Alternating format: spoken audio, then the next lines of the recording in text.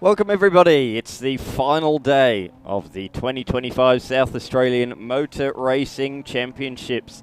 The Sam Champs, as we affectionately know them here in South Australia. Lots of championships to be decided over the next several hours. We're going to kick things off with ProdSports. I'm Dan McCarthy, alongside me is Mark Nancaro, who's always here at the Shell V-Power Motorsport Park. Mark, it's nearly your second home. Just about there, Dan. And good morning, Dan, and good morning to everybody else out there in beautiful conditions. A little bit chilly at the moment, so track temperature will be a little bit fresh, but nevertheless, we're going to kick it off and we'll get the curtain raiser going here on a Sunday here with Production Sports. Exactly what they did yesterday as well. They were the first race on the program, and good to have them back aboard here. This is their 75 car there of the Reese car there, left right hand, just try to get a bit of warmth in those tyres there at the moment. Certainly fairly chilly with clear skies above us. Yeah, big program, Dan. We saw plenty of good racing, a few incidents yesterday, and probably a few surprise results as well throughout the category. So it's been very good so far from day one. So this is Production Sports. Let's have a look to see how they line them up. You can see the cars there on our Blendline TV coverage. Wherever you may be watching from, or even here at trackside here at Shell V-Power Motorsport Park. Let's have a look to see how they line them up. This is how they finished yesterday. So the convincing win there to the car 130 there, Mark Cirillo in the Porsche 991 GT3 Cup car. These are all Porsches, by the way, and these are the Production Sports here this weekend, in case you weren't watching on Premium yesterday. Second was the Pipecraft entry there of Tim Wolf. It's the only 992 there in the field. And we go back to Sven Burchard's in the GT3 Cup car. The Victorian there, so Tim Wolf's actually from Western Australia. We go back to the other Western Australian there in Dave Allen. Well, that was a pretty good effort yesterday. Got tangled up in an earlier incident. So he's managed to make his way through the field to get up to fourth position. So that car, that locals co-car, the 327, certainly the one to watch in this field. And he should be get himself up near the front end of the field very quickly. The Bushman Fridges entry was pretty consistent yesterday. Good effort, car 81 there of Tom Stockdale. Then we go back to 721, car 721, the Australia Private Mortgages entry of Anthony D'Alessandro in the Porsche Cayman GT4. So the car was probably a little bit lower on power on a few of the others in the field, but did a pretty good job just the same. Let's go back to Andrew Smith from Victoria, car number 70 in the early spec 991. We go back to Jazzy French also in a GT4. Kev Doano from South Australia, well, he got a good start yesterday. Unfortunately, got tangled up with Dave Allen at turn one yesterday. So he starts a little bit further back in the field. And then we go back to Joe Carmody, who was last to finish yesterday, and Cam Reese, who had issues yesterday, car number 174, sorry, 75 there in the white and silver 997 is on point two is the last one out there. Should be back there by the looks of things. There it is. I see that car is making its way through. Watch out for him from the back of the grid. He was right up the front yesterday when he had the mechanical dramas, but we're about to get underway. Great start from Wolf immediately, pulling to the lead of the race down towards the first corner. So he is leading the way, but not as late under brakes. Back up the inside comes Cirillo and reclaims first position. Side by side between Burkhardt and Allen for position number 3 as the rest of them sort themselves out through the snake section. 1, 2 and 3, right, left and back to the right for the hairpin. But out in front it's Cirillo from Wolf, and then we can see the number 90 of Sven Burkhardt. Oh, a big spin. A very fast spin right in the middle of the road. That was Andrew Smith. Great evasive action from everybody around him to avoid any further contact. Dearie me. A minute. There might be a bit more to this story, I would have think. And that car is well alight there, so that's going to bring in a safety car, you would have thought there.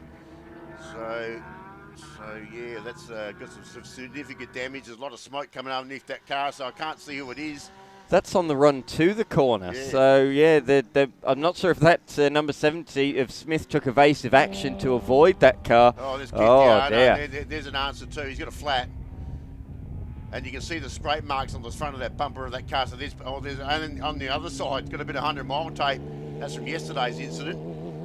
Looks like he's got another side. He's had a bit of an incident too down there on the right-hand front. It looks like he was sandwiched clearly with the witness marks on both sides, so no surprise that we have gone safety car. They got through the first couple of corners very cleanly, very nicely. However, that did not continue through the middle sector of the lap, so coming together just through those kinks, the right kink of turn 4 before the fast left-hander of turn 5. It's quite deceiving when you see it on a track map. You think it's just a dead straight line, but it isn't. Someone's gone into the pits there too. I just saw. That's Smith, so he's also taken a shortcut back around to come back into the pit lane. There he is, and straight into the garage. Yeah, so he's got some issues there, unfortunately. So a bit like we started off yesterday, early safety car intervention there. So Smith in the pits now. I'm trying to work. We couldn't actually see which car was parked up with the smoke coming out on the other side there. So we'll certainly have a look as they make their way through. Obviously, there was a fairly big smoke. We couldn't see too much. So let's have a look to see who's pulling. It was a darker coloured car. It could be D'Alessandro. Yeah, I think so. Yeah, because Diano and Smith have both come into the lane, so it's got to be D'Alessandro, unfortunately, that has the smoke pluming from it down towards turn number 4 and 5, and there was the bright green Diano car just in the pits there on the right-hand side of the screen. So the D'Alessandro car will be pulled onto the low loader, the tow truck, and brought back into the pit lane. Not the way you want to kick off your Sunday morning here at the Shell V-Power Motorsport Park. There are a couple of penalties post-race yesterday that we probably should address. Diano himself, the bright green machine, got a 15-second penalty, which dropped him several positions down to position number 9.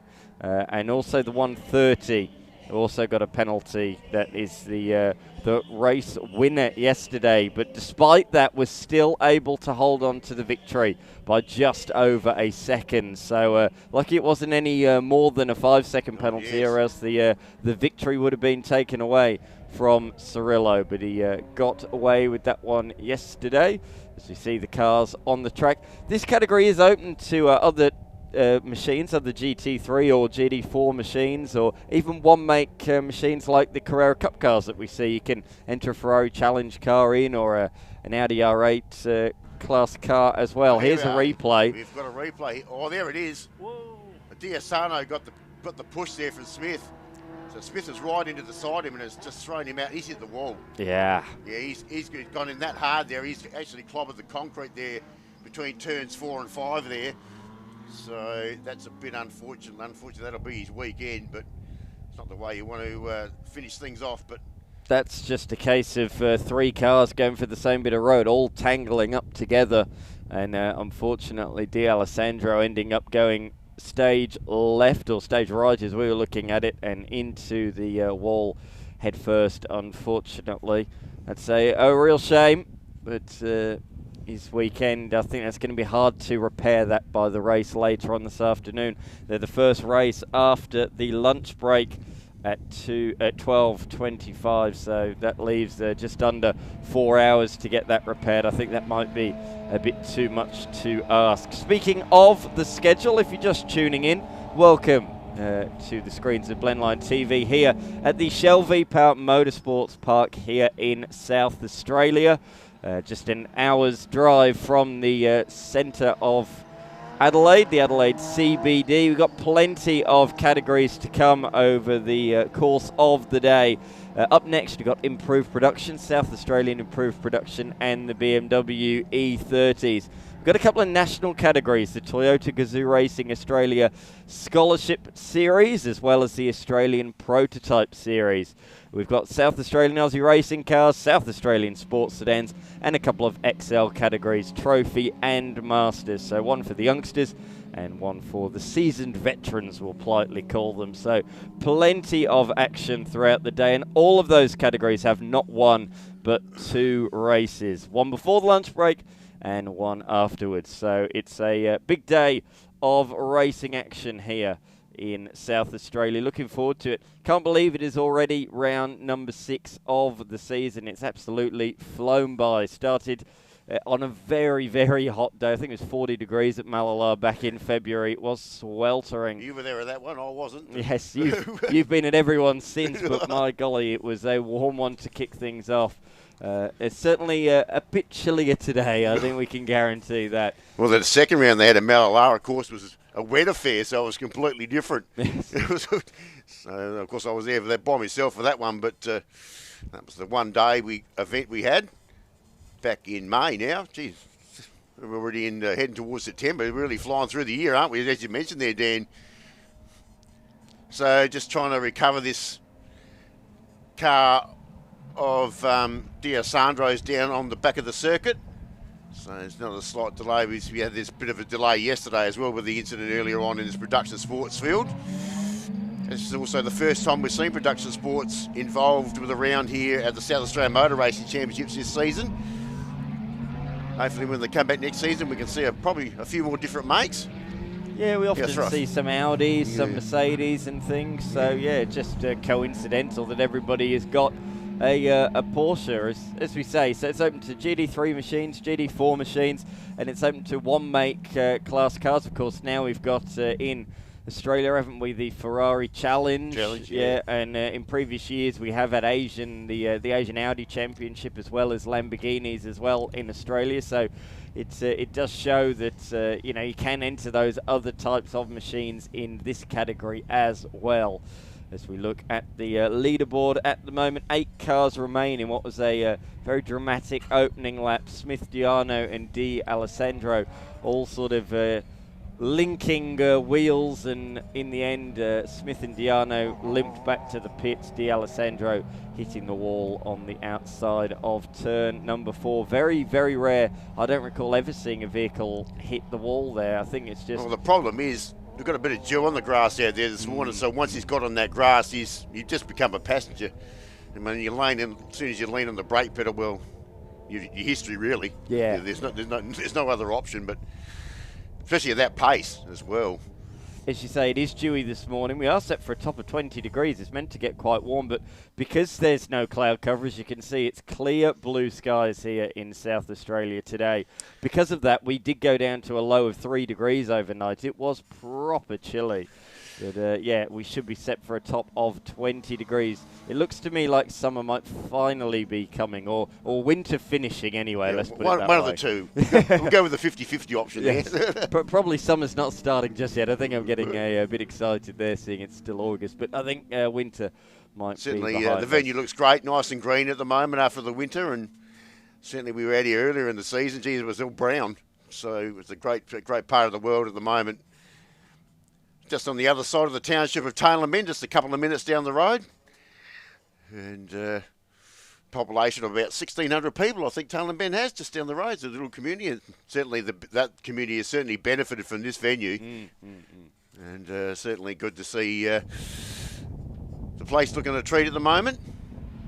The ex-testing ground for Mitsubishi Australia, when they were still building Magnus down there at Tonsley Park. Now it's gone by the wayside, but company car there going through is a little bit further back in the field. Qualified okay yesterday, so a little bit further back. Got the very iconic Martini livered stripes on that car. Certainly does. We've seen a few race cars with that livery over the time. I note that Reeves, we said look out for him. He was fast yesterday, but sadly a retirement meant that he didn't finish. He has already moved up into 6th position. Yes, all right, 3 of those were because of retirements, but he stayed out of trouble, missed them, and has moved up into position number 6. So look for him when this race does get restarted.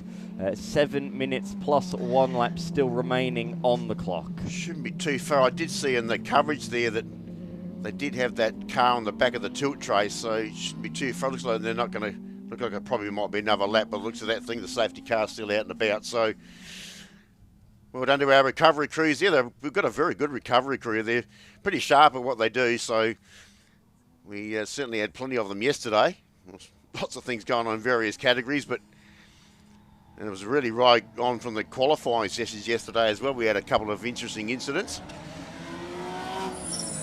might be the final round of the SEMCHAMPs, South Australian Motor Racing Championships, but boy oh boy, is there a lot of racing here in South Australia over the next 6 or 7 weeks. Of course, in a couple of weeks' time, talking about GT3 cars and the like, they'll be here. GT World Challenge Australia in the GT4 Championship, as well as we spoke about the Ferrari One Make Series. That will make its debut here at the Bend, the first time competing here. Of course, that series debuted at the start of the year as part of the Bathurst 12-hour support package, so that'd be cool to have that category here in a couple of weeks' time. In 3 weeks' time, we have the first running of the Supercars Enduro here, the 500k endurance race at the Shell V-Power Motorsport Park. Yes, Supercars is going endurance racing, the precursor to the Bathurst 1000. It's going to be a fascinating race, that one, to see who is going to prevail. Some really good driver lineups. It's hard to really pick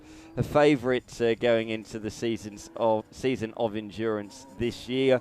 And then the week after that, we'll be back here, Mark, to commentate the Bend Nationals. We've got Formula Ford, National Formula Vs, as well as the Saloon Car Nationals, with over 40 cars entered for that. And that'll be streamed on Blendline TV. That'll be a fantastic event to watch. Certainly the on-track action with all of those categories is always fierce. That'll be a really exciting one. Yeah, I've done a few Formula V Nationals, and I'll tell you what, they've been good meetings. Yes. They have been. They've been full on.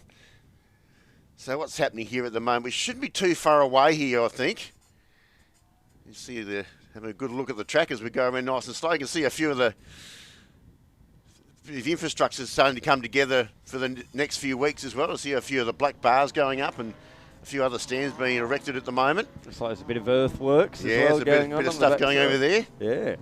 Good to see. Good to see that the Bend continues to progress and move forwards year upon year. Actually, I did see today, 7 years ago to the day, was the first Supercars event here on the Friday. Okay. So, cool. Yeah, 7 years ago. That has flown by. Yeah, I did one of the really early events here back in 2018 as well. Before that, we had a sprint event out here.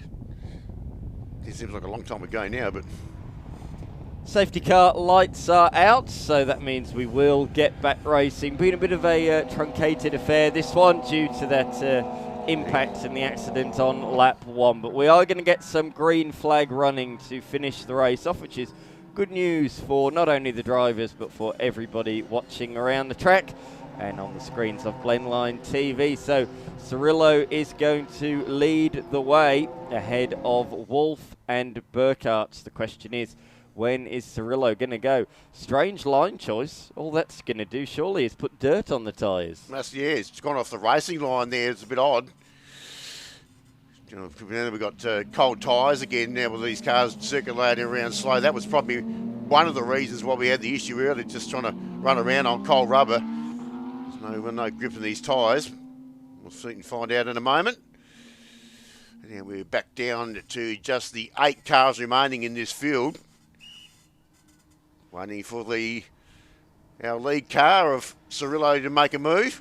Now, what's happening with Wolf there? He's gone offline as well. He's gone out of the draft. And away they go. They crumble their way down to turn 1. So Mark Cirillo to lead them through. Let's just see what Wolf's up to here, trying to get around the outside. And he'll just tuck in behind him there again. So too much space. Sven Burchard holds his position. And the 175 there of Cameron Reese was another one we mentioned earlier, trying to make up a few placings through the field, and he's just picked up one of them right there. So he picks up another place and gets in front of Tom Stockdale there on the restart down to turn 1.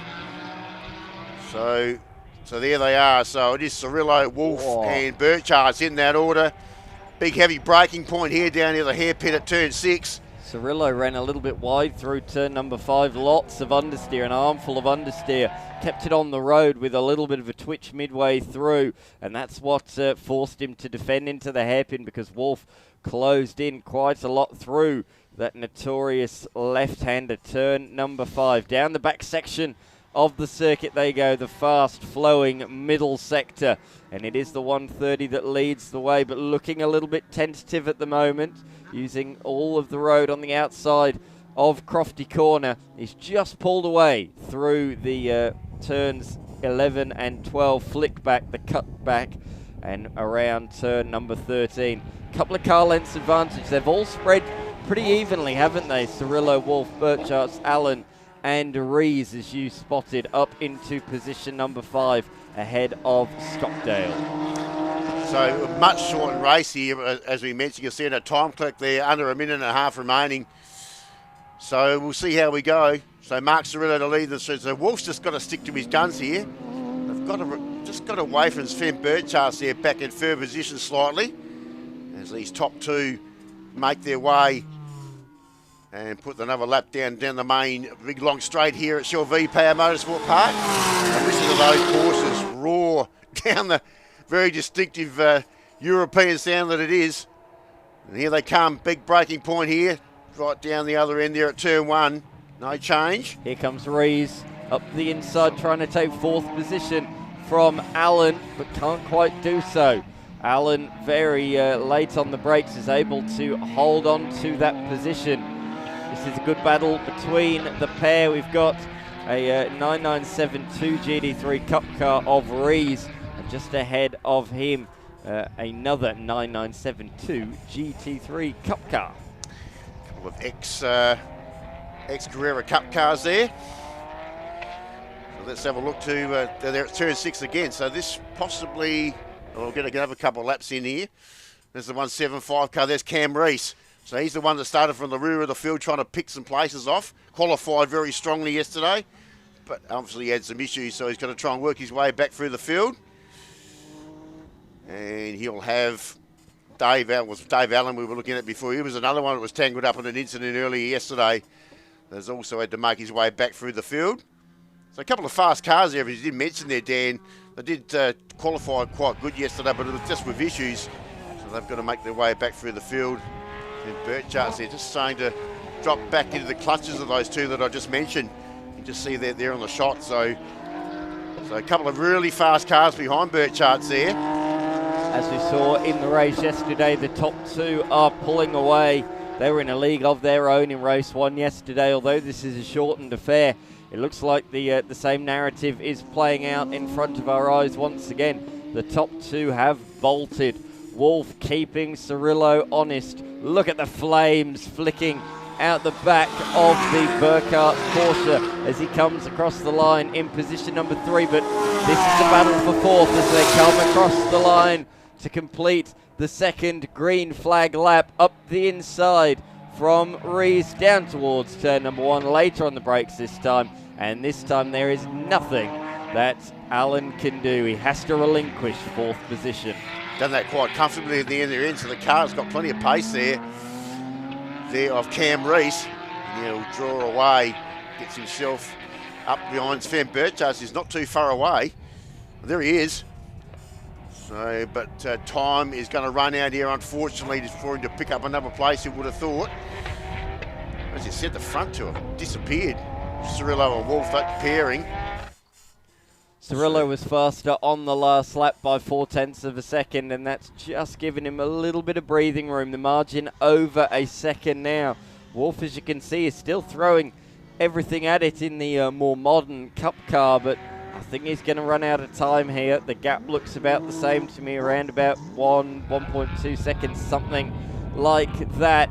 He's going to throw everything at it here in the final sector, and the final sector is full of overtaking opportunities, the first of which is here, turn number 14. If you're close enough there, you can have a move. If not, you can maybe try a switch back through here down at what is commonly referred to by South Australian drivers as the fishbowl. And then turn 17, we've seen lots of overtakes down here over the years in many, many different categories. One of the real overtaking hotspots, but Wolf nowhere near close enough on this, the final lap of the race. So looks like it's going to be another Cirillo victory. Around the final corner comes Mark Cirillo. Checkered flag is waving. He takes his second win of the weekend in the production sports category. Wolf comes home in P2, Burkhardt's third, and then just behind that we have... That's Allen. Yeah, it is Allen. That's so what's happened to Cam Rees there?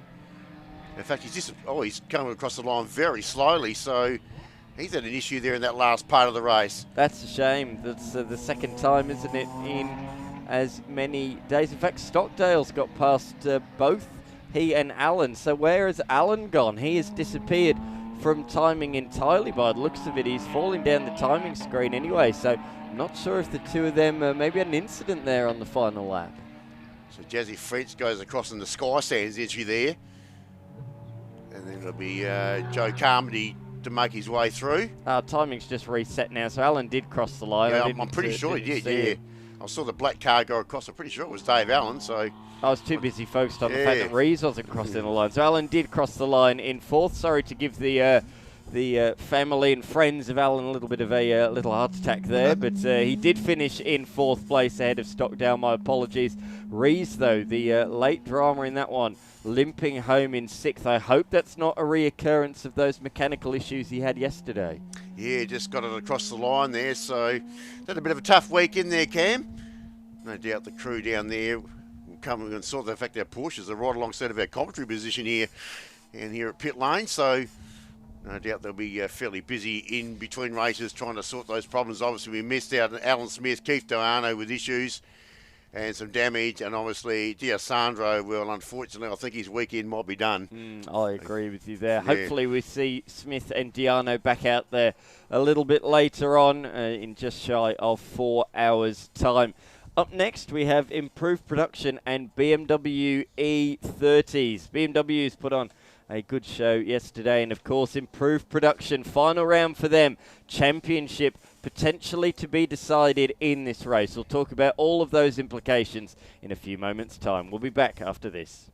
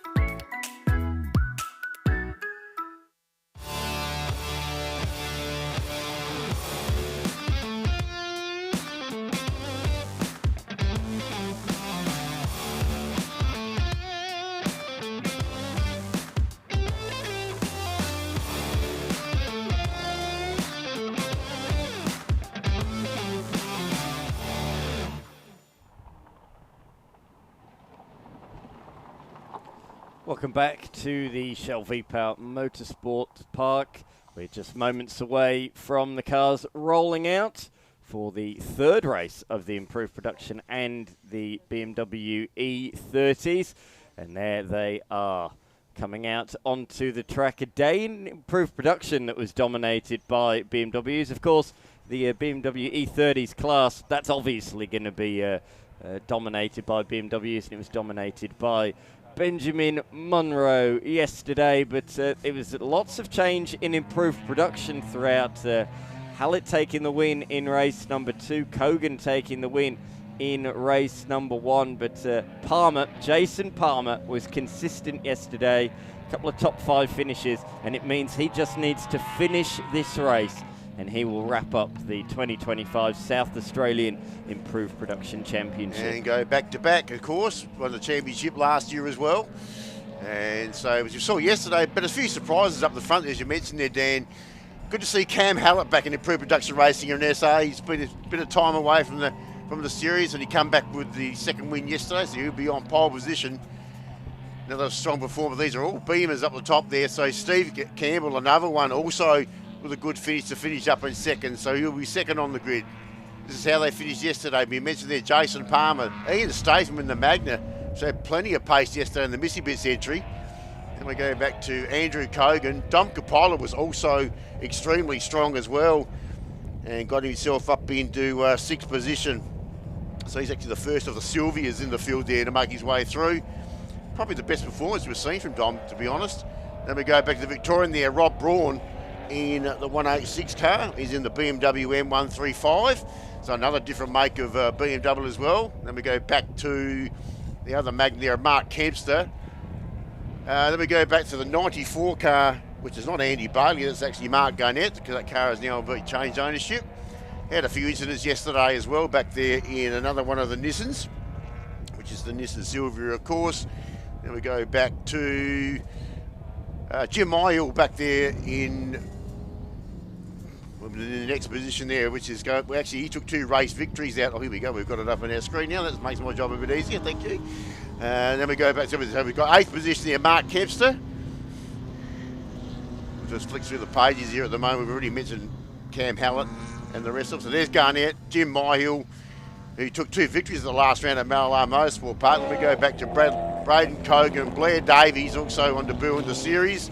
Then we go Ash Rogers, Matt Kelly in the BMW E36, Greg Legzakowski in the Monaro, and Rob Kilmartin, another one of the Magnas in the field. They had a bit of an engine rebuild too during the week, so they've had a few issues with that car. Marco Mack is the only under 2 litre car remaining in the improved production group out there in the Civic. Then we've got Craig Paul from Western Australia in the 5 litre Tirana, Alan Borgerson there in car number 10 in another one of the Nissans, and I think he is the last of IP. Then we go down to, where are we? Because we've got a split field here because obviously the E30 started a bit later.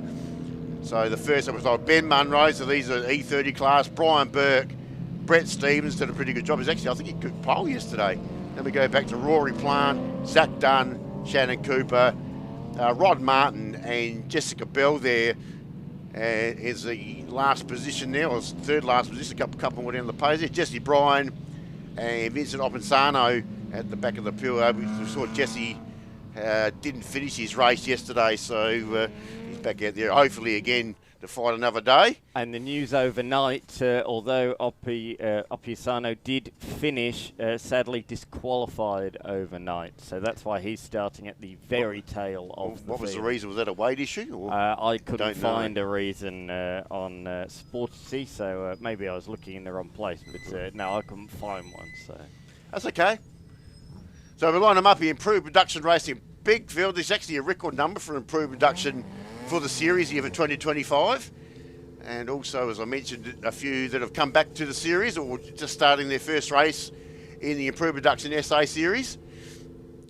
Great performance of Cam Hallett yesterday. So it has been a BMW lockout, certainly for the first time for the 2025 season.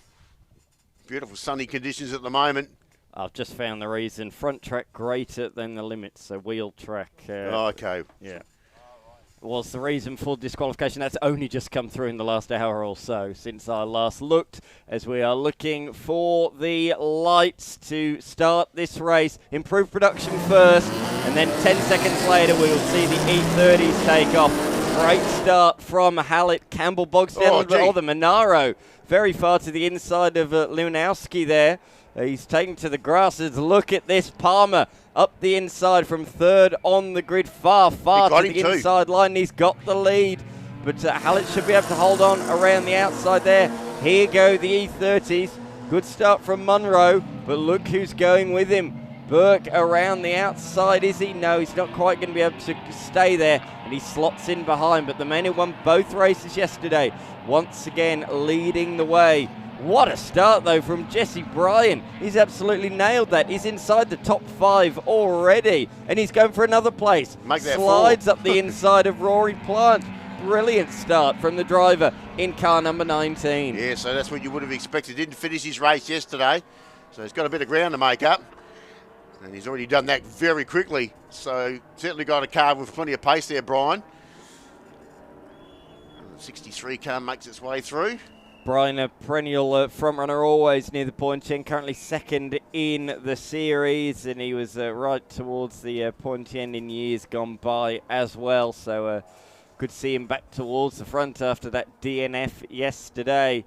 But there we can see on the back section of the course, the number 27, there you go, look, through there of Burke ahead of the 117. You'll see it on your timing as of Stevens. Oh, a bit of a lock up there. I think that was Stevens, wasn't it, that locked up. You don't see it too often around turn number 11. No, you don't. It's a bit of a sweeping turn down through there, so a little bit later on the brake pedal through that section. Borgerson there, that's Marco Mack behind him, is the only under 2 litre car in this field. So actually the under 2 litre class for the series has been very light in numbers throughout the season. So Marco Mack has actually already won that under 2 litre championship, and also very new to the series as well. Only started later last year. Oh, the Civic's late under brakes, but moves on through. Does Mack, nicely done. Touching on the topic of the under 2 litres, depends on the state of how strong the under 2 litre class is. Victoria doesn't have very many, but New South Wales has huge under 2 litre numbers. I was calling at Winton earlier on this year where they had a combined Victorian and New South Wales around, and there were that many under 2 litre class cars that they split the grid. They had races for unders and for overs. Wow. So that just shows how strong it is over there in New South Wales, as the recovering Monaro tries to pickpocket not one but 2 machines down there at turn number 1 to no avail. Lewandowski might have the straight line speed, but the big, heavy saloon-style car, or sedan as you Australians call it, that's right, a bit more lumbersome under brakes and not able to take the place. So that white car in front, that's Matt Kelly, also having his first run in the series this season. Haven't seen too much of him at all. It's in the very much a budget-driven car. No sponsorship on that car on the BMW E36. E30 there of Brett Stevens. Disappear that section of the climb that goes up to turn 7 beyond the mallee trees there. Over the brow of the hill before they'd start to plunge down as you get tighter and tighter. Each right-hander gets tighter as you head down the hill. And then the last corner, turn 10, comes back up again as Munro begins to navigate the slower, improved production traffic. Just gone past the Western Australian there, and Craig Paul having his first run at this track. Made the drive all the way across the Nullarbor this weekend, and of course cousin of Adam, we're pretty familiar with, a national champion in improved production. It does carry the TRP Duckworks livery as well for their business. Yeah, Adam conquered the ranks in South Australia, went over to Victoria, conquered them over there as well, and then, as you say, has won many national improved production titles as well. The very best in the improved production business in recent years. Don't see it out too often these days, just for the big meetings, but when it's out, it is always at the front. I think Adam might be heading to Phillip Island next, so that'll probably be probably one of his favourite tracks. Certainly a track that certainly suits that big Monaro. Up the front, here we go, it's game on here. So Hallett is certainly under pressure there from Steve Campbell, that second and third position. Well, Campbell around the outside there on the black and red machine. He went a little bit wide there. We'll give him better track position heading down towards turn 6. That's where they're heading at the moment. That's 5, that's the sweeper. And have a look at that Magna behind us, Ian Statham. Gee, that car has got some serious pace this weekend from Ian. Just might be looking for a pass here on the inside of the apex. We just missed that, but that's because Stevens has taken second place in the E30s and got balked as a result. He mistimed it and nearly ran into the back. Oh, he's got the elbows out though against Jesse Bryan, who tried to pickpocket him around the outside at turn number 3. He said, no, thank you. You're going to have to try something else there. And the move was really closed off around the turn number 3 hairpin. Great racing in both categories here this morning, in both improved production and the BMW E30s. But Munro has cleared off as these 3 fight away. Munro has pulled a gap of over 2 seconds. So our IP leader is now actually Jason Palmer in his familiar position. Alan Borgerson there, and Mark Garnett, who's on debut here this weekend in the 94 Sylvia, the ex-Andy Bailey car. He's done, when the car's been on the tarmac, he's been very, very fast. But as you say, as a rookie, he's made a couple of mistakes. But again, he's showing that this car and this driver, the combination, has very, very good potential. Yeah, certainly when Andy Bailey had it, was certainly a very competitive race car. And he'll be looking for a pass here pretty shortly, I would have thought. So he's got the 91 car in front of him. He's got good racecraft as well. He's timed that really nicely. And he's got a good run out of the corner as a result. Garnett moves up the inside. And they're very even in a straight line. So it's going to be last of the late breakers down at turn 1. And speaking of last of the late breakers, Hallett just about still holding off Campbell at the moment. The little E30's not been able to make its way past at this point in time. But Palmer has cleared off into the distance as a result of this fight further back. You'll see the full load in that Campbell car as he comes down through the sweep. He's really pushing very, very hard. And he's under brakes nice and late here at 6 as well, but a little bit too wide. Just went a little bit hot there. So that's a battle for second and third position on track as they head up towards turn 7. And we've got a pass here too for the 19 car makes a pass. Yep, that's Jesse Bryan. Yep, so up into 3rd in class. Good stuff from him.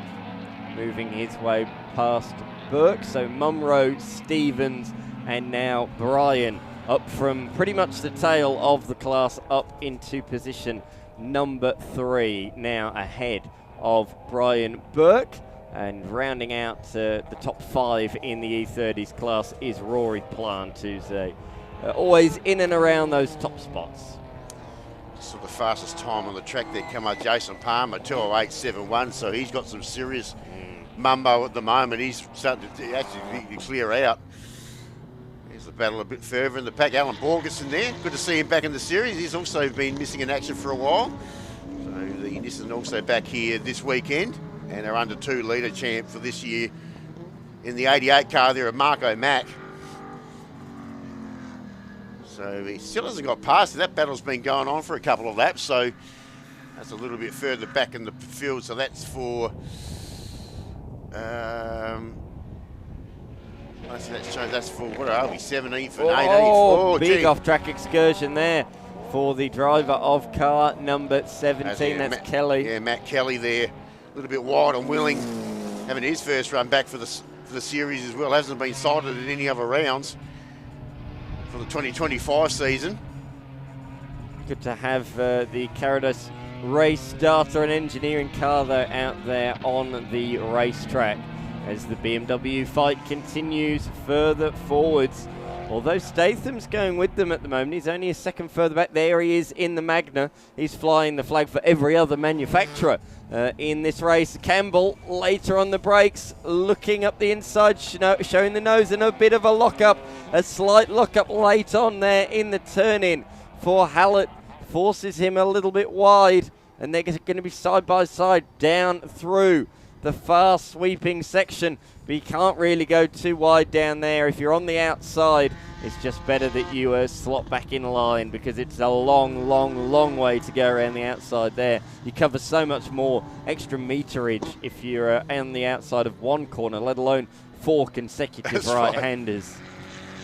Statham doing a great job. That car's had a full re-engine build too before this meeting. They only just finished it this week.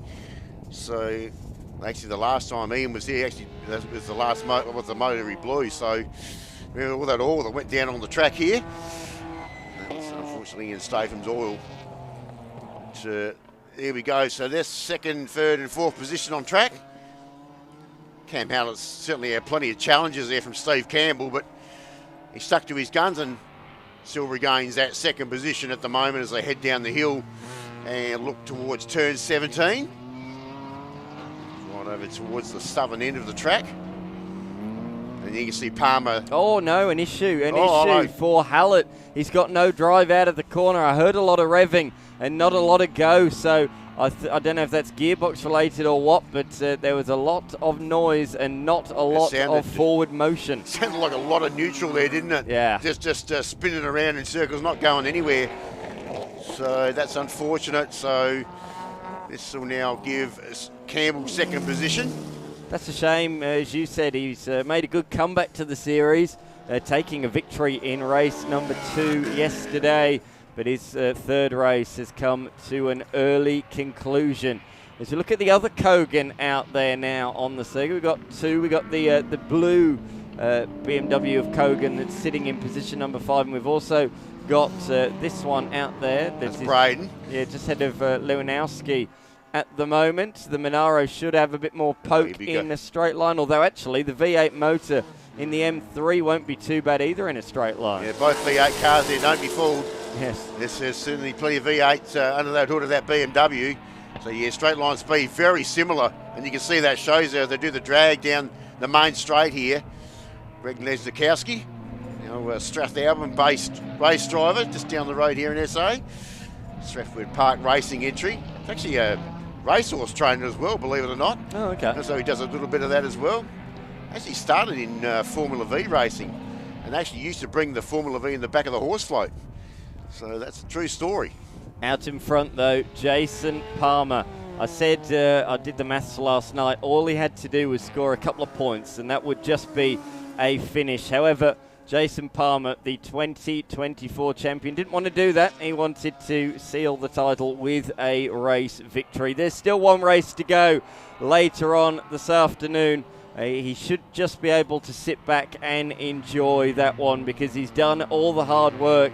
He's got the new red wheels this weekend and he's going to take victory. Change of wheels, but no change in performance. He comes around the final corner and provisionally will take the 2025 South Australian Improved Production Championship. Yeah, brilliant performance. A bit of a fist pump there, he knew it too.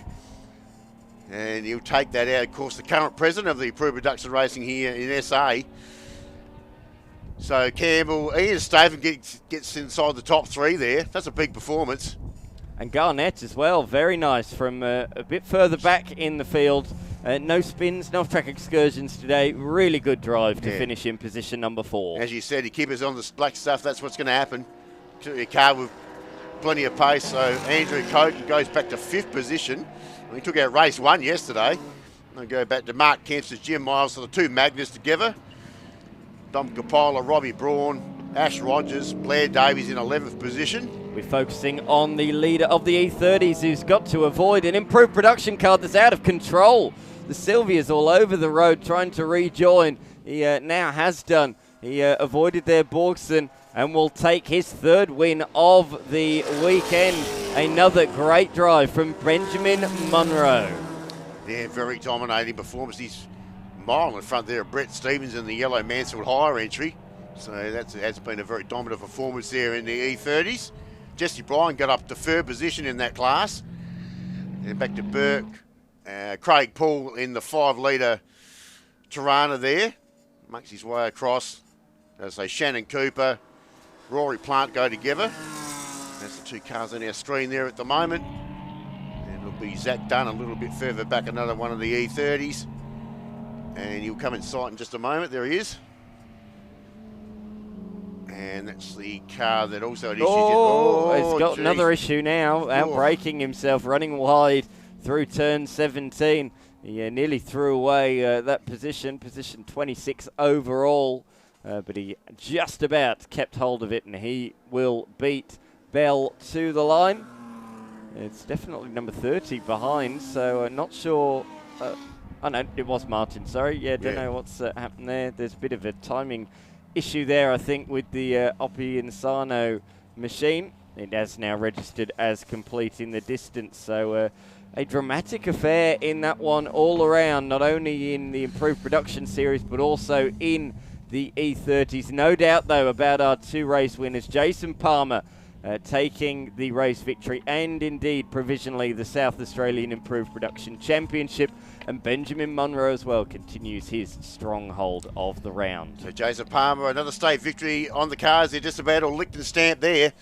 So great performance as well.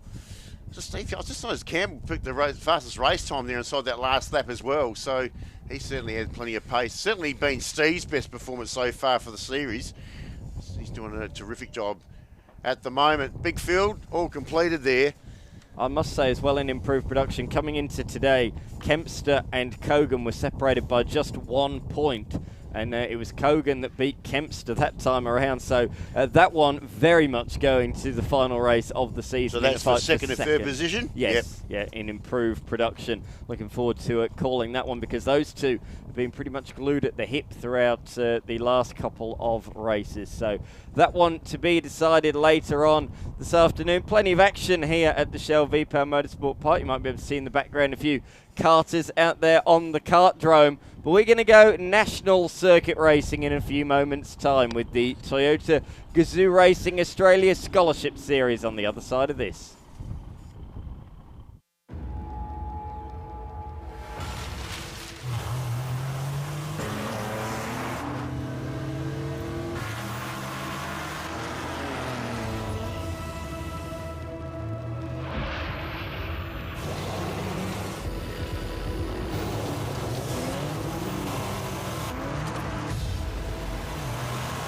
Gazoo Racing. Search made untamed. Toyota.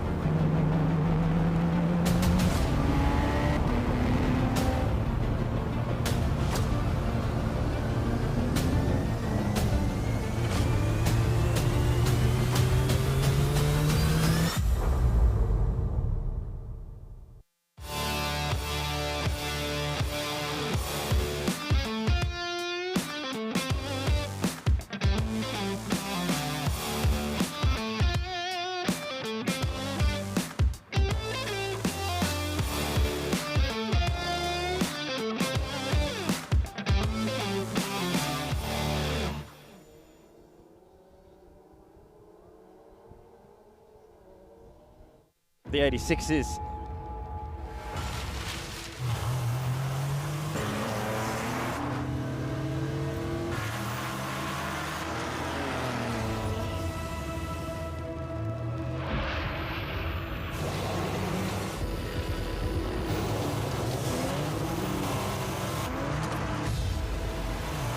Toyota Gazoo Racing. Search made untamed. Toyota. Toyotas are rolling out on to the racetrack. It's the GR Scholarship Series, the Toyota Gazoo Racing Australia Scholarship Series, race number 2 of their final round as well. So not only the final round for many of our state categories, but also for the Scholarship Series as well. Huge field of cars, just over 30. And there we see the Racing Together entry. This is a big talking point yesterday. Joint championship leader yesterday, but a retirement in race number 1. The grid, Jordan Freestone took his 3rd race victory of the season yesterday, beating home Romeo Nasser. Liam Jurges will start from 3rd ahead of Zane Rinaldi, the series leader. Caleb Heffron in 5th ahead of Ace Buckley on debut in the series. A very commendable position, number 6 ahead of Anthony Capobianco and Darcy Hayne, who's doing double duty here this weekend. Beyond that, we have Max Walton, Alice Buckley, another title contender, out of 10th. Tyler Kadea, Tyler Collins on debut, ahead of Will Onmore, Pip Casabene, Lunghay Bartlam, and Emily Casaviello. Beyond that, we move our way back to row number 9 on the grid, and that will be Cedars ahead of Dan. Then we have McAfee, Miller, Holiday, and Murphy. Citylin, Lane, Imbrogno, Zockling, Sands, Kadich, Bailey, Thompson, Meluso. I don't think will be starting based on the accident yesterday from what I saw on social media. And then we got Shyland, Davey we did see take to the racetrack, and Thornton rounding out the lengthy field of Toyota 86s. After yesterday's opening race, the championship order has certainly changed around a little bit. So Cade Davey with the non-score has fallen 76 points behind Zane Rinaldi, the championship leader. There's only 4 people mathematically that can now take the title. Jordan Freestone remains one of them, but he is very much an outsider. It's very much now between Rinaldi and Buckley, I think, with just 2 more races to go today. However, Cade Davey is still within reach. He's within 100 points, so he is still a contender. Martin Ancaro remains with myself, Dan McCarthy, in the commentary box. Mark, this is going to be a really good race. This track lends itself to good 86 racing. Yeah, we're seeing plenty of it. I'll just look at the Cade Davey entry, which is actually starting from the rear of the field here as a championship contender. So he's got a lot of work to do from back in there. So he's pretty much puts him out of contention here, not unless he provides some sort of miracle. But other than that, Freestone, Nassau, the 2 up the front there at the moment. So we've got Freestone, the green and black machine with the yellow headlights. Nassau on the outside, the all white entry there. Green flag at the back of the grid. And watch how they fan out here from the start. Race 2 for the weekend. Toyota Gazoo Racing Australia Scholarship Series. So plenty of incidents yesterday. Here we go. I'm going to try and sort themselves out down here towards turn 1. A good clean start there from Freestone. No problems whatsoever. So he goes away as clean as a whistle. Everybody else tries to sort themselves out.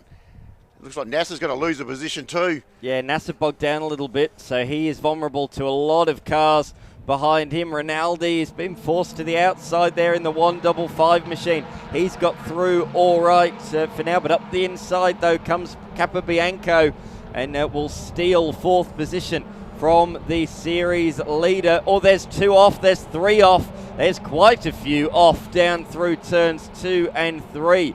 Very rare to see cars go off there through turn 2 and take the shortcut across the grass and skip turn 3. But there's a car with an issue, and there's some rejoining going on at the back of the field. That's Miller So Miller's gone from mid-pack right to the tail of the field and is rejoined just ahead. I think that's Ruben Dan. Yeah, I think it was. Yeah, with the green and white machine there. So those cars were just outside the top 10 in the order, around about 15th, and they were pretty much together on the grid. So I think they've come together.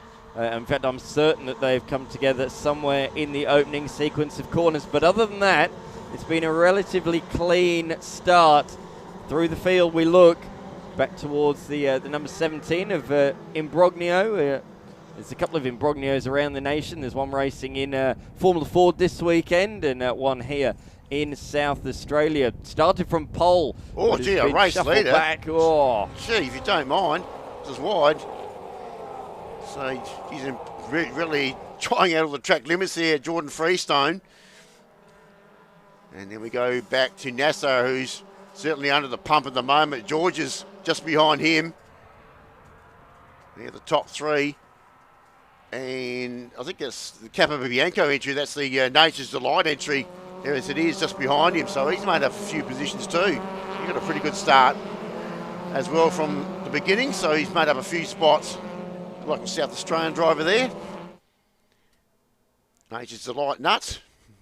Round they come. Or somebody's wide four wheels off. That's Hayne. Yep. Yeah, no, Darcy Hine there in the high-speed entry. Losing a place to Alice Buckley in the AC Delco and Castrol-sponsored machine. But she doesn't seem to quite have the poke in a straight line because, look, she's under attack. She's got no slipstream. That's the problem. All of those behind her do have that slipstream as Walton moves up the inside of Hine through turn number 1. And we'll have the inside again at turn number 3 later on the brakes and will take that place and follows through the number 84 of Will Longmore, ex-Hyundai XL competitor. Been running inside the top 10 for much of this season and has been just outside the top 10 this weekend as Will Longmore, who's going to try up the inside into the hairpin, but no, can't do that because the car ahead of Heffron is going back around the outside to reclaim a position and does so very successfully. Nicely done there by Darcy Hine. Hine on the inside there, just to regain his position. See the high-speed entry. Double duties this weekend. Talking about XL drivers, he's still racing in XL double duties. The same similar livery. And so the 68 car just behind him there at Walton. And then it's Longmore just behind there, Will Longmore we just mentioned. Just outside the top 10 there for the white car. So Hine once again under plenty of pressure. Back there in 9th position. He's got Walton just behind him. It's like, oh gee, right over the top of the curve there, Hine. So he's fed on the blowtorch at the moment. Oh gee. And Walton stuck his nose down there at turn 14 too, just having a good, fairly decent old look there. Didn't quite make that stick. Just a train of 86s at the moment. And certainly very busy. As we mentioned yesterday, this is like the second tier from the number one, the other Toyota series as well. Yeah, this is slightly older model, as we did mention yesterday. Oh, gee, there's another one out in the dirt there. Yeah, for those that didn't tune into the live stream on Blendline TV Premium, these are the older cars.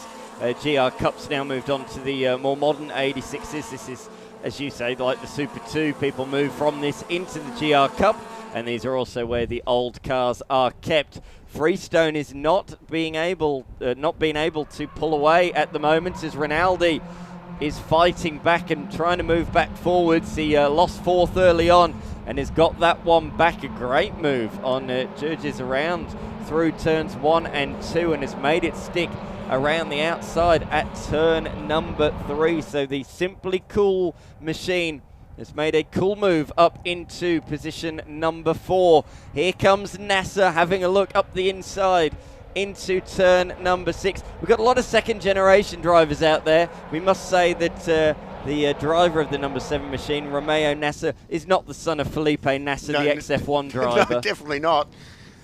Paul Freestone certainly is. His father, of course, raced in Touring Car Masters a number of years. That's Paul. So he'd be well educated there at the moment. I'll tell you what, the card charger that I'm looking at the moment is the 3rd code, Anthony Capobianco, because he did pick up a number of positions there inside that previous lap. So time will be interesting there, and then you can see it. He's actually done the fastest race lap there. I just seen it come up on the screen. So that third car, the local driver there, and Anthony Capobianco, he's certainly the one all over the back there of Nassau at the moment. And they go back, and there's Rinaldi. Now he's going to come into the play as well. He's another one that's got found a bit of pace here inside this time of the race, so he's certainly going to come into the play here very shortly. So those third and fourth cars are certainly in the mix. And fifth as well. Georges is in there as well, and notably Alice Buckley has skipped away a little bit, so she's up to sixth and she's at the head of that queue, and she'll be setting good laps now to try and catch up to that leading quintet and make it half a dozen cars up the front of the field. But that's good driving from Buckley to get herself in that position. She's been working after a difficult qualifying session. She's worked her way forwards to now be in touching distance of that lead group, as I think that was Casabianco that was running a little bit wide, or actually I think the car just ahead. I think it was Casabine, I think, that was running a bit wide there as they come across the line. Here we are, a challenge for the lead. Nasser around the outside. Can't make that one stick, and has left himself very, very vulnerable to the 49 of Capobianco. Oh, comes through, but has copped the hit from Rinaldi. And Rinaldi tries to allow that move, that driver, to come back in line, and that has allowed Georges to take 3 positions in just a couple of corners. In the contacts continuing down through turn 5. Rinaldi's all sideways. There's a lot of damage to the rear corner of Casabianco, I think that is. The tyre is rubbing. The guard has been pushed onto that right rear, and there's absolutely no way that tyre is going to make it to the end of this lap, let alone the end of this race. They're all trying to scatter left and right, trying to make their way through. But this is where the tyre will have a little bit of a respite down through this section. The right rear is not being loaded up through this sequence of right-handers. Oh, gee. Was that Heffron that got into the side of Rinaldi there? So the 64 of Heffron there. Bit of another elbows out. Gee, there's plenty of elbows there in that pack at the moment, if you don't mind. So I'm not sure if our championship leaders copped a bit of damage in that whole exchange down at turns 2 and 3. Of course, he's the one that nudged Capobianco at turn 3. There was definite contact anyway between the pair, and he tried to hold back and allow the car back in head, which he did do. But the big winner of that was the number 67 of Georges. There goes a bit of rubber off that tyre too, by the way. I just saw it fall off. That tyre is not going to last. So that's delaminating very, very quickly. So he will not get to the end. In fact, he's had enough. I think she's gone. Just like a tyre at a burnout competition, she's gone. It's pretty much had enough. That's a shame. Really was the innocent victim there.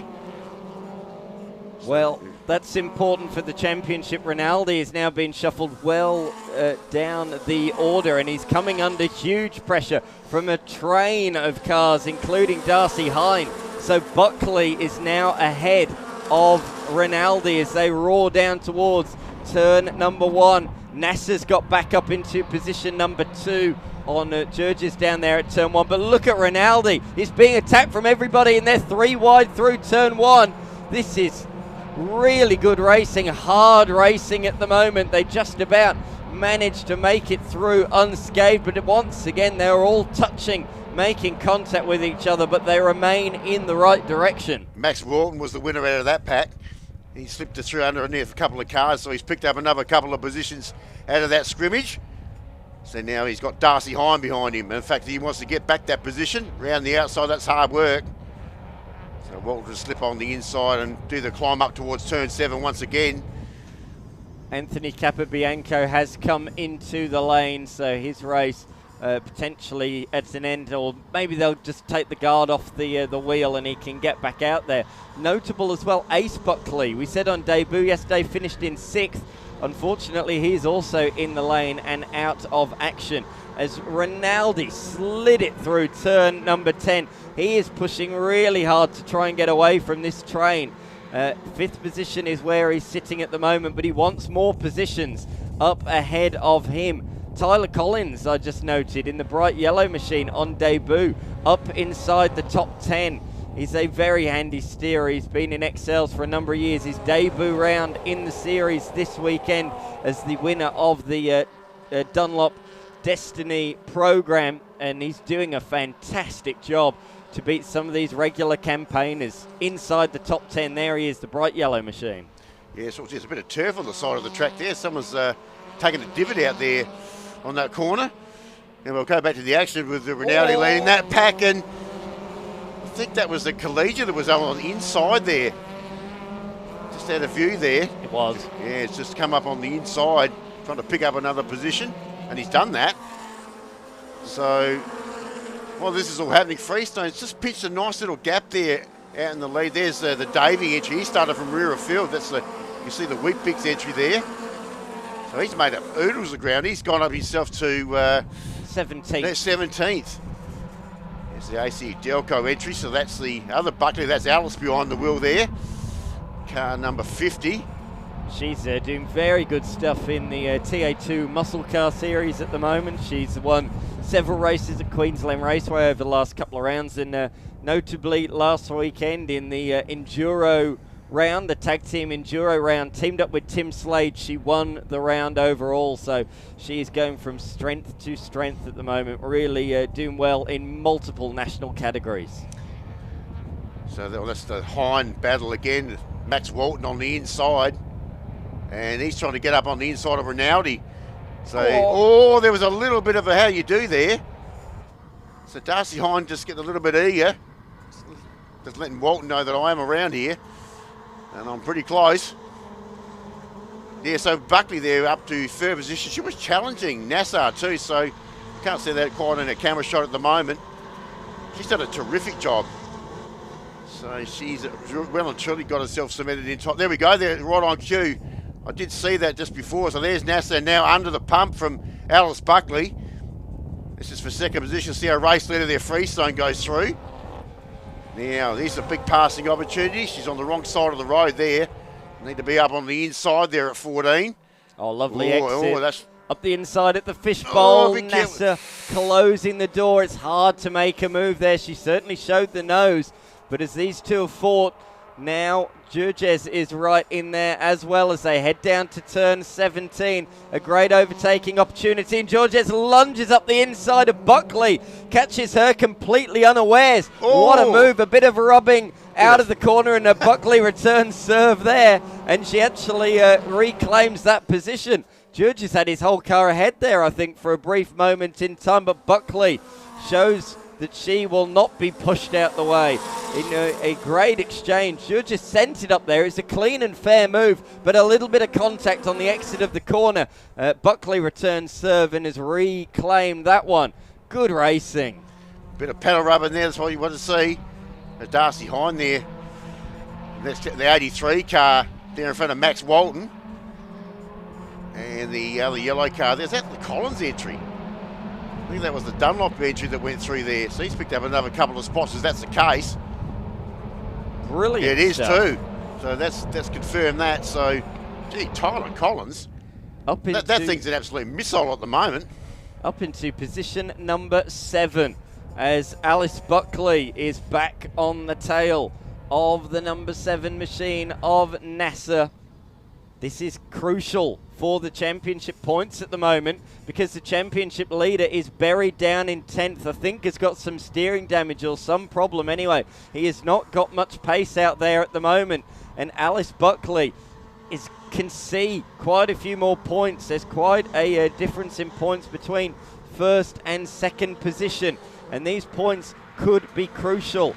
If she finishes third, it's 82 points. If she finishes second, it's 90 points. It's an 8-point swing, and that could be decisive before the final race later on this afternoon, with Rinaldi buried down the field in position number 10.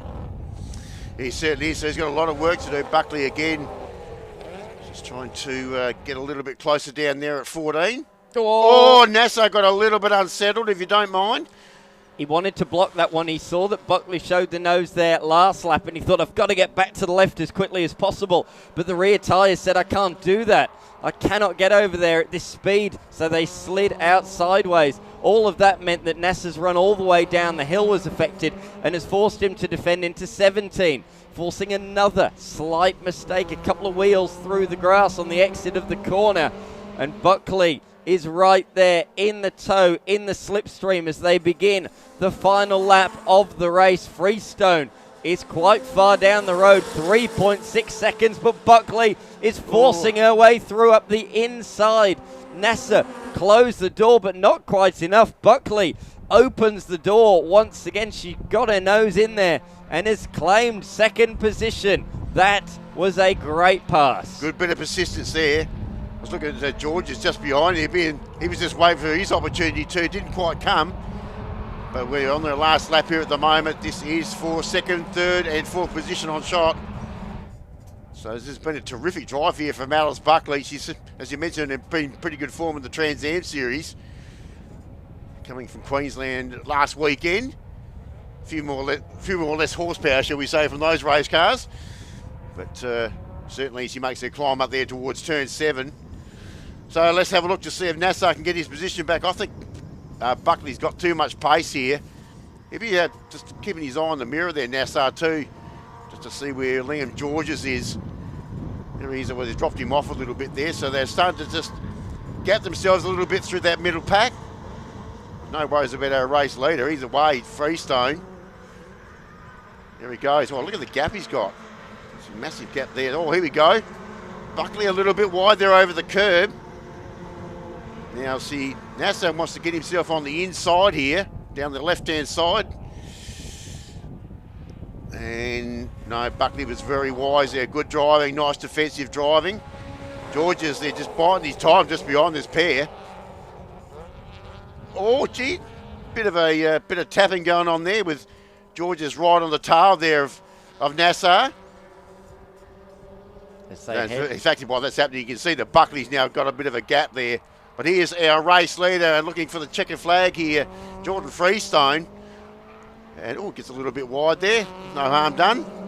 And he'll bring it around down here to the final turn and have a look at the checkered flag. Bit of a mistake there at turn 17 for Buckley. Meanwhile, Freestone has won yesterday's race and wins race number 2 of the Toyota Gazoo Racing Australia Scholarship Series. Buckley holds on despite the attack on the final lap to position number 2, beating home Nasser and Georges. Look at this though, Rinaldi's been pushed back several more places on the final lap of the race, outside of the top 10 in the end. Cade Davey from the back of the field finishes in position number 10. Rinaldi, position number 12 in the end. Wow, what championship implications all of those moves had late on as Hay Bartlam has come to a stop on the final lap of the race. You can see that he's been involved in some altercations. There's a bit of a damaged bonnet and a bit on the side skirt as well. I don't think there's a single 86 without some sort of panel damage, maybe apart from Jordan Freestone, who took that one in the end by a convincing 3.8 seconds. But he just edged away as the race went on lap upon lap and ended up taking the race victory. Another belter of a 86 Scholarship Series race. The rest of the field continued to come through at the tail of the field, including Hugh Zockling, who comes across the line in position number 29. What a great race once again, Mark. Certainly was. So Junior Hay Bartlam there, one of the local drivers there, parked up, so that's a bit of an unfortunate end to his race.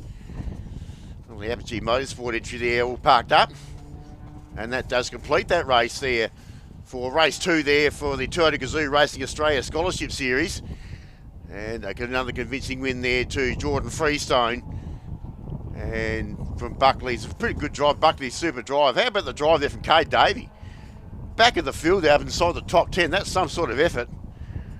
So we'll be looking forward to seeing those a little bit later on. They've got a race coming up at race 3 to complete their races here this afternoon. In the meanwhile, we'll come back in just a moment, and we'll come back with the first of our Circuit XL races, which will be for their Masters.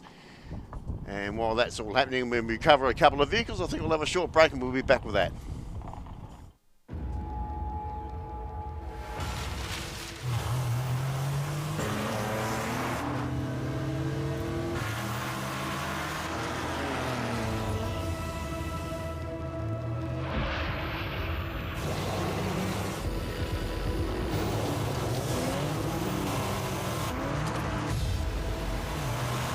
Motor Gazoo Racing.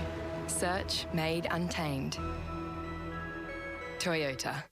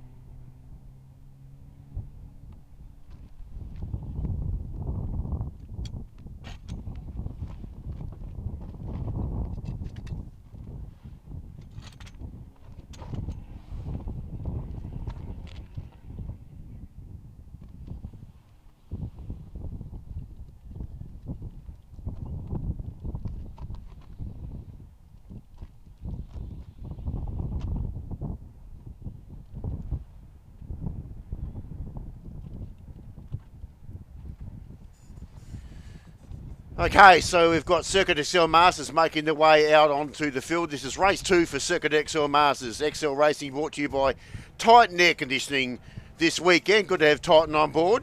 And this, of course, is race 2. Well, we saw some interesting form there, Dan, from yesterday with Brian Smith back inside the winner's circle in the 99 car, the Gawler High Beam Car Wash entry, which is dominating performance. There was lots going on. Vaughan Colwood leads the championship going into this final round. We'll start from second position. Matt Seymour had a hard charging effort also yesterday. The Victorian here in this group in car 15. Car 8 there is Sean Panowich, who is last year's Masters champion, back into 4th position. And the return of Adam Curry this weekend. Good to see him back. And Aaron Semler in the Bailey's Vehicle Hoist entry back there in position 6. Let's go back to Greg Stutt, Andrew Lowe. Position 11 will be Beck Bosiano. Dan Axford here on debut this weekend. Alan Hawkins. Matt Harris also on debut here this weekend. Bo Hastings, who failed to finish yesterday, in position 15. And also Kim Anderson had a mechanical issue also. That's very important as far as the championship is concerned. And Kevin Lynch didn't do too many laps either, right there at the back of the field. Didn't see too much of that green machine yesterday. So hopefully he can make a return. So there were certainly a few DNFs yesterday in race 1 at the back of the pack. But there was certainly plenty happening as far as chops and changes are concerned amongst positions as we normally see in XL racing. And also good to see some debutants here in the field doing a pretty good job. Matty Harris there, he's just coming through. He's got Bo Hastings, the Titan Air Conditioning entry there, was our official round sponsor here this weekend.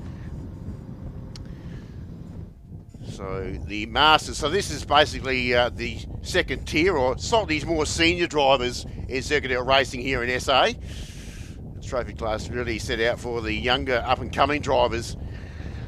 So Sean Panowich is pretty familiar with all this stuff because he's actually won an open class before the championship before the cars were split up a couple of seasons ago and took out the Masters Championship here last year. And Brian Smith, who won the championship the year before that, actually won the race also here yesterday. So they're 2 previous championship winners in Circuit XL Masters. Vaughan Colwood actually leads the points going into this final round, so those points will also widen a little bit too with that second position yesterday. So he'll gain a little bit more points on that time sheet, on that sheet as well. Kim Anderson looks like he's out of the contention with DNF'd yesterday. So that's who we're looking at for the championship going into race 2. Working their way down through. So we saw Smith yesterday go straight to the front here from the start, and he was not headed at any stage. So Colwell actually took pole position. He was the original pole sitter for race 1. But this time we'll just be on the other side of the grid. It's very much going down to the wire, isn't it?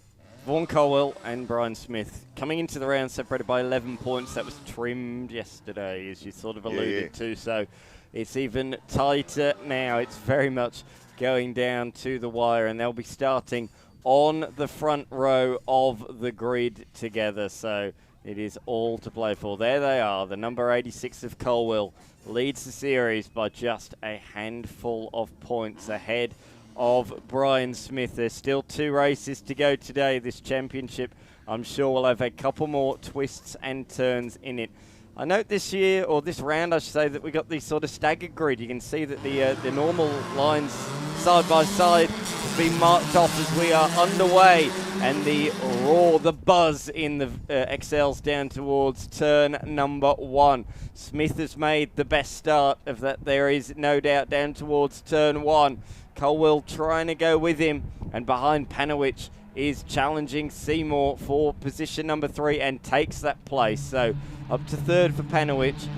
Curry remains in 5th, just ahead of Semler. So it's pretty much as they were in the first couple of rows, apart from a little switch around for positions 3 and 4. And Seymour's got a poor exit out of the hairpin, so he's going to lose at least one more position to Curry and potentially as well to Semler, who's going to try and swing it around the outside and not quite able to do so. Right in there as well is Troy Daltus, who's made a good start. He's moved up one position in ahead of Johnston at the start of this race. But nice, tame start, Mark. Yeah, it certainly was. Adam Curry was another one that was charging his way through the field yesterday. There's the 31 car on shot there. And also there for Matty Seymour. Got up to third position yesterday. So a couple of hard charges through the field. And they're just behind. Troy Dodds was also up the front of the grid also yesterday. Had some issues. So he's had to drop back a few positions. So he's got a bit of work to do. But it is Smith, Will, Panowich and Adam Curry. I reckon that car's got a little bit of extra pace, but it's got a bit of talent. Adam's no slouch behind a race wheel. And he'll find himself on the inside here. No, he'll just tag up behind Panowich as well. Dontas there, just about to put a pass down there, and Aaron Semler just there in the background. They're about to come into our camera shot in just a moment. There we go. That pass didn't quite happen, so down between turns 14, 15, 16 over the little crest there. So it is Smith and Cowell, the Bordertown base driver there in front of Sean Panowich. Now Curry on the inside of Seymour. And gets it done. Seymour went a bit wide there. So, trying to keep up the minimum corner speed and just dropped two wheels through the grass on the outside of the corner. At the front of the field, though, the championship combatants are going against each other on the racetrack down towards turn number 1. Smith goes defensive, fully defensive to the inside of the circuit, leaving Colwell with quite a bit of room on the outside to pick his line of choice. And he's going to fire it around the outside is Colwell, side by side through 1, side by side through 2. Colwell's got the nose ahead, but Smith's got the inside through the hairpin, through the banked corner. Colwell is able to hold it around the outside, and we'll have the inside now for turn number 5. They've been side by side now for a third of the lap through turn number 5. Who's going to relinquish the place down into 6? Surely Smith on the outside can't go the long way. He's going to try, though. He is in deep. They're both locked up. They both missed the apex, and they just rub door panels through the corner, and they remain side by side. This is fantastic. Down through the fast sweeping section. Finally, Colwell just lifts off that throttle a little bit and falls back in line. He tried gallantly at multiple different opportunities, but Smith was able to hold on to the lead. But what a fight. This is the battle for the Masters Championship, these two. Not very much separates points going into this race. Only a handful of points, so this is very important. Certainly Cole will be trying to get one up on Brian Smith here. After Smith took race 1 victory. Trying to gain a few more points. Just get that widen that gap between first and second in the championship. And look at Adam Curry there, breathing fire. He's all over the back there of Sean Panowich. So he'll be looking for another challenge in a minute. Might be too far away. Yeah. Oh, gee. Then Seymour back to Dontas, is another one charging his way through the field, just behind that pack. Oh, someone went a bit wide there. That might have been Cowell. And now he's under the pump. Look at the Panowich, left, right, trying to out-worry Vaughan Cowell there, down there at turn 17. We'll hold a nice straight line there, nice bit of driving. So nobody panicked there, no white wheels out over the curb. Bit of a move, Johnston looking at Semler, but couldn't make it stick. We've talked about these top 2 in the championship, but Anderson not started this race, so he is now out of championship contention. It is just between these two. And once again, Smith pulls to the inside line. There was nearly a bump as he did so down the straight. Will Colwell try the same again around the outside at 1? I think he will, you know. He is going to later on the brakes. Oh, there was a touch that time. There was definitely a touch between the front wheels, the front left and the front right. And that forces Colwell to pull back in line. Meanwhile, Curry is under attack from Seymour, and they're now side by side through 4 and 5, but Troy Dontas, nearly called him Craig there. Troy Dontas slots his nose up the inside to take position number 5. He'll be last of the late breakers, but not late enough. In fact, Curry with a little bit of a lock-up, cocking up a wheel in the number 31 machine. Both Smith and Colwell pushing hard They missed the apex at turn number 6 once again. They are really pushing, and Panowicz is in there now to make it a 3-car scrap. There certainly is. Well, they're trying to sort each other out for positions 1 and 2. What about Dontis? He's absolutely flying through the field too. So Smith, Cowell, now Curry. He's about to serve it up to Sean Panowicz here in the complete doors and windows entry. And they are going hammer and tongs. They'll head towards turn 13. Needs to get himself up on the other side, or on the right hand, or sorry, the left hand side of the car there. Just what Troy Dontis is doing at the moment. He's trying to outworry Matty Seymour there for that track position. Oh, Seymour wide. Gee, Fort Cole was very, very close there to Smith, just out of the shot there. So we've got all these, all of a sudden, we've got 6 cars nose to tail. Adam Curry's the one, isn't it? He's the one breathing down their neck. Made a massive amounts of ground. Now Panowicz tries to get up on the inside of Cole. Now goes back to the outside. Then tries to go back to the inside. But he's not quite close enough, so backs it off there. Not quite as late on the brakes as Cole will. Oh, good, just keeps a nice little margin there. And there they are. There are the top 6. Oh, this is terrific stuff for Masters once again. Geez, they put on some good racing this year. And it's pretty much the same here again. I said it yesterday on the premium broadcast, and I'm going to repeat it again. The level in Masters this year has really gone up a notch. The intensity is lifted. They might be the over 35s, but they don't race like it. They race hard. Smith defensive once again, not quite as much as in previous occasions. Doesn't need to. So he holds on to the place with relative ease in comparison to the last couple of laps as Curry just having a look at Panowicz. In fact, showed his nose up the inside and forced Panowicz to run wide. Panowicz couldn't come across and close the door because the nose of that XL was up the inside, but that's affected Curry's run out the corner, and that happens in XLs. If you do a sort of half-hearted move up the inside at one corner, if there's a car behind, you're going to leave yourself vulnerable, and that's really shown there. Oh, that's awkward. Colwell's wide as well, but that was really awkward, interlocking there, and that's pushed Curry wide and has dropped to position number 6. He might get Dontis back through the back section of the circuit, but notably Colwell has dropped behind Panowicz as well. Yeah, Seymour on the inside there at 6. He just ran out of room there on the apex. Unfortunately, just pushed out and just made a bit of contact there to Adam Curry. So he's actually pretty lucky. He hasn't lost too much ground there. So he's made up a little bit more ground after that minor incident. Oh, hang on a minute. That was a bit of XL drifting down there at that turn. Bit of opposite lock. Power out. Save there from Curry is up the inside. Great run from Dontis as a result, because all of Seymour's speed has gone as a result. Sorry, Curry's speed has gone as a result of that slide, so takes Seymour the place. wide. Gee, he's the man, isn't it? Dontis, the Stanford Mowers entry there with the big bumblebee on the rear. He's so he's picked up yet another place, as you mentioned. The bit of speed washed off there from Adam Curry inside those previous corners. So let's have a look. This is for Panowicz up into second position. I didn't see that pass, but that is a position change. That was when Colwell ran wide at the hairpin at turn number 6. So that's the reason for the change.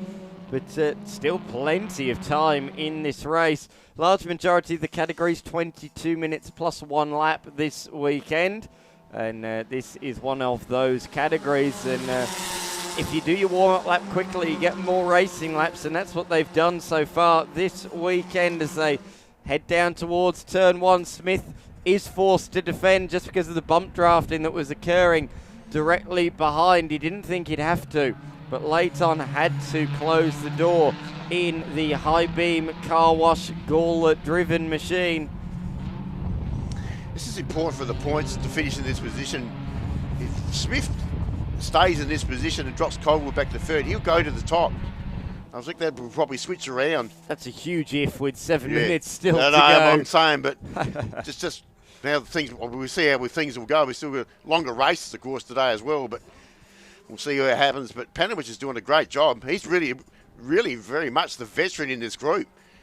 Been around in that Circuit XL racing, not pretty much nearly from the start.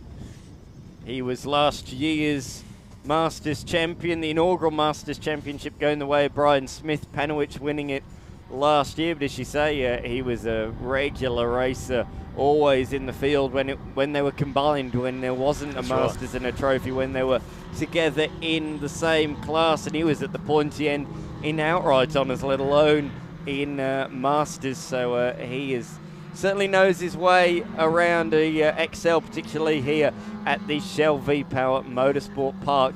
We're running on the 4.95 kilometre international layout this weekend. The last round here was on the slightly shorter West Circuit, which rejoins the circuit just there.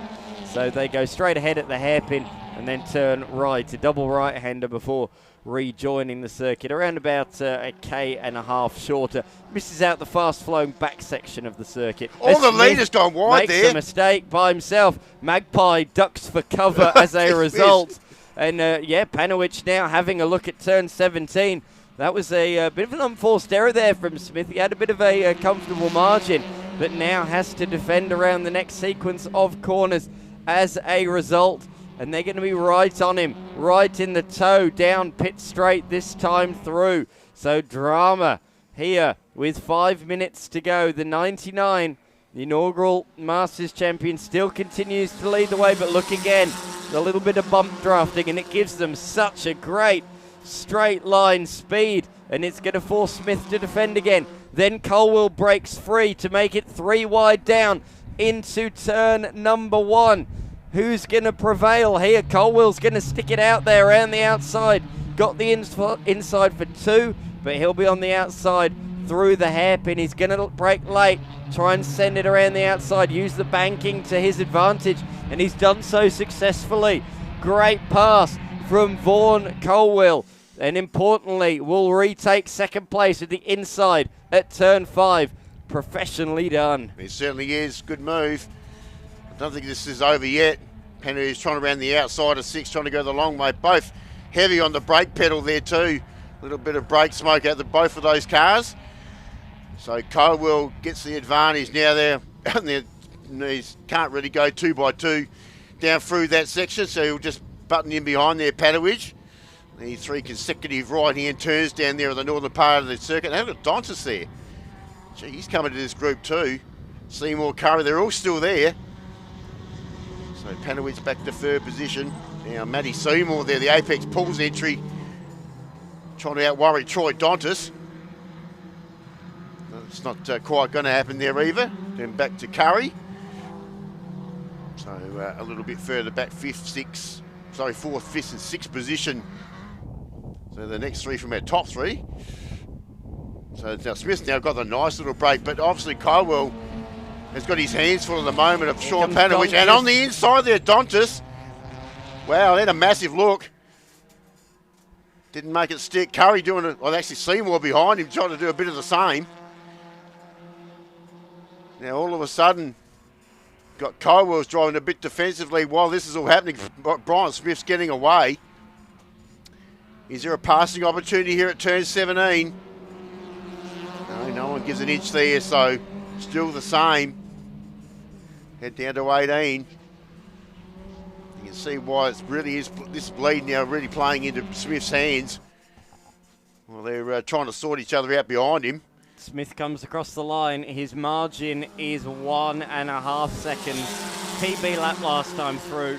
1 second faster than anybody else in the pack behind. So he is broken clear. Down towards turn number 1. They're spreading out once again, fanning out down there. Curry, he's late on the brakes. He's locking up a little bit up the inside there of Seymour. But Dontis has made his way past Panowicz, or has he? Panowicz back up the inside with his nose up there. It's hard to see from that camera angle if there's a little bit of side movement, and Panowicz was just up the inside with his nose, but not able to take it back. So Dontis up to 3rd position. He's had a good run of form recently. Maybe not the results he'd like, but he's shown speed. He led race number 1 in the last round here on the West Circuit for a portion of time. So it's good to see that Dontis is improving round upon round. So, of course, twin brother of Craig is more than likely going to be joining for the Enduro coming up a little bit later in the year. They did team up last year pretty Yeah. successfully, if I recall, so that would be good. Of course, Craig Dontis, a well-known name, regularly racing in the V8 Ute Series in the Thirsty Camel Commodore, as it was. So Back in the day. yeah, always up the front, always inside the top 10 was Craig Dontis, and clearly the apple doesn't fall far from the tree with his twin brother, does it? Troy Dontis certainly can drive a racing car as well. Certainly has. Had a little bit of time away from racing. Also had a short stint in Aussie racing cars too. Yes. Yeah. Don't forgetting that as well. So he's done a few different, two different classes. And let's have a look, talking about classes, have a look at Adam Curry on the back there of Panowich. Matty Seymour still there. Oh, he got into the back of Curry there. Oh, it was a good save there from Curry. Just unsettled him a little bit. Just a little gentle reminder that he is well and truly on the attack there, Seymour. It's all over the back of him on the inside this time around to get the pass done at 17 underneath Adam Curry. Tightens up too much there. So both take pretty much the same line on the exit there at 17. Green and white machines there in second and third position. Coble the first, Tonnis the second in the 27 car. Definitely Dontis has got plenty of pace at the moment, but he is circulating quicker than our race leader, so he's taking up some serious ground. Lowe's been a really good performer today as well. He's moved up into position number 7 in the either loaned or ex-Brad Vaughan Hyundai XL. We're not entirely sure. It was on the market, this car, so whether or not it's been sold to Lowe or whether it's just on loan for this round, we're not entirely sure. But nevertheless, he's taken to the XL competition like a duck to water, up in position number 7. Still got the Angaston Motors livery there. So Aaron Sam might just be just up alongside of him there, so looking for a bit of a challenge. That's 7th and 8th position. So in the Bailey Vehicles hoist entry.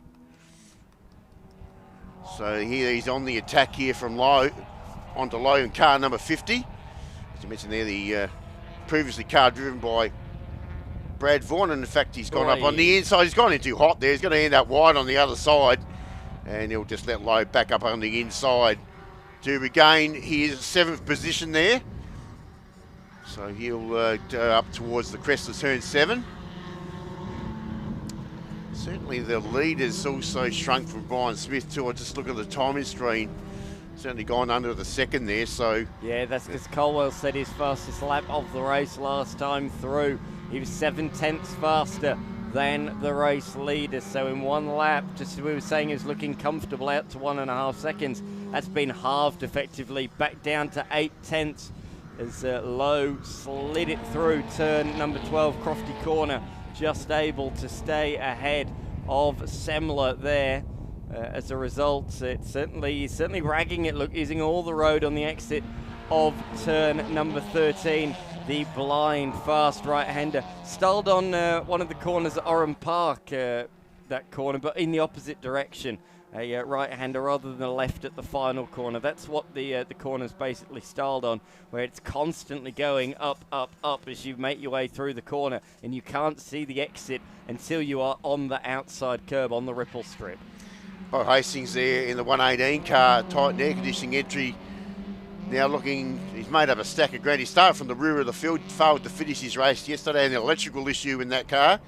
Fastest lap of the race, Vaughan Colwell. It's on for the lead. The margin just a quarter of a second. And there it is. We are. He's challenging down into turn 1. Smith, ultra defensive once again. He almost had it sealed 2 laps ago, but Colwell has put in a barnstorming couple of laps to break the door down and potentially rob him of a race victory. Can Vaughan Colwell complete the burglary late on in the piece here? Through the kink at turn number 4. He's lost a little bit of ground through those opening sequence of corners at the start of this lap, and Smith has got a small margin. Yes, important margin, isn't it? Trying to gain a little bit points, championship points. This will be the last lap. So this will go right down to the checkered flag here for race 2. So Cole just trying to stick to his guns. He's just got to tuck him behind Smith there. There's not really much opportunity to go around the outside there. Otherwise, you're going to get pushed extra wide and probably end up over the top of the curb down here at turn 10. So those two now start to get away. This is for the checkered flag. These are the top two in the championship. Either one of these two will take the Masters Championship for 2025, depending on the outcome. Oh, gee, they've got a bit wild there, Smith. He knows that Cole was right on his hammer. Extra defence, I guess we could call that. Making sure he doesn't get himself on the inside. Colwell's closed up, but he's lost the rear. He's out wide, he's through the grass. A big off-track excursion. He's going to struggle to hold on to second position. He's taken a compromise line into the corner, a defensive line. He just about kept that together, but any chance of a race victory has gone well and truly begging now. That's let Smith off the hook in the closing corners. What a shame for Colwell. He threw everything at it late on in this race, but it's come to no avail. Smith fended off the pressure late on in the race, and he should take home his second race victory of the weekend. He came in with a slight deficit in the points. He's now pretty much got it equal. It's going to be a final race decider. Smith takes out race number 2 ahead of Vaughan Colwell. Third to Troy Dontis, a great performance from him. He beat home Sean Panowich, Aaron Curry and Seymour. What a race. And we go back to the low entry, just in front there of Aaron Semler. And Greg Stook got up for 9th position there, so that was another position change inside the last lap. Jordan Johnson, so what happened to Bo Hastings inside that last lap? He slid back to 11th position, is that right? So he lost 2 positions inside that lap, so he must have made some sort of error somewhere. Then back to the debutante there, and Daniel Axford, Beck Boggiano, and the SM Fabrications entry just coming across the line. And then we wait for that's the Axford car that's alongside of her. We wait for the P&H, not to be confused with the cigarette sponsorship car that will come around the final corner of Alan Hawkins. I spoke to him yesterday. He's telling me it's just lacking a little bit of straight line poke, and that's why he can't keep up with them at the moment. An old engine, the stock engine from when the car was new, so it's got a few Ks on the clock, and not easy Ks. It's certainly done a fair bit of racing, that motor, over the years. So we're just waiting for our debutant there to finish off his race, Mark Harris there. That'll be the white number 7 that'll come into view in just a few moments.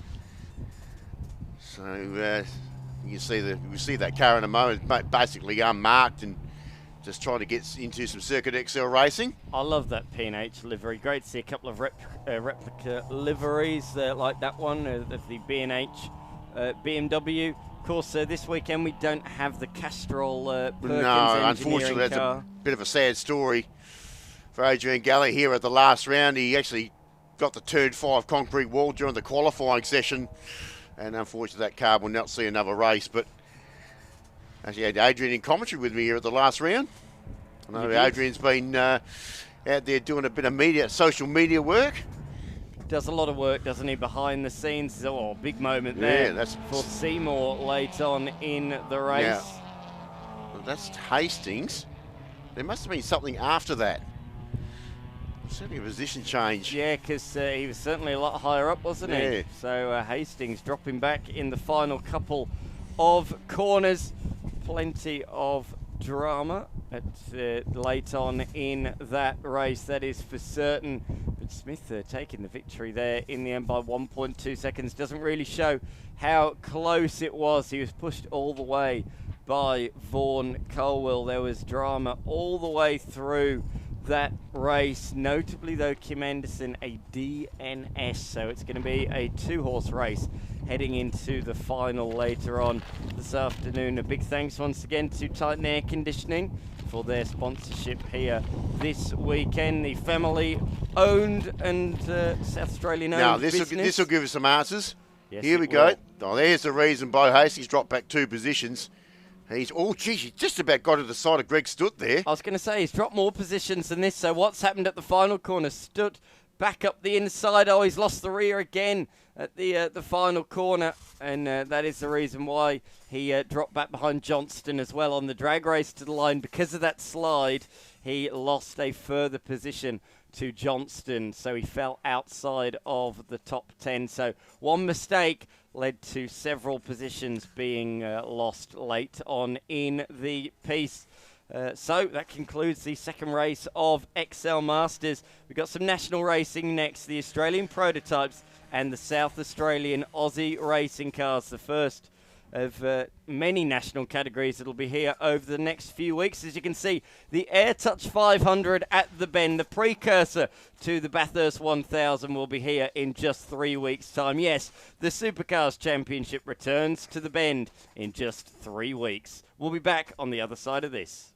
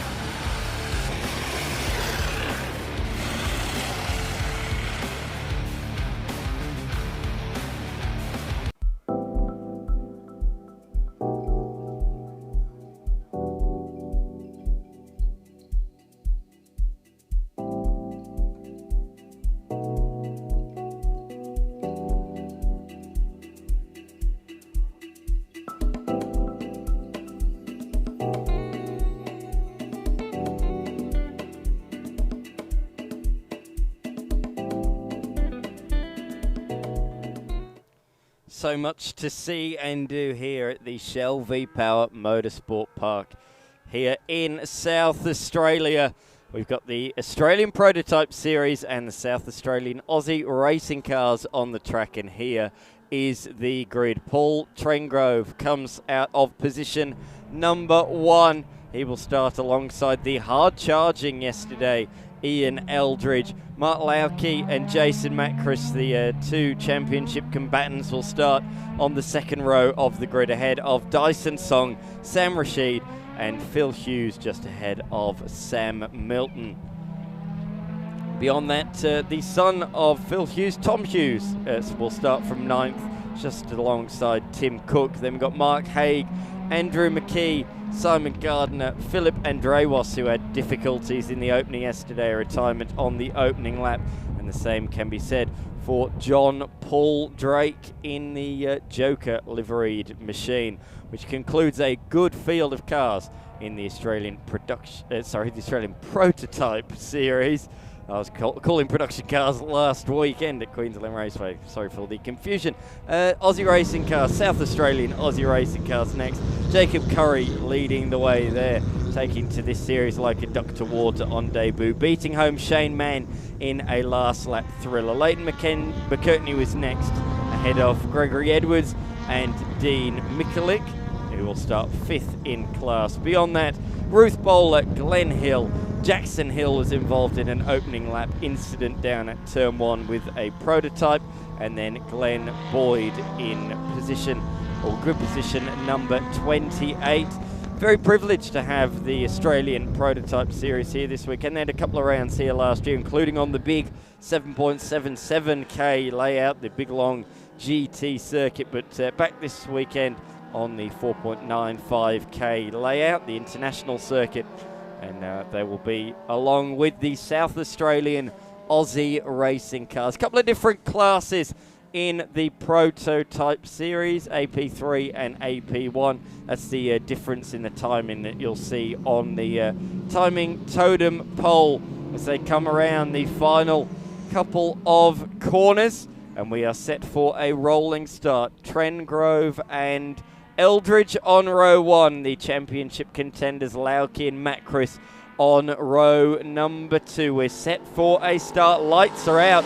That was a very fast rolling start. Good start there from Macris from 4th. In fact, both of them on the second row are going either side of the front row. Lauke to the inside, Macris to the outside. And it's Macris that leads them into turn 1. And then beyond that, look at that. The number 19 of Eldridge shuffled all the way back to position number 5 as the 33 of Tom Hughes moves forward in the F1000. Oh, that was a bit tight there. That was Chengrove trying to reclaim a place and try and retake first position around the outside at turn 3. It worked for him yesterday, but they closed the door on him today. Here are the Aussie racing cars into the first couple of corners, and that looks like it's being led by McKirkney actually. It is, so he's moved up from 3rd position into the lead just ahead of Shane Mann. So shuffling of the order there in the Aussie racing cars, Mark. What happened to Jacob Curry there at the start? And why did Leighton McKenty get up there? That's interesting. It must have been a bit of a tardy start there from Curry. So it's definitely got Shane Mann into 2nd, Dean Mikulik into 3rd, Greg Edwards into 4th. So we've lost Jacob Curry out of that pack somewhere. So that's interesting. I didn't quite catch the whole start, but it's Leighton McKechnie up the front. So haven't seen him up the front so far for the series. So where is that Curry car? Can't see it anywhere. So Leighton McKechnie has been regular starter in the SA Aussie Racing Car Series to date. I think he's done nearly every round. Shane Mann in the safe direction entry. Dean Mikulik, the Holidays of the World entry. And then we go back to the Steerco entry there of Greg Edwards. The top 4 there on the SA Aussie Racing Cars. Oi! Oh, McKechnie a little bit willing there to right over the top of the curb. We know that Shane Mann's got a very capable, fast car as well. He's been very competitive throughout the series. Been a bit of a bridesmaid behind Jack Boyd. He's obviously stepped up to National Series at this stage.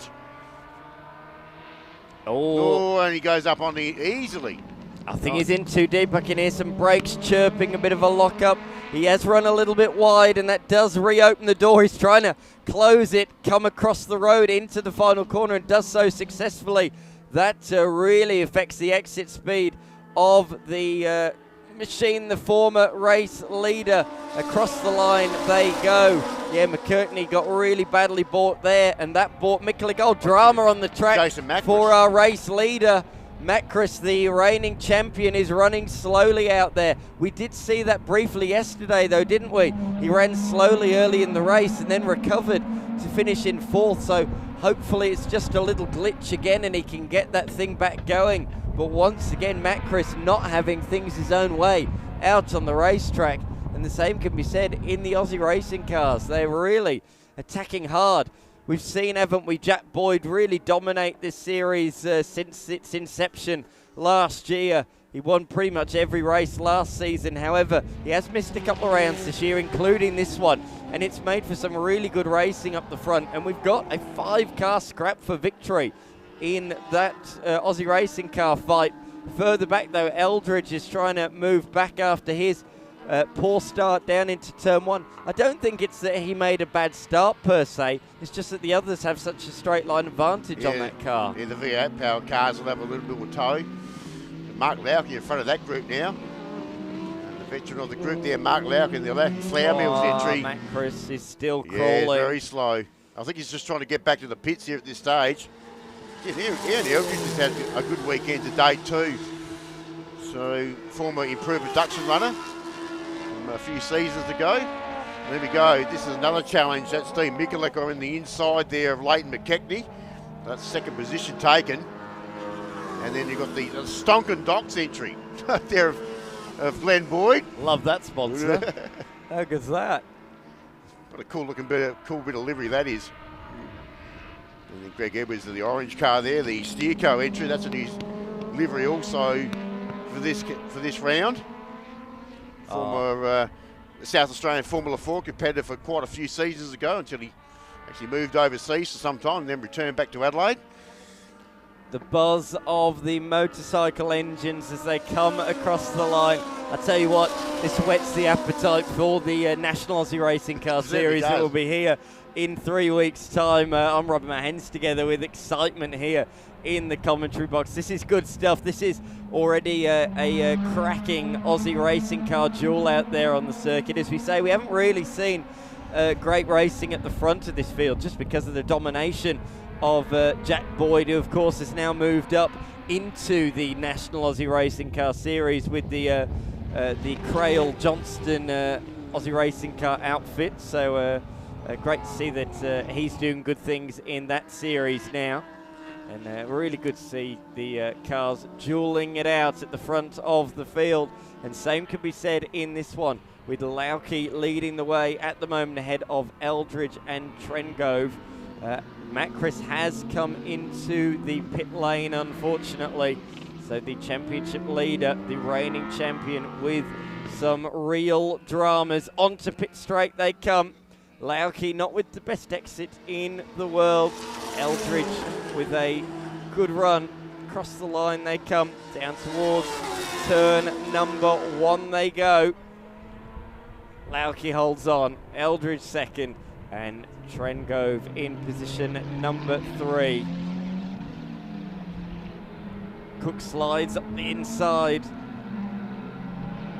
of Hughes. So Hughes just getting to grips with the F1000 machine. He was telling me yesterday, I saw him in the paddock, and Hughes said this is so different to what I'm used to driving. The open wheeler is very, very different, a lot lighter than the car he's used to driving. And he said I would be a bit faster if my front brake bias wasn't set fully forwards, and it might still be set fully forwards because that was a big lock up there from Phil Hughes down into turn number 6. But definitely some stronger signs from the Englishman here today. Certainly is. Let's have a look to see. We've still got Mark Lauke out in front. Sam Rashid there. He's in the Tauters FT40 this weekend. A lower capacity open wheel race car there. FT40s were used in the Toyota Racing Series over in New Zealand. That's exactly where it's come from. Quite a few years, weren't they? And a few of them made their way to South Australia. And the old Tauters series over there, that's now no longer up and about. But this is actually a challenge for the lead here. That's Mark Lauke and Ian Eldridge. Eldo's done a terrific job. He's the now global logistics entry. He's been very strong pretty much from the go set yesterday. The problem he keeps having, though, he's got good speed through the final corner. He gets a good run, but then Lauke just opens up the taps and roars away in a straight line. Eldridge can do absolutely nothing about him in a straight line. Yeah, but much the same for Paul Trengove too, just the 1 litre west there behind us, so slightly underpowered, very slow to the ground. Like you said, those two second and third cars very strong around the tighter bits of the circuit. Andrew McKee there just picked up a position too, just there in the background in front of Phil Hughes. Had a spin yesterday in the warm-up lap, so his weekend didn't start off on a good note either.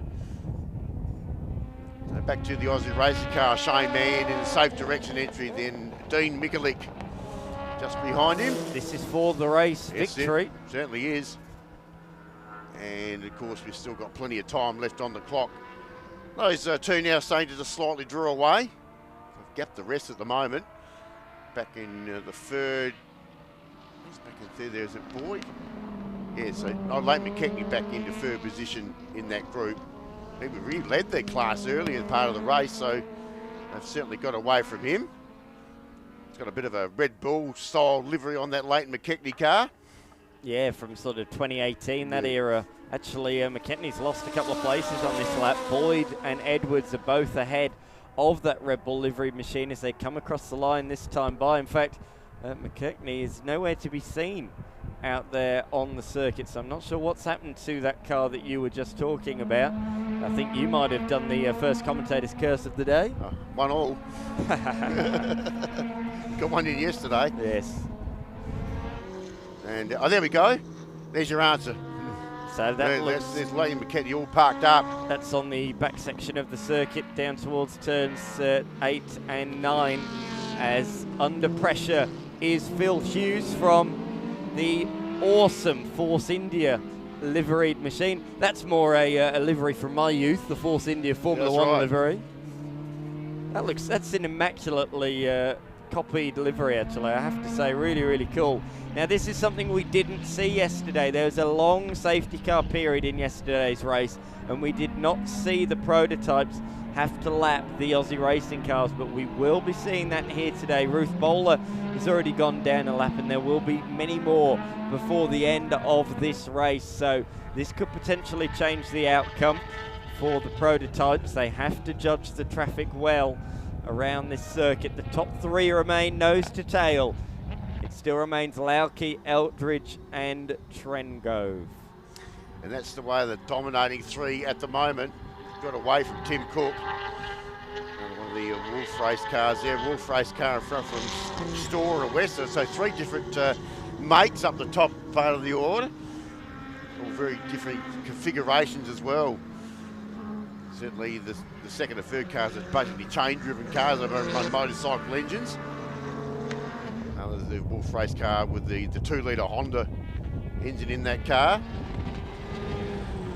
He's been a long-time competitor in lots of different things. Spent a lot of time in Porsche racing here in SA. Until, of course, he's entered the country, and that's pretty much where he's been ever since in the prototype series. Very successful business, of course, here in SA, Lauke Flour Mills. Goes in lots of bread rolls around this place. Oh, nice exit this time from Trengove. He had a bit of a look there through out of turn 17. Eldridge will want to keep in the slipstream of Lauke across the line just to try and hold off any attack from Trengove. But the fastest person in the entire race last time through in car number 3, Timothy Cook in position number 4. He was over a second faster than these guys ahead on that last lap. But is it too little, too late? Time is ticking by as Trengove has made that lovely sweeping outside line work with a good exit, but he's got nowhere to go with it, I don't think. Through turn 5 and into turn 6. Late under brakes, later than Eldridge, that's for sure, and shoots back around the outside. But in a little bit too deep there. We've certainly seen him make that sweeping outside line work at many corners already this weekend. Yeah, Tim Cook, you did mention there, Dan, he just seemed starting to get into the camera shot. So he is just posted the fastest lap of the race. And the Wolf Race car, there it is, the orange and black colours scheme car there. So he's taking up some serious ground off our top 3. So he's certainly the one to look out for at the moment, just there in the background, but got him there on the camera shot at the moment. So still Lauke holding off all the challenges from Ed Eldridge, which has been the case certainly down through this back section of the track. But the gap certainly does widen once we get past this point. Now we've got a new race leader in Aussie racing cars too. It's Dean Mikulik in front of Shane Manwell. That's no mean feat. So that's game on there as well. So Mikulik in front of Mann. Two of the original starters from the series when it originally started. And now they're fighting it out for the top position. So Mikulik, Mann got a nice little bit of draft there to get himself up on the inside, and he should go past Mikulik there. Nice work and a nice bit of smart driving there to get up and go back to the front for that class. In fact, he gapped him already. Definitely man with a quicker, pacier race car there at the moment. Come over the crest, that's in front of the park and view area down there at turn 5. Good to see. That's a great shot. You actually get to see the load on the cars as they come down through that sweeper. So Aussie racing cars there. So it is Shane Mann in the safe direction entry. And they go up towards the crest of turn 7 again. John Paul Drake is up to position number 6, so he's steadily moving forward. It's been a quiet round for the former champion John Paul Drake, hasn't it? Multiple time series winner. He had an issue in race 1 yesterday that forced him to retire but he is slowly making ground at the moment, up to 6th, as I say. Andrew McKee, fastest man in the race last time by. Fastest lap of the entire motor race, in fact, in position number 5. Here we go, lead cars of 2 classes coming together here. The prototypes go past. We knew this was going to happen at some stage. And they forced Mikulik out really wide, so Mikulik has lost a lot of ground in that. So Man certainly got the better rub of the green as they came past him. And that's really split the 2 Aussie racing cars. Last time by across the line, they were split by just a few tenths. It's going to be a bit more than that, I think, this time. There's Man going through, and there's Mikulik. So that gap, I think, is doubled because of the prototypes coming through. Nice exit once again from Eldridge, but once again, the tail remains the same. No straight line speed in comparison. He just can't do anything with it. Yeah, a few more cubic centimetres there in a straight line. Now have a look at that orange and black machine. As we predicted, there's Tim Cook. You can see him in the picture now. So 3 will become 4. Steve Boyd puts a pass down there on Greg Edwards. That's the 3rd in the Aussie racing cars yeah, class. It is. Just got himself a little bit mixed up with the prototype cars. Looks like Sam Rashid just behind them. Then he will go past.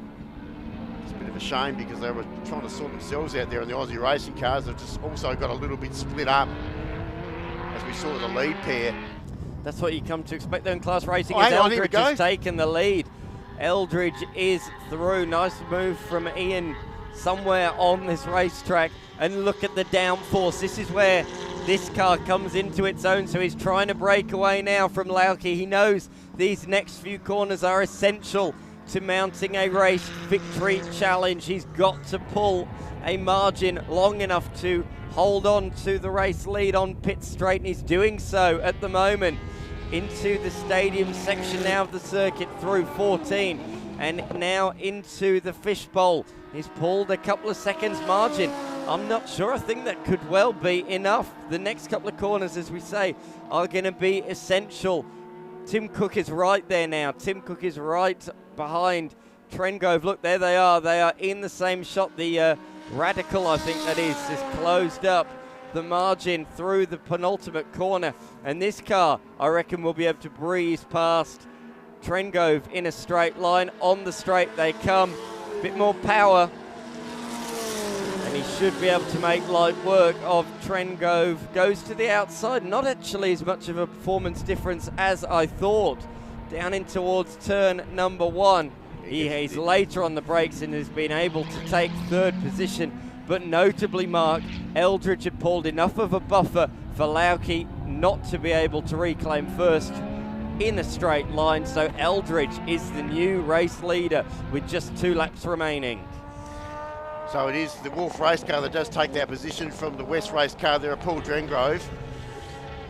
So fastest, well, he's flying around at the moment, Cook, so that is for 3rd position. Fast lap of the race, Eldridge in clear air, 1:51.6. Wow. That's 2.7 seconds faster than anybody else has achieved at any point in the motor race. We said how much he was being held up on the back section of the course, but he couldn't make the move. He needed a straight.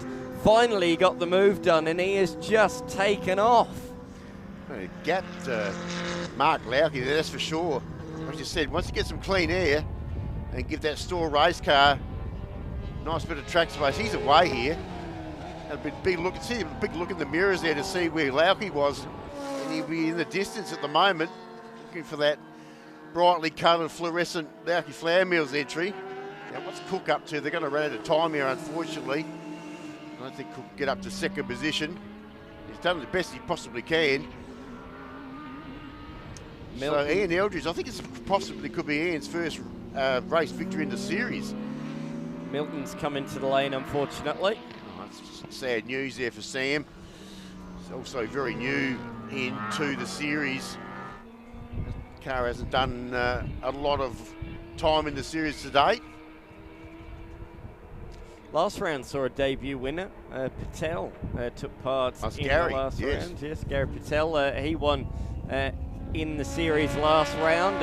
Unfortunately not here with us this weekend. But great to see a few new names popping up and up the front of the field as the Aussie racing cars continue to duel this the fight for third position between Boyd and Edwards down towards turn 17 for the penultimate time. One more lap to go after this one for these guys. In Eldridge, you can see there, 4.62 seconds between him and Mark Lauke, so he is absolutely flying. Lauke set a PB lap and he was still 2.4 seconds faster. Wow.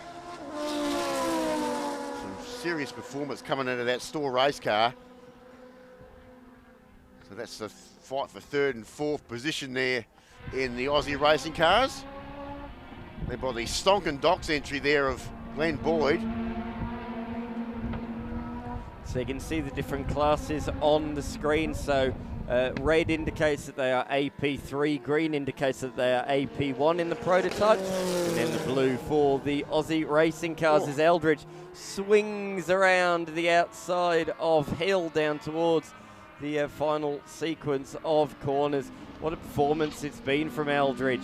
He had to bide his time, be patient, wait for his opportunity, and when it presented itself, boy oh boy did he take it with both hands, capitalised, pulled a margin, and takes the race victory. Brilliant drive from Ian Eldridge. Pretty happy about it too. Look at the claps. Big, massive, big fist pump there. He's absolutely pumped to get that. Rightfully so as well. Very well deserved.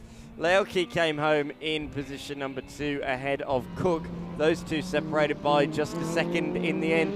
And speaking of cars that are close on the racetrack, a late race move up the inside there for, was that Rashid? Yeah, Rashid to go through in front. Oh, it's drag race to the line. Is it on? No, just Rashid in front there of John Paul Drake. So that's the way they finished there. So Drake made up plenty of ground in that race. Not running in his normal car this weekend. No. Trying to fool us a little bit. Well, he's certainly doing a good job at that. He's still got the Joker Joker race suit on, but not the Joker race car. He's in the Force India liveried machine as Shane Mann takes victory in the Aussie racing cars. He was challenged, wasn't he, throughout much of the race by the man who comes across the line in second, Dean Mikulik, but the prototype separated them, and that really ended that battle. So in the end, Mann taking it ahead of Mikulik, and Glenn Boyd taking home position number 3 ahead of Greg Edwards in 4th. Good little race, that one, for the Aussie racing cars. Certainly was. Just a slightly depleted field there, but we've got them all licked and stamped there as they go across the line. And that's Dylan Song there in the 86. Finishes up in 10th position. And we're looking for the orange entry there of Mark Haig. He's been well and truly off the pace a little bit this weekend, Mark. And I haven't seen him. He's out there somewhere. There he is. That's very much off the pace. There's definitely a problem with that car. He's going to come crawling across the line to complete the 11-lap distance in the Australian Prototype Series. That engine not running particularly on song, I don't think, but hopefully they'll get that fixed up for their final race of the weekend a little bit later on at 2:20. So in just over 3 hours time. Still got plenty of racing though between now and then. Before the lunch break, we still got these South Australian Sports Sedans and Circuit XL trophies, 2 categories that were pretty entertaining yesterday. Myself, Dan McCarthy, Martin and Carol will take a quick break in commentary, and we'll be back on the other side of this.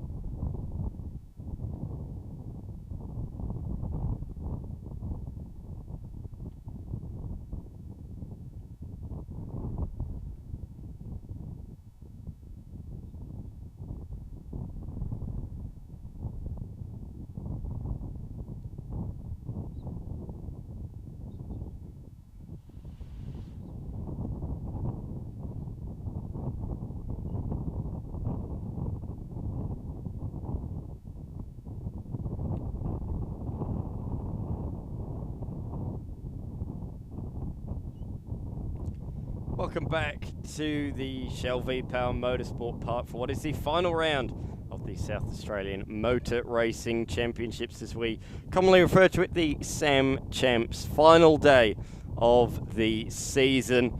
A 6-round season this year, but all crammed up in the space of 6 months, and that's because we've got so much national racing here in the coming months. So we've finished the South Australian Motor Racing Championship in August this year. We've got plenty still to come. The South Australian Aussie racing cars and the Australian prototypes just finished. Up next, SA Sports Sedans, followed by Circuit XL Trophy. We've then got a half an hour lunch break before we get things back up and running again, with all of the categories that you've seen and are about to see in the morning session repeated once again in the very same order. So looking forward to that. We've decided a couple of championships already this weekend, and there's still some that are going down to the wire. Notably the Toyota Gazoo Racing Australia Scholarship Series, the National Championship.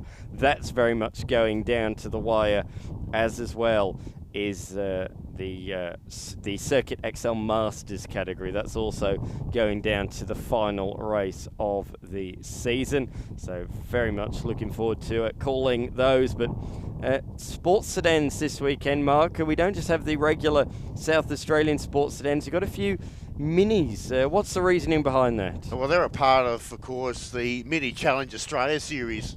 So most of those have all come down here from Queensland. Unfortunately, we've had a couple that probably won't be seeing the rest of the weekend, but it's been good. Certainly lots of minis involved. Obviously, a bit lighter on numbers as far as the South Australian competitors are concerned. And it's good to see that we've had a few other interstaters also involved with the final round here of the South Australian Sports Sedan Championship. They've just run a 3-round series here for 2025.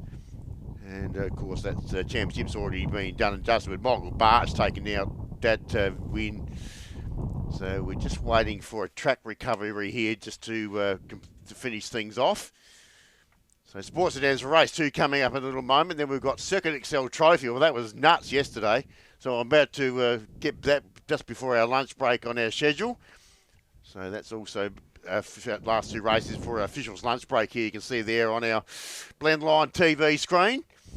It was nuts. But that's the reason we're just waiting for the moment. It's the Leighton McKechnie Aussie racing car there that's had to be put back on the back of the tilt tray. They've just taken the nose cone off of that car so they can drag it up over the top. A little bit low to the ground to be trying to drag over the top of a tilt tray, so they have to actually remove the front casing of the car to drag it over the top of the tilt tray. And here they come. So Sports Sedans on their way. So we had the Western Australian visitor here this weekend. Good to see him coming back from national competition here. Ryan Humphrey there in the XC Falcon, all 6 litres of it. Alongside him in the other 6 litre, this time it's the Toyota 86 body shell car there, Michael Barch. And we go back to the giant killing Civic there of Gav Ward. Then we go back to a very fast mini from Victoria there, Craig Linsell. Go back to Trent Spencer in car number 11. Then we go back to Andrew Mills, they're the minis. Then we go back to Josh Mills. Those 2 Mills boys were having a fair battle yesterday, as well as Blake as well. So all the Mills boys all together inside the top 8 there on the grid, all the Queenslanders. Then we got Adam Dolce, or Juice I should say, and then Alex Lee from South Australia, the top 10. Dave McKeegan in the only under 2 litre sports sedan out there in the Corolla.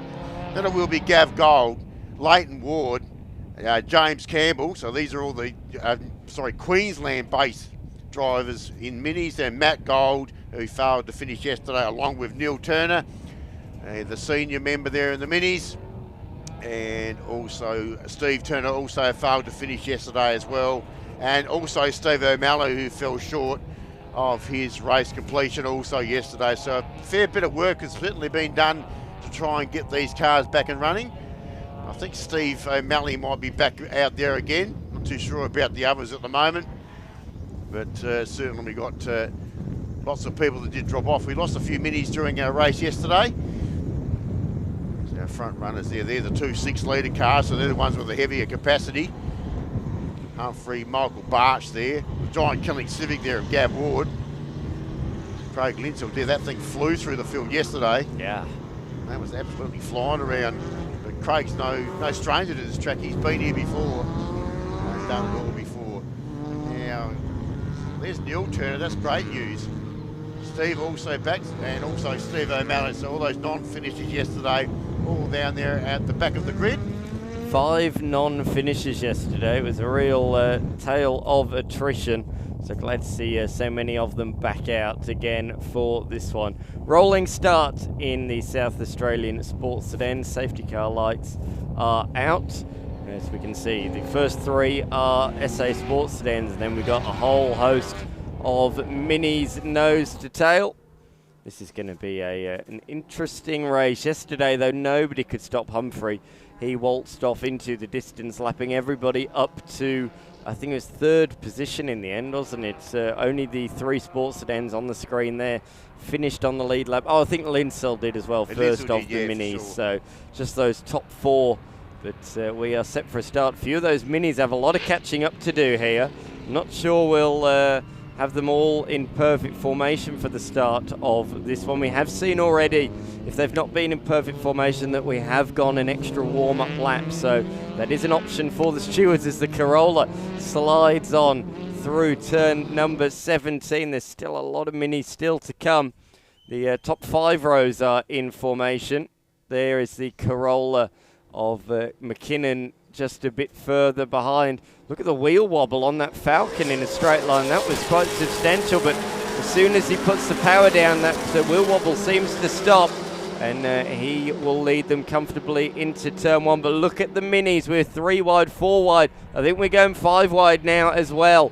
Down into turn number 1. Try and pick your way through that one. 3 wide.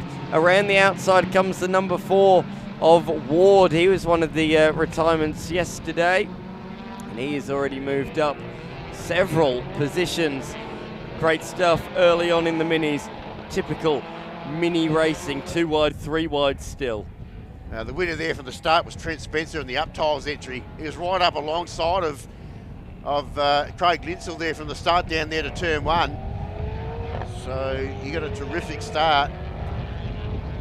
So how they come out the other side, can't quite see it. It's busy. You've got the Mills entries there, the 2 ABC automotive entries there. They're making their way through. Alex Lee there, the local SA driver there in the 26, also the 28 car, which is the rear mini between them. So it's just a big group of minis there at the moment while they try and sort out their positions. And also Neil Turner's come from the rear of the field. He's also picked up, he's already gone past Josh Mills there, so that's a terrific effort. He's got off to a flying start. Him and son Steve were having their own little dice yesterday until both of them actually virtually fell off or come into the pits at pretty much after each other with some mechanical issues there. There's the Monster Energy entry there of Leighton Ward. He's got the 2 ABC cars either side of him. That's the 2 Mills entries. There he is, there's Neil Turner there, the Pizza Capers entry. Well, he's flying through the field. He's doing a terrific job, the veteran. You hate me saying that, but he'll get up on the inside. I called somebody last week a wily old fox, and they didn't like that. Oh, okay. Less of the old, I was told. The word, that word starting with O doesn't usually go down too well. I won't say it again. Veteran probably sounds better. Round the final corner they come, all of these minis, nose to tail, lots of shuffling. Turner, the big mover you mentioned briefly, up 7 positions on that first lap, up into 9th outright. The top couple of minis of Linsell and Campbell have well and truly broken away, but 3rd back to about 12th position are all nose to tail out there around the first few corners. This is good old-fashioned mini action, mini challenge, really still running strongly over in Queensland, and great to have so many of them here this weekend. 9 Queenslanders making the huge trip down here. All loaded in the back of the transporter. As Alex Lee there on the inside there of Blake Mills. So that's another battle for overall, where are we there, 8th position. Alex has found a bit of pace, but he's under threat now. He's got Steve Turner on the inside of him. He's another one that started from the rear of the field, down there alongside his father Neil. So they've been trying to pick their way through the field. Second of the A, B, C entries there. That's Josh Mills. So he's trying to fight his way through the field. There's Steve O'Malley. That's the yellow entry there. That's another one that's on the rear of the field. And Alex Lee there. Turned that Mini into a bit of a lawnmower down there at that section of the track.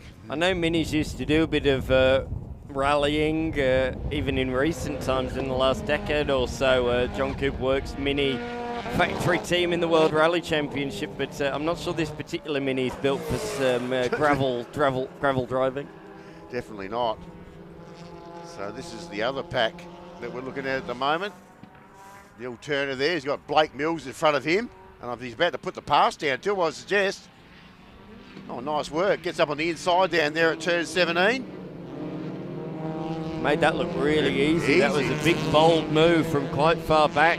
But he made it sticking with 2 wide, 3 wide, even into the final corner. Oh, dear. Had to pull out of that one there. Did the number 3 machine, was it? 4 was Leighton Water around the outside, the Monster Energy entry. One that got pushed out there on the curb. So that's the Turner entry looking towards us there at the moment. He's now up into 9th position. He's right inside the top 10. Remember, he started from the rear of the field. His son Steve. Oh, it was Steve Turner that had to pull his nose out. He was on the inside of the 3, and they were both coming across, so he had to pull out, which affected his run onto the pit straight. But we saw this yesterday, didn't we? These first 2 Minis went with Gavin Ward. So once again, we're seeing it.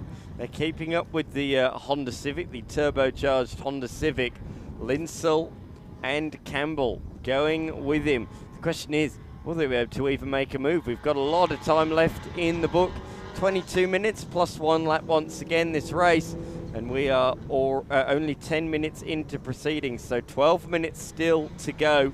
For those that haven't watched too much state level racing, firstly, welcome. Where have you been? Great to have your company.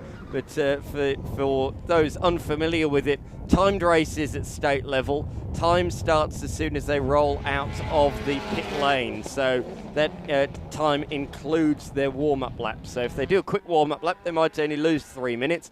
If it's a slow warm-up lap, they might lose 4.5, potentially even 5 minutes. So as well, it's a fair way to do it because we saw in a lot of categories, some categories are really bad with accidents and incidents back when it was lap time races.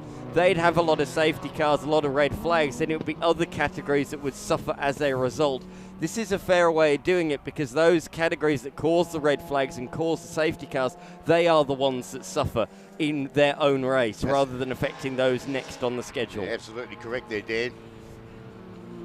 So still got Gav Ward in 3rd Oh position. no, lock up and off. Mills, unforced error there. He went defensive down into the corner and he was just in, as Martin Brunder would say, a day late and $1 short on the brakes and ran in too deep off the road and has lost 3 positions as a result of that. That was Andrew Mills down there. There's got the 3 Mills boys involved in mini racing here this weekend. Craig Linsell, will tell you what, he's going to be looking for a challenge on top of Gav Ward here very soon.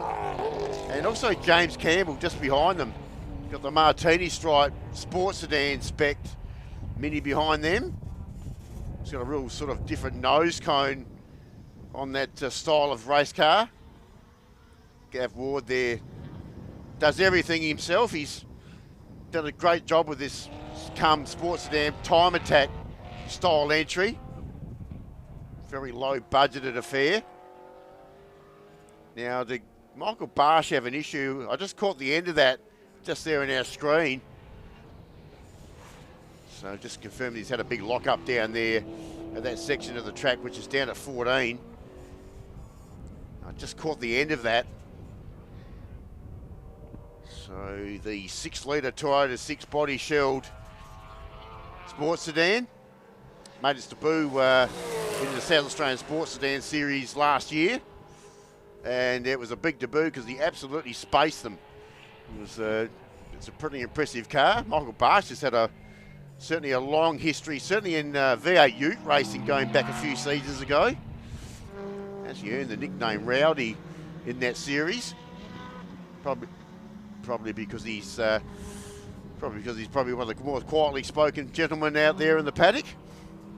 Side by side, they're attacking Ward like flies on a bit of honey.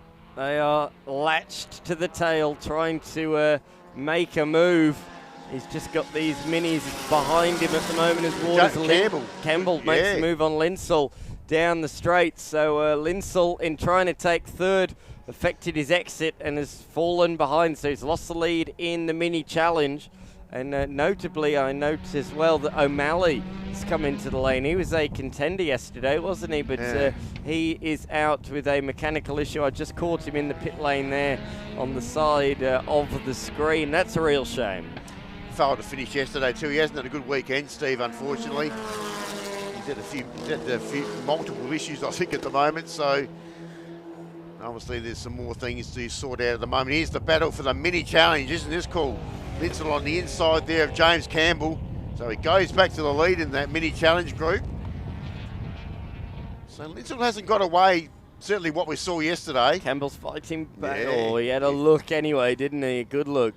Geez, that thing's heavily modified compared to the car ahead, isn't it? Look at the front splitter that it's running. That's in true sports sedan spec, that race car. The 72 Martini Livercacci's. Martini stripes will be popular this weekend. Yeah. We've seen a few of them in multiple categories. Yeah. Now, who are we looking at here? We're looking at, obviously, the 3 car, which is Josh Mills. We got all the Mills. Andrew Mills and Mills. And Blake's involved there as well. All of the ABC Mills runs machines. That's quite hard to say, Mills runs machines. Yes, that's a bit of a tongue twister. But there they are on the racetrack. How cool to have the whole family here competing against each other and racing against each other for honours in class. It looks to me like we're just losing the number 84 of Andrew Mills off the tail at the moment. Not quite able to keep up with his fellow family members at the moment.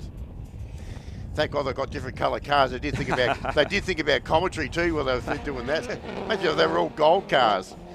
That'd be interesting, wouldn't it? I always say, there's a lot of people that run white cars if they don't have sponsorship, and I always say, just paint your car a unique colour and we'll be able to spot it and we'll talk about it more, just because it stands out. As up the inside comes Campbell. He last time we looked had lost place to the 33 of Linsell, and he has done once again, but for a brief moment there I was quite confident he was going to get Gavin Ward at turn 1. Gav's certainly got a mirror full of minis at the moment. 2 different classes here, of course. We've got the Mini Challenge Australia cars, 1, 2. Gav Ward running back in the third in the SA Sports Sedan Championship. They might be minis, but they're actually bigger than the Honda Civic. Yeah. Civic's got a fairly large turbo strapped to that motor too, I may add. And a huge rear wing and diffuser out the back as well. Very, very aerodynamic in the fast flowing corners. Looks like the Corolla's just been lapped along with a whole bunch of minis. So Humphrey is very much in and amongst the lap traffic now. So where's Michael Barsh? He's 23 seconds behind Ryan Humphrey. Wow, that's a huge gap. And there's still 6 minutes to go, plus a lap. Really got away from Michael Barsh. And that's a serious race car, that Barsh car too, so tells you something about the Ryan Humphrey entry. Dave McKigan there is in the under 2 litre brigade in the South Australian Sports Sedan Championship. So it's still on here. This is currently 3rd, 4th or 5th position on track, and obviously the 2 different classes. The Mini Challenge Australia entry is still Craig Linsell, and he's had plenty of challenges in this race here from James Campbell. It wasn't such the case yesterday. Certainly Linsell just got away from the whole rest of the minis, but Campbell certainly stuck to his guns here. Certainly going to keep it very interesting up the pointy end of that mini field. Of course, in a straight line there, that Civic is very strong, as you would expect. Nice bit of clean air and flat to the board. Just look at the gap he puts on him down through this section, down through the straight. But under brakes, his minis are, in comparison, a hell of a lot stronger. Just about this point. Craig Minter was no stranger to this track either. He's been here before and done exactly the same thing before the Nice entry. And there we go, back to the next group. That's Josh Mills, Blake Mills and Andrew Mills. In fact, make that Andrew Mills in front. So Andrew's gone to the front of that trio. And Andrew's gone underneath Steve Turner there. He might be looking for pit entry, I think. There he is. So Steve straight into the pit. So both Turners, what we saw yesterday, now both into pit lane. And we recently lost Leighton Ward as well in the monster liveried Mini. So as we saw yesterday, the Minis are just beginning to fall away late on in this race, as around the outside goes Jay Mills. Josh. That is, yeah, Josh Mills. Yeah, that's Josh. On the outside of Blake. Good move. That argument hasn't been settled yet, has it? Bit of family rivalry there. Very much so. Saw a bit of that amongst the Turners yesterday as well. Oh, racing room's been given. A lot of racing room was given there, as he comes back up the inside again, does Josh, and takes the position. Good race in between Josh and Blake Mills out there. The Queenslanders enjoying their time in the South Aussie sun. I tell you, it's not quite as hot as the Queensland sun at the moment, but it's not too bad today, except for a top of 20 degrees later on this afternoon. It was pretty brisk this morning, but it is warming up a bit now, that's for sure. The dew has gone from the top of the grass, I note. Have a look at that shot there. Look at the blue skies here at Tailem Bend. There's a big semi-trailer going down the Dukes Highway, which just runs right alongside of this track. Just a stone's throw from the Murray River over the other side of the freeway. So it's a really nice part of the world here in South Australia, only an hour from the CBD of Adelaide, the capital city of South Australia, for our international viewers. Of course, for our international viewers, whenever you say Adelaide, they go, oh, that's where the Grand Prix was, wasn't it? That's right. Yes, that's what we're known for. Oh, that was the good old days, Dan. So let's have a look at all the Mills boys here. So it's still Josh, Blake, and that's Trent Spencer, the Uptiles entry behind them. So not sure we lost one of the Mills boys somewhere. Well, Spencer started very strongly, so he must have had some sort of issue somewhere. We missed him right at near inside the top three there at the beginning of this race, the Mini Challenge Australia. Oh, there goes Rowdy Barsh there, and he'll get past these minis comfortably, we hope. Oh, and I don't think Trent Spencer's had anything to do with that.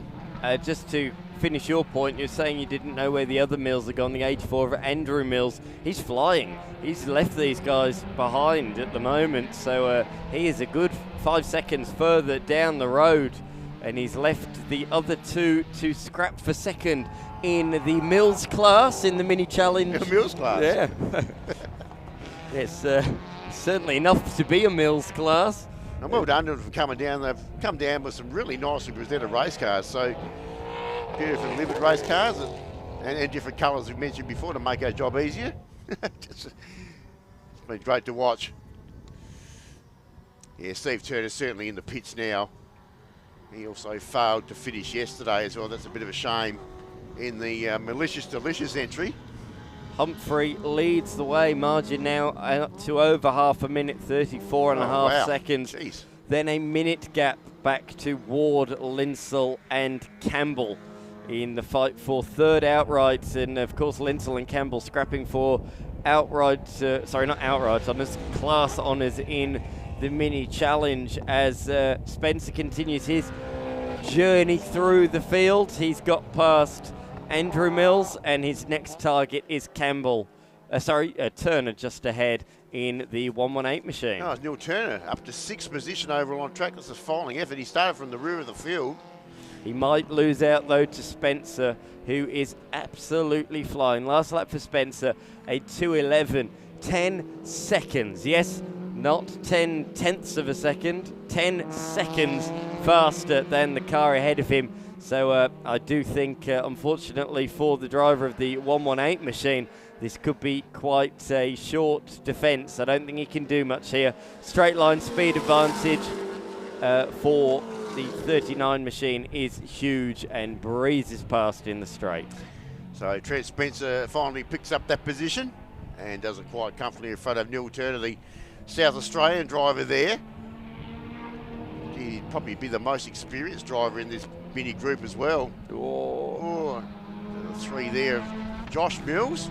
I never like to see them come from that far apart in the entry of a corner, because they were literally at opposite sides of the racetrack going in, and the closing speed laterally was quite remarkable. They didn't touch though, because when you're that far away, you can't be seen in the other person's mirror. Right. So, now they're leaving each other a bit too much room again through turn 5. That was the 25 there, running Blake, wide of Blake. Oh, we've got a new leader in the mini challenge here. We've got James Campbell back in front of Craig Linsell too. They're all going to be lapped here though by our outright race leader, who's getting in the middle of them as Humphrey comes on through. He'll have one more lap to go. Oh, he's trying to get through the middle of them, literally right down the middle, but that's allowed. That just balked Ward a little bit, and for the first time Campbell is ahead, so the mini challenge car is now third outright. Yes, and that puts the car between him and Craig Linsell. That's an important bit of interaction there with the fast Humphrey car. So Campbell goes and leads the mini challenge Australia entries, and overall third now on track. Serious pace, that Martini Livered race car. So finally put there, but Ward underneath him under brakes. Oh, that was a little bit too hot there.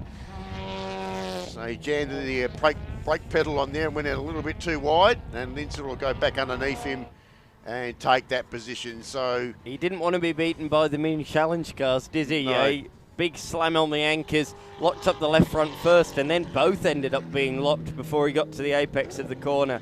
Ran very, very wide, lost a lot of time not only through the corner but on the exit, and that has also allowed the number 33 of Linsell through. But out in front with a margin of over 40 seconds, there's only one more car on the lead lap.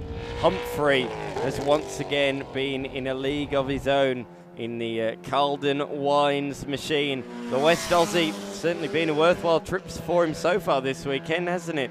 In the beautifully presented, the immaculately presented XE Falcon. Ryan Humphrey, car number 30, goes into the penultimate corner. Are we going to get a bit of showboating? He thought about it there, didn't he? No, just a bit squirrely out of the corner.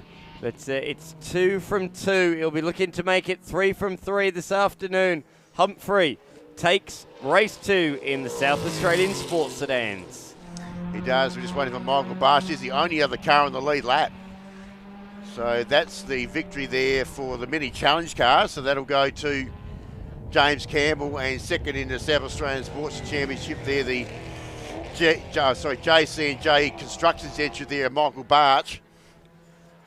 So he'll make his way through in second position. He's already won the South Australian Sports Sedan title. That's already been licked and stamped well and truly. Been a very dominating year. Only a short 3-round series. But his first 2 rounds, it was, he was in a world of his own, really. He's obviously got a little bit of competition here this weekend, but it matters none, really. Of course, Ryan Humphrey's only South Australian Sports Sedan round here this weekend, coming from Perth. And he'll head back to the National Sports Sedan Series at their next round. Barch finishing in position 2 outright, as you say. Just 2 cars on the lead lap. Campbell winning mini challenge ahead of Linsell, and this is the fight for third in the mini challenge. What's going on here? The bonnet has come up on the front of Spencer. So good news for Spencer, third in class. Bad news for Spencer, a lot of front damage. So Has there been a collision, or has the bonnet come up by itself? There's more smoke to that story. There's definite right front smoke coming from the tyre, so I think there might have been a little bit of contact potentially on that final lap. It's unusual the way that bonnet's come up. You probably think there's been some sort of contact on the front right-hand corner of that car somewhere during that last lap. I'm not too sure who it was, but very unusual how only the one clip's come off and not the other. Yeah, he's got through on Turner though late on in the piece, beating him home by 3.5 tenths. And then it's all of the Mills. Mills class goes the way of Andrew Mills in his number 84 machine as part of the ABC racing team that field all of the Mills minis. So in the end, it was the 84 of Andrew ahead of the 25 of Blake, with Joshua Mills rounding out Mills Cup. Then we've got Adam Deuce, Alex Lee, Gav Gold, and Dave McKigan there in the under 2 litre Corolla just going across the line. And the non-finishers there, Steve Turner, Leighton Ward, and earlier on there, Steve O'Malley. And the non-starter there, Matt Gold, who didn't finish his race yesterday, was a non-starter. So a different win there for a mini challenge, which is interesting. So that's changed around. 2 different winners in that challenge so far for the weekend. And that's going to go down to the wire later on this afternoon.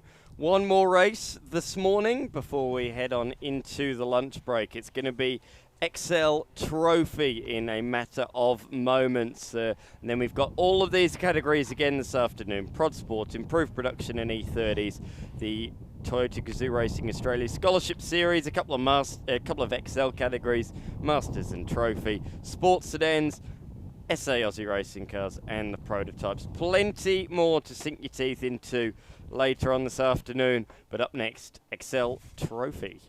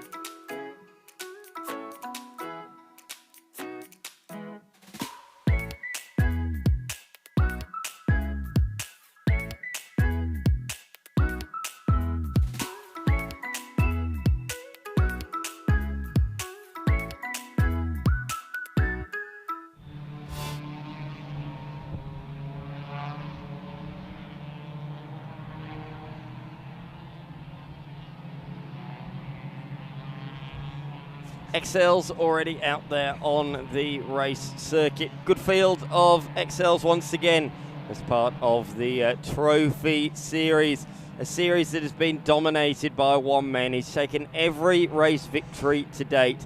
Can he do the clean sweep of the season in the final 2 races? We'll find out. Joel Johnson is certainly the man to beat. Aaron Oliver's pushed him. He's been his closest challenger this year. He comes out of second ahead of Darcy Heine. Then we've got George Wood, Aidan Brand, Jackson Sullivan, Fletcher Lewis and Isaac Sparks in what is a stacked top 8. In fact, make that a stacked top 10 with Brodie Dominic and Shane Nowicki on row number 5. The youngster, Jet Zerk, continues to improve and move forward in the field. He'll start from 11th, ahead of Corey Brand, Matthew Seymour, Aidan Stutt, Magnus Poole, and Bailey Freed, who moved forward yesterday after an issue in qualifying. Cameron Quinn is next, ahead of Bailey Perryman, Tyler Craig, Jackson Wallace, Elliot Redwood, Samuel Woodland, Jacob Langs and Andrew Lowe round out the 24-car field. I think we've got them all licked and stamped there, Dan. Ready to go here for their second race here for the weekend. It's been certainly a lot of improvers that came out from race 1. And, it was Joel Johnson well and truly out in front, but there was a lot going on behind him. Certainly that Oliver, Heine, Wood, Brand combination behind him. They were all the ones that were challenging for multiple places and space on the track. And that's how they're going to start on the grid as well. So George Wood's been impressive, having his first run down here at the bend here this weekend, the Queenslander. Certainly did the count amongst the pigeons here so far for the weekend. It's been a great series. You already know that we mentioned yesterday, Joel Johnson's already won the championship.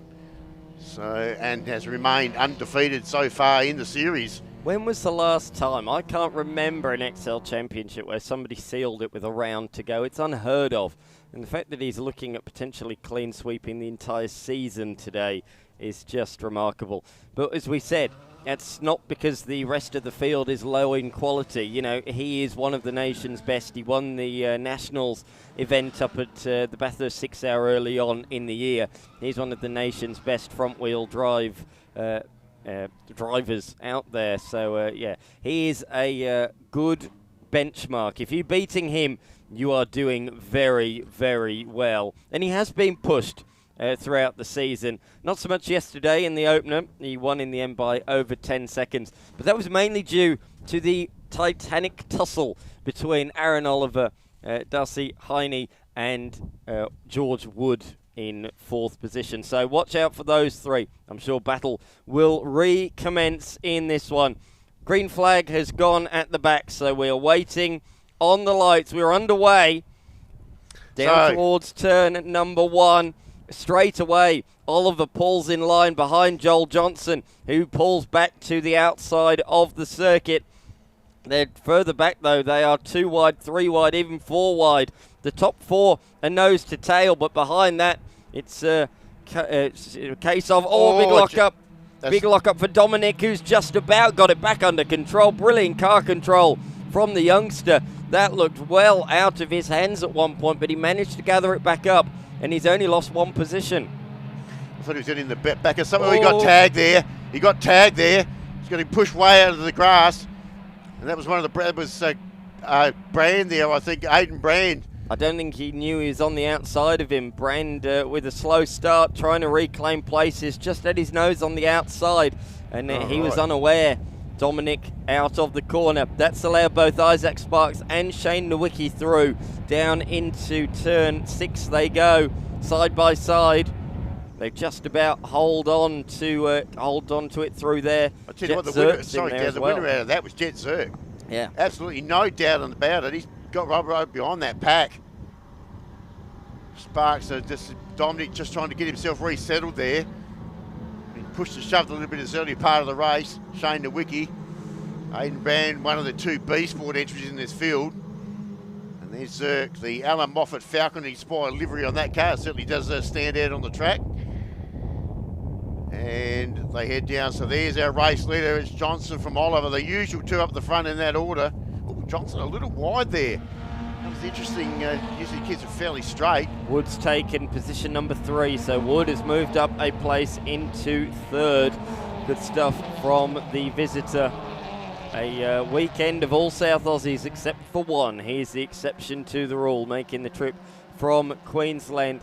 There's Bailey Freed in the number 35 machine. I'm trying to look who's around him to see if he has made ground. It looks like to me he has made up a couple of positions on this opening lap, which is good news. He's just outside the top 10 now, I think, as Tyler Craig goes around the outside 2 wheels through the grass, just ahead of Wallace in the fluorescent yellow XL. They come across the line then.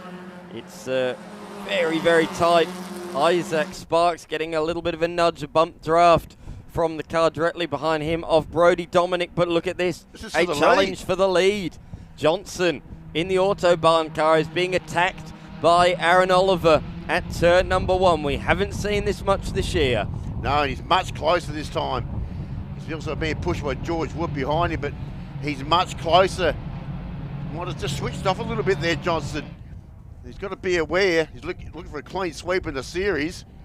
He's already won the championship, but Aaron Oliver much closer this time in this early part of this race. And of course, they have been the dominant pair in the series in that order. That's pretty much what we've seen all that through the series. It's been Autobahn, Penrite in that order. Then we've got the Castrol livered car there at George Wood just behind him. So they're the top 3. Well, they climb up there towards turn 7. So he certainly hasn't got away at this early stage of the race here, Johnson. And those top 3 starting to get away. Darcy Heine there, back there in 4th position. Just got away from that competitor just for the moment. So some of these drivers now getting themselves into a little bit of rhythm and trying to sort each other out. Aidan Stutt there on the challenge. You've got Bailey Perryman behind him. And the OGR entry, the Mount Gambier-based competitors in the field. And also got the Exoterra. Oh, Stutt out in the grass there. Managed to retain his position, but super wide. And gets Perryman up on the inside of him on the next corner. But actually, oh, gee, Jack Wallace did a bit of the same. So the Warren Mining entry there also pushed out a little bit wide. Look at the Exoterra entry there of Cam Quinn trying to stick his nose up on the inside and didn't quite make that work. So it's a bit wild and willing out there at the moment. We're getting a fair bit of off-track stuff at the moment down through that back section of the track. Jack Wallace back into this group this weekend. He's been competing in the GT4 series with his father Adam. Adam's also on course here this weekend. Here we are for the lead. The 3 of them up to the inside of the circuit. Johnson, Oliver and Wood. But will it remain in that order? Down into turn 1. Oliver's going the traditional racing line. The other 2 hard to the inside. And Wood has turned that into a move up the inside. If he can stay there, he'll have the inside for turn 3. And well, it doesn't retake second. Takes second for the first time in this race. So started 4th. Up into position number 2.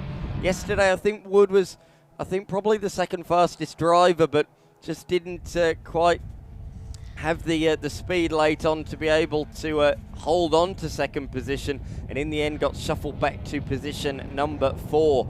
But he's back up to second now, and he, this time, has Joel Johnson in his sights. So George Wood up to second position. We know that this kid's got a bit of talent. So we'll see how much talent he has got. Oh, no, someone's been tangled up there. What happened? I just saw it go with someone thrown out the side on the grass. It wasn't Jack Wallace. It was someone in front of him. Just trying to pick it. Was it Heine, maybe? Not too sure who it was. I just saw the end of it. No, the 242 of Brand. This is the Brand car. Just confirm that. So it was Aidan Brand, the B-Sport entry there that was spat out the other side. I just caught the end of it. So I'm not sure why he was out there, but oh, he's gone again there. And he's way out into the grass again, down there on the far part of the circuit. He's been pushed a little bit at the moment. He's still got Jack Wallace behind him. So he's got Wallace, Perryman, and Cam Quinn. He's also coming to that group of 4 as well. That's back there for which positions are we there? Just for 10th. 10th, thank you. So Brand is in 10th, and then beyond that, We then have these guys nose to tail, so yeah, just outside the top 10. Well, that's Jack Wallace in front of Perryman there. So they're way back in the field. Wallace gets a bit of paddle rubbing there, if you don't mind. Fair bump play on. So Wallace up on the inside there of Bailey Perryman. That's the final turn. That's turn 18. A few young hot shots in that group. Certainly, oh, look at Cam Quinn there. You've got the Exo Terror entry, the TCM entry there. He's in front of Bailey Perryman. Picks up another position. And they all head down towards turn 1. So a bit of a scrimmage there at the moment. So that's actually back to about 19th position. Here we go. This will give us a replay of, oh, there we go. That was the brand incident. Now we've got the full shot of it there. I just caught the end of it previously, so that's the reason there was a heap of dust down there. I led you astray as well. I said it was for 10th position. He was in 10th or just outside the top 10 until that mistake. So that dropped him a lot of places, down to 17th now. So that's why he's battling these guys now, and why you couldn't see them on the timing screen. Oh, that may be, that was Corey Brand, not Aiden. So yes, there's the second of the B Sport entries there. Yeah. Fairly similar livery cars there. And 242 and 243, hard to sometimes spot the difference from a distance. And there they are again. So that's for 18th and 19th position. Oh, a bit of the bumper hanging off the rear of the Perryman car there. And up the inside from Wallace, just showing the nose. And surely not around the outside at Crofty Corner. We'll look for the cutback down towards the sweeper of turn number 13. He's got a nice run. This isn't really an overtaking opportunity unless the party alongside you is very fair, and it looks like he will be on this occasion. You can't really show nose there. You've got to have your whole car fully up the inside, because if you don't, it leaves you vulnerable at this very next corner, and we're seeing exactly that. So Perryman back through in the blink of your eyelids, just like that. That's exactly what I was saying. Ooh. Unless you fully make the move at turn 13, you're likely going to lose it again at the next corner. Yeah, that's exactly what's happened there. So Perryman gets himself up into, well, they're nowhere near the front of the pack at the moment. In fact, that's 18th position at the moment, so a bit back a little bit further. Still Johnson in front, only just. Well, how long? It's game on, right on cue. Got George Wood right up alongside him under brakes there at turn 1. This is the front pair. All of a sudden, Joel Johnson's got a challenger. And looks like Wood means business here. This is fascinating, because I'm sure Wood's here this weekend as a bit of a test weekend ahead of, as part of the Nationals. We said about the Ben Nationals here in a month's time. Well, I'm sure he'll be coming over to take part in the National Excel round here. So I reckon this might be a bit of a test run, and it's cool to see already, just halfway through the weekend, that he's taking it to SA's best and really giving him a good showing as well, really placing the car, forcing him to defend and do things that we just haven't seen from him in the recent rounds. No. Joel will be pretty used to not seeing too many people this close in his rear vision mirror. And look at him having a big look. He's pretty aware that Wood's well and truly on his hammer. It's great to see that Aaron Oliver's in there as well. As we said, Aaron's been his nearest challenger all season long. It's great to see that Aaron Oliver's also going with them. It's really good to see in the Penrite liveried machine. They've dropped the next pack that's currently being led by Fletcher Lewis. Lewis himself has moved forward in this race after a challenging qualifying. He moved up strongly in race 1, and he's continued that into this race. So he is best of the rest in 4th. Here are the dominating 3. Positions 1, 2 and 3 right on our Blendline TV coverage. This is going to be a thrill. Oliver was a touch wide there. Just dropped off the back there of George Wood. I'll tell you what, there might be game on here, down here at 17, I would think. Oh, he pushed Johnson. You see, he was really late on the brake pedal there. He's pushing him at a fraction wide. He manages to hold it all together. But you can see what Wood's doing. He's really trying to out-worry Johnson here. Now straight line speed comes into the fray. And they all tuck in behind Johnson here and do a nice bit of drafting. So who's going to be the winner out of this? She's in a straight line. Johnson, a little bit of advantage there. But what about under brakes?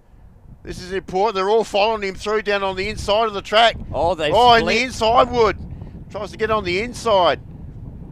Doesn't shut the door. Oliver around there hard way, going the full length outside. And he gets past Wood. What a solid move that was. Geez, it was all happening there. Wood was boxed in on the inside. He tried to go up the inside of the number 5 Autobahn sponsored XL, but the door was not open enough. It was not ajar in any way, shape or form, and as a result was not able to sling it up the inside, lost momentum, and that's what allowed the late braking Aaron Oliver around the outside to reclaim that second position. And there they are. So Johnson, well, he certainly had off all the challenges down the previous at turn 1.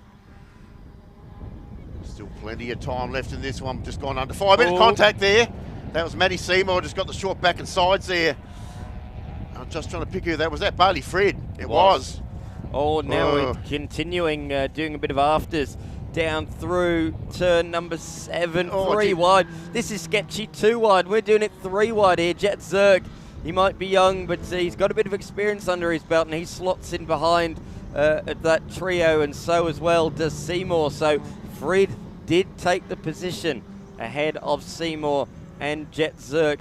How old was Zerk when he debuted in this series? He was 14. So what is he now, 15, 16? Yeah, he's it's remarkable. I feel like I've been calling him for years. That's Tyler Craig out there in the weeds too. But a few got that, be victors of that corner. Second generation racer there, Magnus Paul. Having his first season there in the 34 car. I'll mention it before you do. It's your favourite car behind. The Dick Johnson tribute livery, your absolute favourite.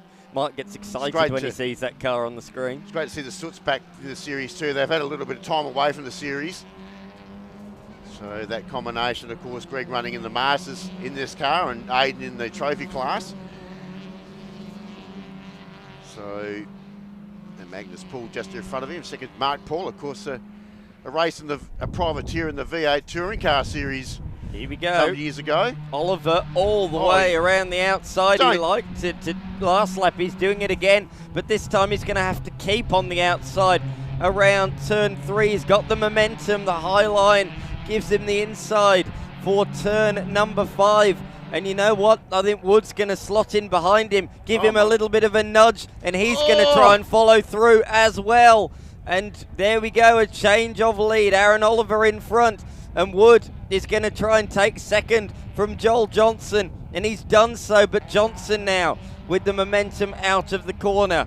This is great racing. There's still 2.5 minutes plus a lap to go. Joel Johnson has scrapped hard and has held on to second, but he's been pushed back.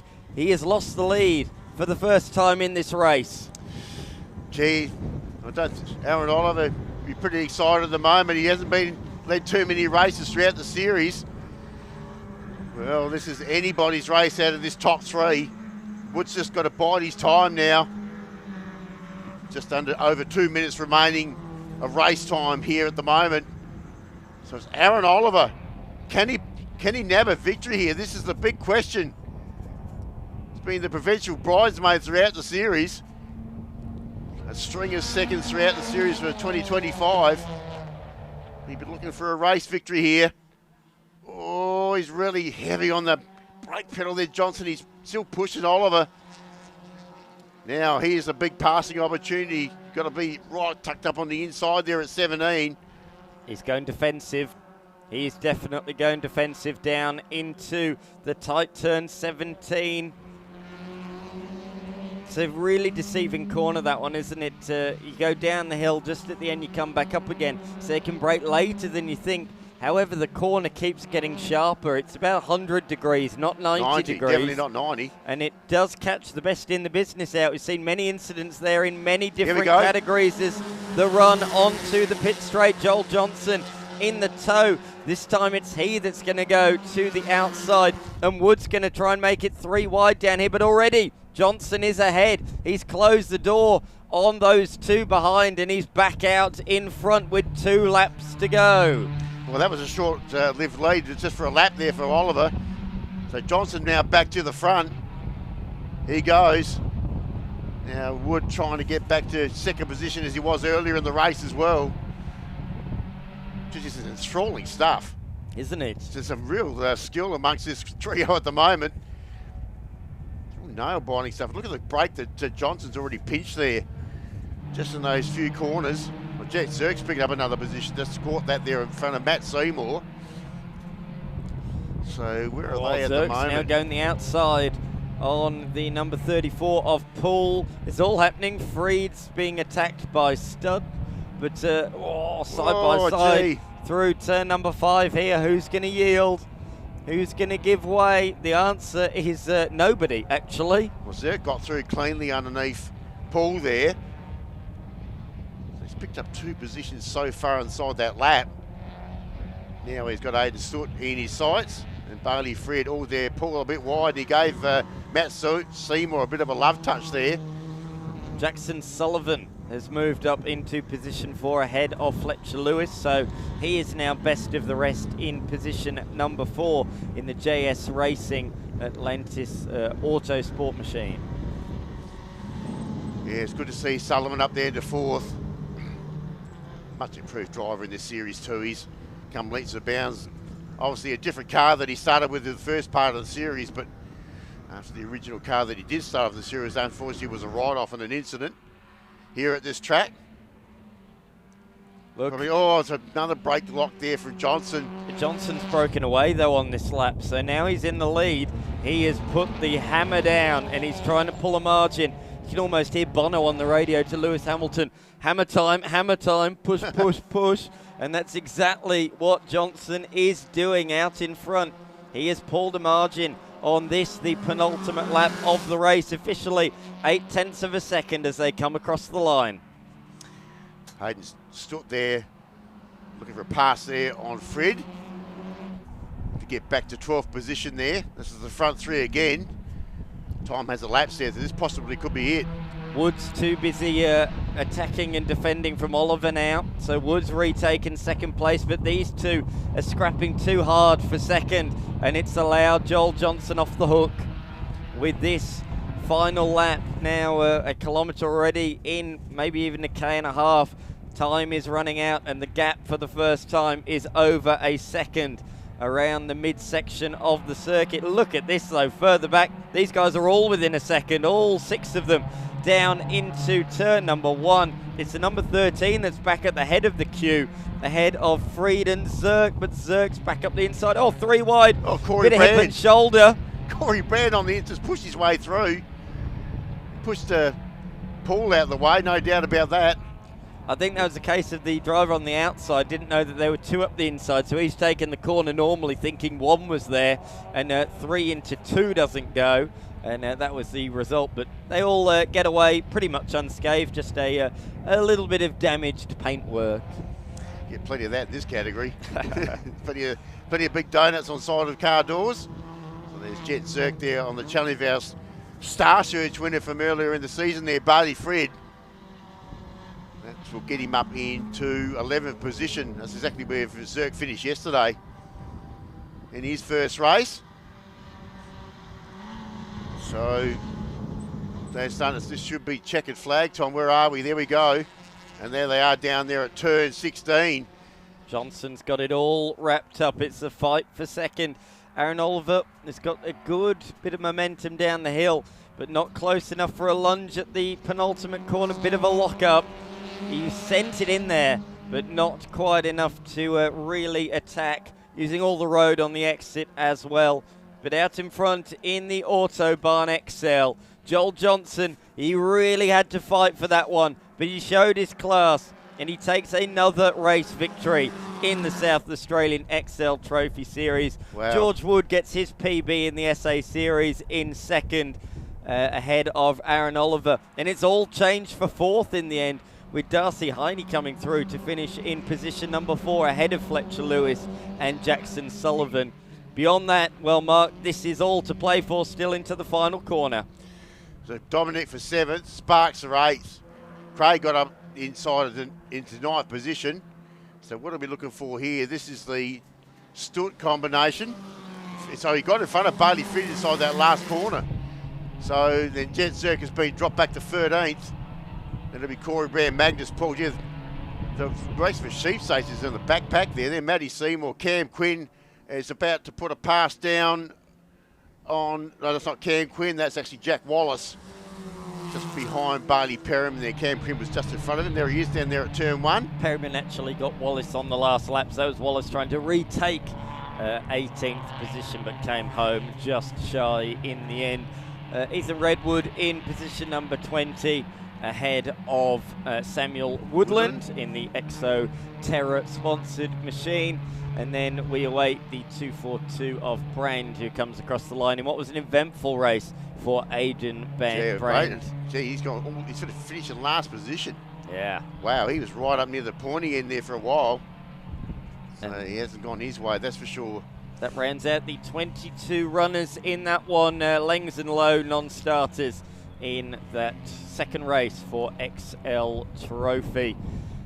As you can see, there is still some on-track action at the Kartdrome, but for now on the circuit, we're going to head into the lunch break.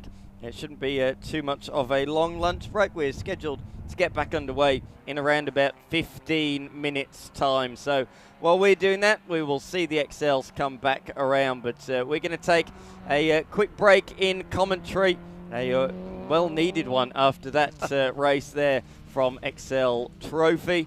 And we'll be back on the other side with plenty more action, ProdSport, improved production, 86 Scholarship Series, Australian prototypes, and much, much more. We'll be back in a few moments' time.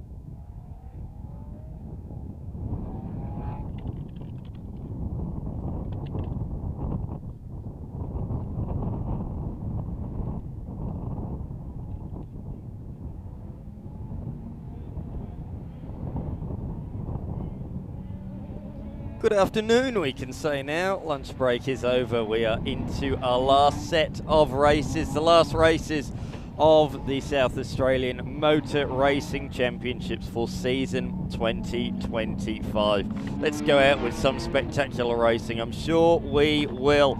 And we'll kick things off with one of our visiting categories this weekend in ProdSport. It was a dramatic opening lap earlier on today with an incident. You can still see a few tyre marks from that incident earlier on at this point on the racetrack. But our victor, doing so in relatively comfortable fashion, was Mark Sillo. I'm Dan McCarthy. Alongside me once again is Martin Ancaro. Mark, talk us through the grid. Okay, so let's have a look to see. So it has been Mark Cirillo's ProdSports round so far, and in fact he's taken the first two victories here for the weekend. He'll start on pole position. He'll have Tim Wolfe alongside of him. Then we go back to Sven Burchardt, the dominant three. Then we go back to Dave Allen, the Western Australia in the 327 car. And we'll just go back, there we go. And then we go back to Tom Stockdale, Jazzy French in the Sky Sands entry there in the GT4 entry. Then we go back to Joe Carmody, Andrew Smith. A couple of these cars were involved with incidents in the previous race. So they're the top 8 there at the moment. And then we'll go back down to Keith Diano, South Australian there. That car's looking a bit bruised at the moment, the bright green car. Then we go back to D'Alessandro. I don't think we'll be seeing too much of that car for the rest of the weekend. And Cameron Reese at the back of the pack there didn't finish his race off either. So definitely the 11 car is out. There's absolutely no doubt about that. Was a major incident in the previous race. We have contact with the turn 5 concrete wall. Probably not any incident. Probably a bit of an innocent victim there, to be frankly honest. So ProdSports here, as we mentioned before, first time for the South Australian Series here for ProdSports. And so they're making their way around. Sven Burchardt's car number 90 there in the GT3 Cup car. Very well-known Victorian competitor, lots of experience, certainly as that driver is concerned. Dave Allen, the locals co-entry there. Well, he's had a bit of a rough weekend. He got contact to the first race yesterday at the first turn. He's had to try and fight his way back through the field. And he's doing that quite nicely, and he'll start in a 4th position on the rolling start, making their way out. But it has been Mark Cirillo so far at the moment. He has been the dominant force to contend with from Tim Wolfe. And Wolfe, of course, in the 992 Cup car. So a bit little more modern machinery there alongside of him at the moment. This is, of course, ProdSport, all Porsches for this round. None of the makes involved here at this round here at the Bend for this weekend. But it has been intriguing, and we're about to find out. Certainly Porsches with some very different capabilities out there at the moment, who certainly has seen that. And so Cirillo, once again, with a good clean start as he goes over the crest there down towards turn 1. Wolfe just tucks in behind him, and that's a nice clean start there from our race winner from the previous 2 starts. Geez, Sven Burchardt's on the inside there of Dave Allen. Did get a good clean start there too. He was in front of Burchardt's there for just a short moment of time. He had a real crack, didn't he? Around the outside at turn 1, but just in a bit too deep, unfortunately. Great start from Diano, though, the South Aussie in the bright green machine, up inside the top 5 from 8th on the grid. He's made up a heaps of places, and he's going for more. In fact, he's gone in a bit too deep. He's run wide, and he's also brought Sven Burchardt's to run wide as well with him. But he did actually make that stick, so he has moved up from 5th to 3rd, sorry. Yeah, it was a pretty good move. It looked a bit ugly, but it did the job. So Diano there, that's a bruised and battered car, that one there. Look at all the tape on the front of that car, both sides, both front corners of that car with heavy black tape on there trying to hold things back together. It certainly has been in the wars inside the first 2 races, that green machine. Being prepared here by Jam Motorsports here this weekend. The local South Australian driver, in fact he's the only SA driver involved with ProdSports here this weekend. We've got Dave Allen, the Western Australian there in contention as well, car number 327 in the Porsche 997. A couple of different specs of race car there. So you got the South Aussie, the West Aussie, all the rest are Victorians. So choose your state. Well, Tim Wolf's also from Western Australia, so he's another one of the West Australians in the pack as well, Oh, currently apologies, running in yes. second position. Yes, I did miss Tim Wolf. Good spot there, Mark. Yeah, he's done really well this weekend, hasn't he, Tim Wolf? Second so far in the first 2 races. There are the world-famous flames from the back of the Sven Burkhardt's car. It's just how long the flames go. It just keeps going and going and going, doesn't it? Really cool to see as they roar down pit straight Alan's to got a complete challenge lap here. 1. It's going to be Alan around the outside here from Diano. Might get that pass done, and he has. So nice pass there. Certainly the car's got plenty of pace. It's obviously been in the wars, certainly in the early part of this race program, so he's had to kind of fight his way through the field, so he gets himself up into now 3rd position on track. So a nice little pass there. So with Tim Wolf into 2nd position in the Pipecraft entry, pretty cool looking piece of machinery, that 992 in the field there is just in front of him. The orange stripes there. It has been Mark Carrillo so far. He's been really the dominant force for the first 2 races.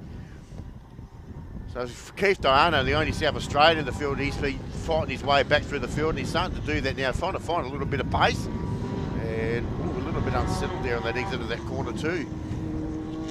So he is pushing very hard, even though Dave Allen, Allen's really has got away from him since he's made that pass done. They head down towards turn number 13. Come up with that little blind crest there over that corner. You don't see that corner here well and truly on top of it. It's certainly very much a blind corner. Oh, a little bit unsettled again there, Diano. So pushing hard. He's got Sven Burkhardt's behind him. Looks like they've got themselves into a little bit of rhythm at the moment, early part of this race. Still a long way to go. Massive flames again out the back of that Burkhardt's car. Anyone got any marshmallows? It's just So cool. Here we it's go. a huge, look at that. That's fantastic. How cool is that? I'll tell you what, you can roast your marshmallows quickly on the tail of that, couldn't you? In fact, I think they'd be a scaldering mess in just a couple of seconds. But out in front, Cirillo extends his margin with the fast lap of the races. Sven Burkhardt has a look up the inside to no avail there. Flames once again flickering out the back. How far back do they go? It's like something from a Fast and Furious film. Looks like a Batmobile. Yeah. Old school Batmobile, that is. Here we go. Don't worry about the flames. It could be a challenge here for position as well.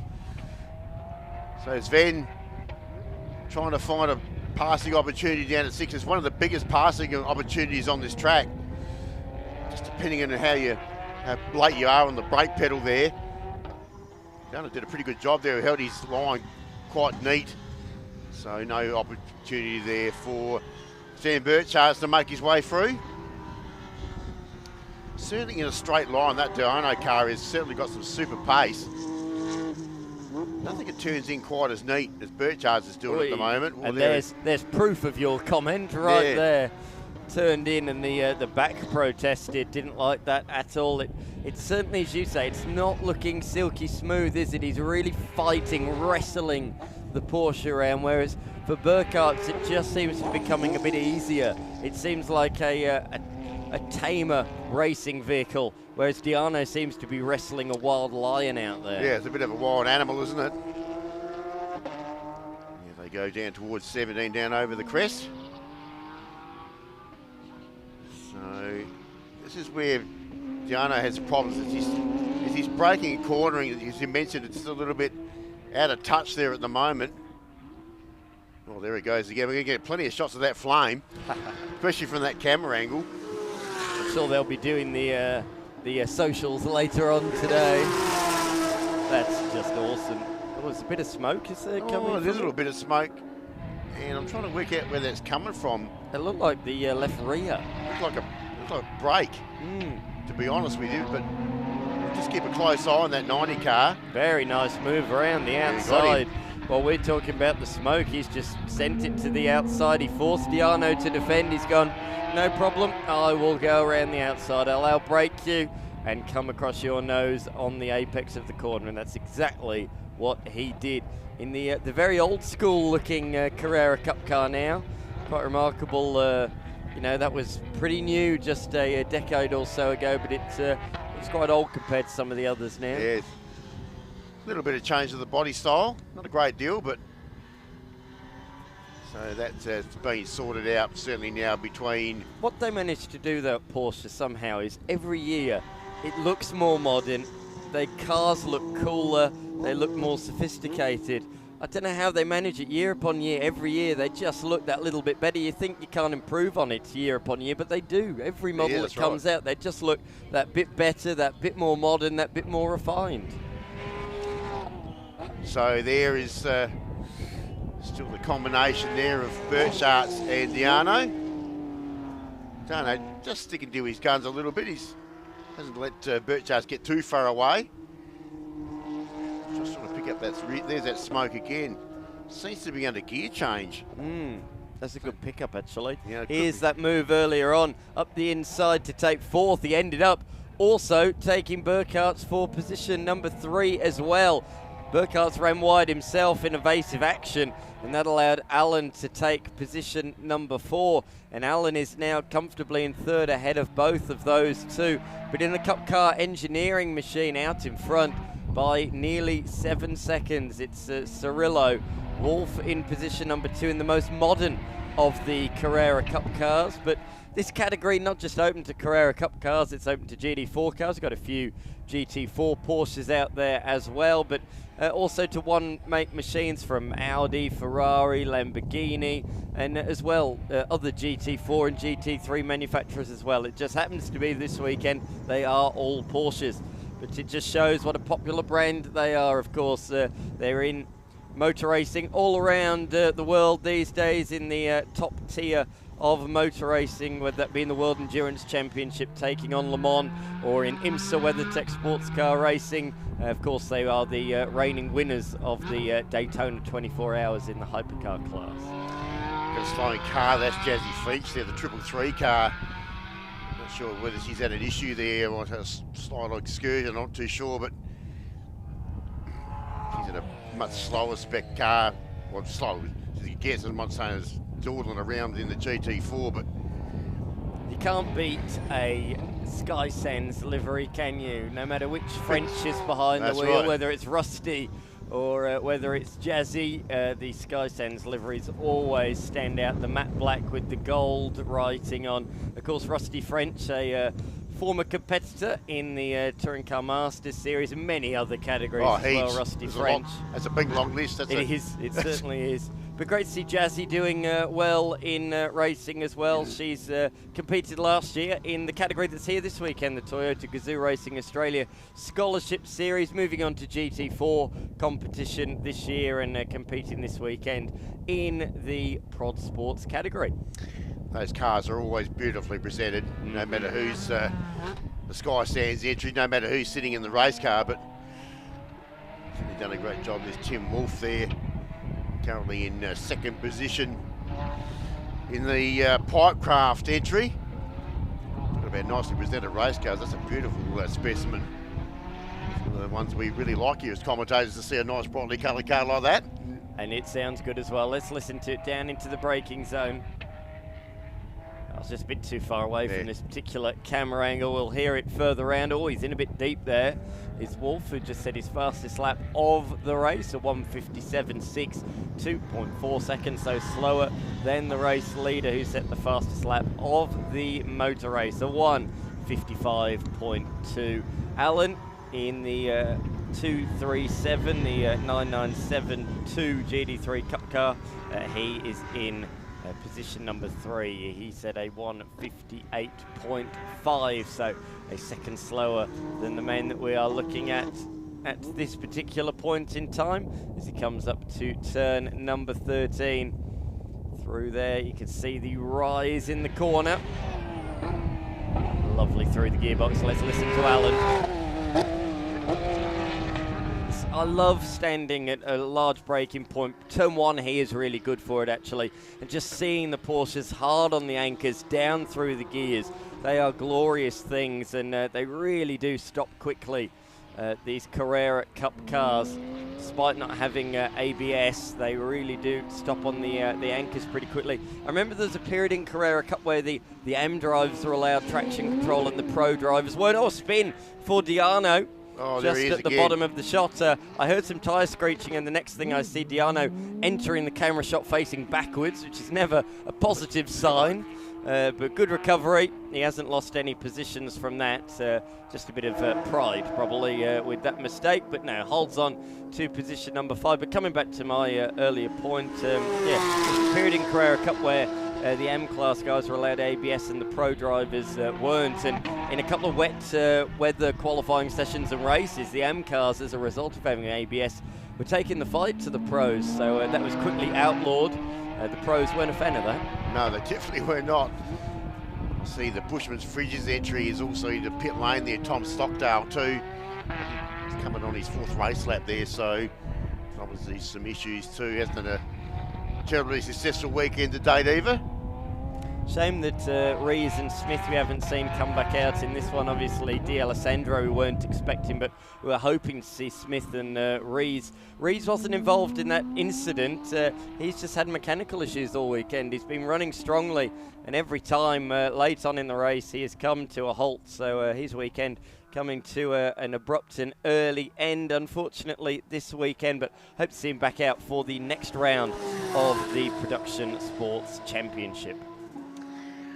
Looking at Joe Carmody there, a little bit further back in the field. In fact, he's the last position on track, position 7. Oh, there he is again. Oh, dear. What's going on with Keith?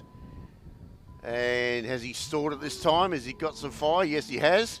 He definitely stalled it, that's for sure. The lights went out. Where is he there? That's down at the back section, turn 10. Yeah. That's a fast spin. You don't have a small off-track excursion down there. Oh, look at all the litter he's putting on the racetrack. That's not what you want to see. I'm sure all the radio engineers will be onto their drivers going, be careful at turns 11 and 12. There is a lot of dirt and debris on the road, because that can certainly catch somebody out. It's more like a rallycross track down there. They're dropping some more there. Look at that. Oh, dear. Oh, there's turf and all kinds of stuff coming out the bottom of that car. So, yeah, he's gone off a long way. He's done a bit of weeding while he's down there too, by the looks of things. Someone has done it there. Look at the rubbish on the road there from an earlier race. Yeah, that was done first thing this morning, wasn't it? And it's still there now. But looks like pretty much all the dust has now come out from underneath that car. Here we go. Replay. Oh, big twitch. Oh, very early on, and he's tried to save it all the way through. That was a moment from turn 7, and it finally comes to rest on the outside of turn number 10. Does a couple of pirouettes just for a show there as well on the way back, but that was a huge moment all the way down the hill. Takes a bit of top off the longer grass down there. And he has been told the lead. You can see how gingerly he took it through turns number 11 and 12. And he's lucky he did slow down, because even then he could still see the car sliding around quite unstable. I'm notably going to look for Wolf and Allen, see if they have a similar moment. But we're hearing reports that the race leader of Cirillo also did go off. Maybe a little bit further, a little bit earlier on the dirt and debris. So we are hearing reports that the leader has had an off-track excursion on this lap, but he retains the race lead. Good job he's pulled out a handy buffer there, Mark. Yeah, he's going to be caught up on the dirty stuff there too. As I mentioned, he's got a nice handy brake at the moment. So whatever that little excursion was, hasn't affected his lead too much. So he'll go through to pick up his 8th race lap at the moment. How's our time look? It's still 2 minutes left there on the time clock. Yeah, his lead halved. So he's just a small off-track excursion, nothing too major, but anything that costs you 7 seconds is definitely a mistake. There's the pipe craft entry there of Tim Wolf. So his eyes would have been a little bit wider with that incident too. Gets him a little bit closer to our race leader. So yeah, like you said, it's gone back to 7 seconds there, so it's definitely halved. So even though it was just a minor incident, it'll get back on his merry way. Still Burchards, there he is in third position. No, Alan, that's Nice Alan. Alan. It didn't pick up on timing, so Alan is falling down the order at the moment on timing, but we can assure you there he is. We've got visual evidence to prove it, and there he is. He's just been moved back changed up, now, so all good. that's good news. I think they might be manually timing maybe that one. Now, we've had a couple of cars with a few transponder issues this weekend, so he appears to be the latest one, so Alan in position number 3. Then definitely Burchards in position 4, Keith Diano in 5th. He's had a bit of an adventurous race too, to say the least. Jesse French has just gone across the line in 6th position.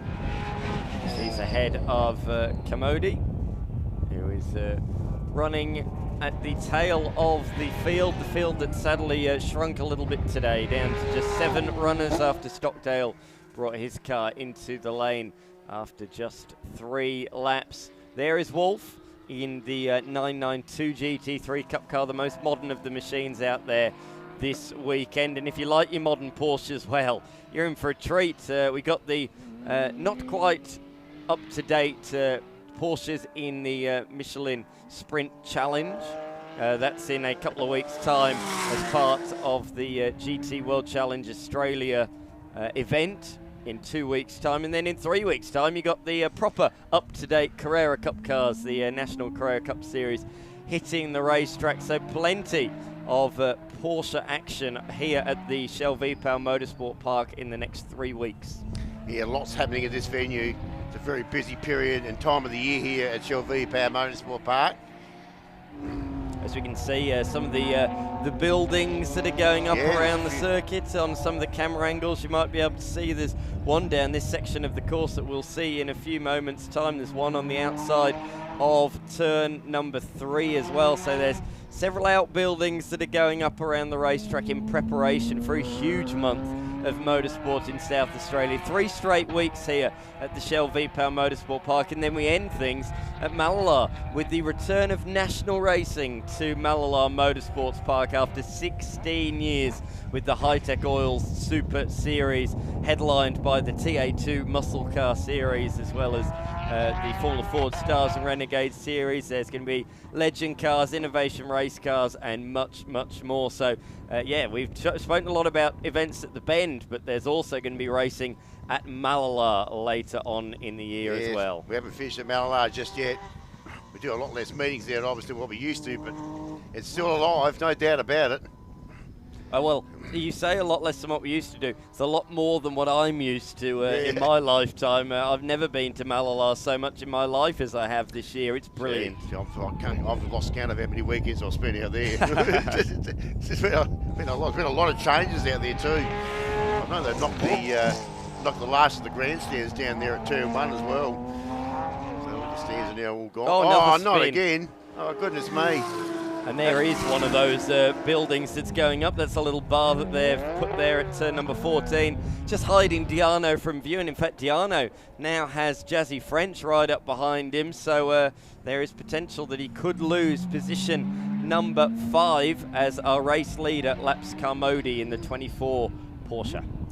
Yeah, so he's gone a lap down there in Joe Carmody there. So, yeah, Diano's been very busy. I think there's a bit of a handling issue with that car. We certainly picked that up earlier in the race. Doesn't seem to be just braking properly or turning in properly. So a little bit of a setup change probably needed before their next round of competition. Obviously, this is their last race here for the weekend. So they've certainly got a few things to sort out with handling issues with that car. This obviously will be the last lap as well. That's going past the, where are the parking? No, that's the turn 13. So you can certainly see some of the buildings being put up for national meetings coming up over the next few weeks. I'm very excited for what this place has to hold over the coming weeks, and all of it will be either on television or streamed, depending on which event it is. So plenty of action here in the heart of South Australia. So this is Mark Carrillo. This will be his last few turns for the weekend. So clean sweep, so all the race victories in all 3 races here this weekend for ProdSport. Showing off his wares. A little bit of a moment a couple of laps back, but all good. And he'll carry on and get the 3 checkered flags required for a clean sweep here this weekend. And he'll bring that one back in. And once again, out to 7.6 seconds at the end. In fact, I think it might have even increased a little bit more. There it is. So checkers have been shown there for Mark Carrillo. And then back to Tim Wolf. There'll be Dave Allen in that order, then Sven Burchardt. Those top 4 really in a world of their own. There's only a smaller field, just the 3 cars remaining. Now, where's that bright green Porsche of Keith Diano? He's been in the wars throughout the race. We're still waiting on Burkhardt. There he is coming around the final corner. That was the 24 of Commodi, so that's the reason why we're still waiting on Burkhardt, who's just come across the line now in position number 4. So that just leaves Diano and French, and it looks like Diano has pulled a margin over Jazzy French. And if he doesn't make a mistake from here, should be able to hold on to 5th, but multiple off-track excursions for him. Say that again. Pretty multiple it is. But he'll eventually bring this one home. It's going to be in the panel shop too, but I think during the week it's got a bit of black tape all over the front nose of that car. It certainly has been in the wars, pretty much from the upset yesterday. So just waiting for Keith to finish off. The only South Australian in this field here this weekend. Car prepared by Jam Motorsports. They like to bring bright green colours. And there we go, Jazzy French there, just behind him. So that car goes across the line there, the last 2. We missed Tom Stockdale a little earlier on. And so he was an earlier retirement out of that field. So that does complete the field of 7 cars there for ProdSports, and their last race here for the weekend. So good to have them along here for the first time here for the South Australian Motor Racing Championships, even though it's the final round of the series. Yeah, a great addition to the program. And now we're going to turn our attention to the Improved Production Series, South Australian Improved Production, and of course the BMW Drivers' Cup with the BMW E30s. We're going to be calling all of that action in a few moments' time after this commercial break.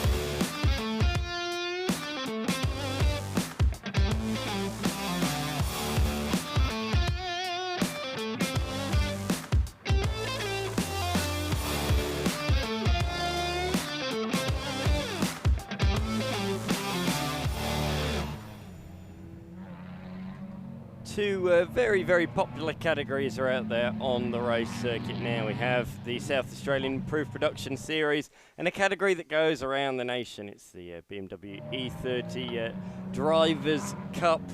Jason Palmer took victory earlier on today, and that secured him provisionally the Improved Production title for the second year running in his BMW E30. I'm Dan McCarthy. Martin and Caro, talk us through the grid. So it will be Jason Palmer who will take out the Improved Production Championship this year.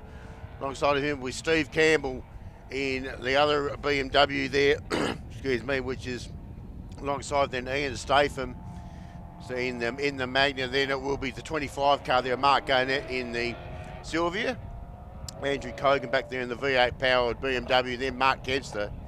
Then we go to Jim Bowl, another one there of the Magnas, and Dom Capola's at a terrific meeting back there in the Sylvia too. He's had a really good meeting. Then we got Rob Braun back there, and another one of the BMWs, Ash Rogers, Blair Davies in the BMW, Rob Kilmartin in the Magna. Then we got Braden Cogan in the V8 power BMW, Greg Lesnikowski there in the Monaro, Alan Borgerson in the Sylvia, and Matt Kelly there, position 16 on the grid there in the BMW E36. It's top 16 make their way through. Marco Mack, the under 2 litre Honda Civic there in car 23. Then it'll be Craig Paul in the 5 litre Tirana. And then we'll go back to Cam Hallett, who didn't finish the last race. So I don't know whether we'll see him back or not. We'll find out in a few moments' time. Let's go back to our E30s. We've got obviously Ben Munro on top. Amongst them back further in the group, we've got Brett Stevens, Jesse Bryan, Brian Burke, Shannon Cooper, Rory Plant, Zach Dunn, Rod Martin, and Vin Openzano will be the one there at the back of the pack of the E30s, along with Jessica Bell, I should say, at the end of the field there. Of course, 2 different packs here, so they'll go a little bit later on, a few seconds after release the Improved Production races. Yeah, 10-second gap between the Improved Productions and the BMW E30s, which, as you say, has been led all weekend long in the The E30s has been led by Benjamin Munro. So yeah, great to see him doing a great job in the Grunt Racing machine. It's been a thrilling series again here for 2025 here for the South Australian Improved Production Championship. We've had a few different cars that have made their way through the rounds. We had our previous round at Mallala Motorsport Park, which was a one-day affair there and very average conditions. And that's why the Magnas obviously scored all the points there, because they're all-wheel drive, so they love wet weather. But unfortunately for them, they didn't get any wet weather this weekend, so they won't gain out too many more points out of this round. So, but it is Jason Palmer, well deserved. Won the championship last year and done a bit of the same again this year, just consistent, constantly winning. And so he's had very few challenges. Beautiful to present a car, that Jason Palmer car. You hear the track sort of had a look at it. It's in the old Snitzer colours, the iconic race colours of that team. Got the bright red rims on that car this weekend. Line them up. A lot of BMWs in this. Obviously, we've got the E30 series, but in the general spec of improved production racing with BMWs, there's a lot of them. Got to see a couple of drivers back in the series too. There's no Cam Hallett there. So that looks like it's his weekend done. There's no blue BMW at the back of the field by the looks of things. So he will be a non-starter in this one. Here we go. So cars found out who gets the clean start. Palmer on the inside. Steve Campbell on the outside. And Palmer gets the clean break there down into turn 1. Yeah, quite comfortably. Good strong start there. And the outside there, I think that might be Mark Garnett, got up to second position. Looked like the Sylvia went around to pick up that position. He's brand new to the series. He's making his debut here this weekend. He's done a pretty good job considering. Next Andrew Bailey car there. There's a car that would regularly be inside the top 5 or 6. And there goes the E30s. Munro got the clean start there too from Brett Stevens as they head down towards turn number 1. they're an old model, aren't they, when you think about it? They're a car of 40 years vintage, aren't they? They're been around. We used to call them the doctor's cars. 2 wide, 3 wide, a bit further back, but no doubt about the race leader Munro through the opening sequence of corners. The yellow machine, though, has moved up into second position of Stevens. In fact, so retained second position with Jesse Bryan in third. So top 3 remain as they were. So they swing it through. Actually, it's Burke, in position number 3, so I'm not sure where Jesse Bryan's gone. Somewhere backwards down the pack anyway. Munro, a bit of a lock up there in the grunt machine. Maybe a bit too much grunt in a straight line and just missed the apex a little bit there, running wide, but he's been able to hold on to the lead as they head down the back stretch of the course. There he is. There's the Munro entry there leading them through. In the 66 car. Had a good weekend, hasn't he? He's been very strong up the front. Now, what's this pack here? We've got Matt Kelly. He's in the white BMW E36. Alan Borgerson in the Sylvia. Marco Mack there in the Civic. And the other Sylvia down, that's Dom Coppola. He's down the order a little bit there. So Dom's made a bit of an error as far as Marco Mack. So, not sure what position they are at the moment. Greg Deznikowski out there in the Strathwood Park Racing entry there in the Monaro. So it's Palmer, Garnett, Ian Staple. Steve Campbell's dropped back to 4th position there after lap 1. So it's Mark Kempster there. 51 car there of Andrew Cogan.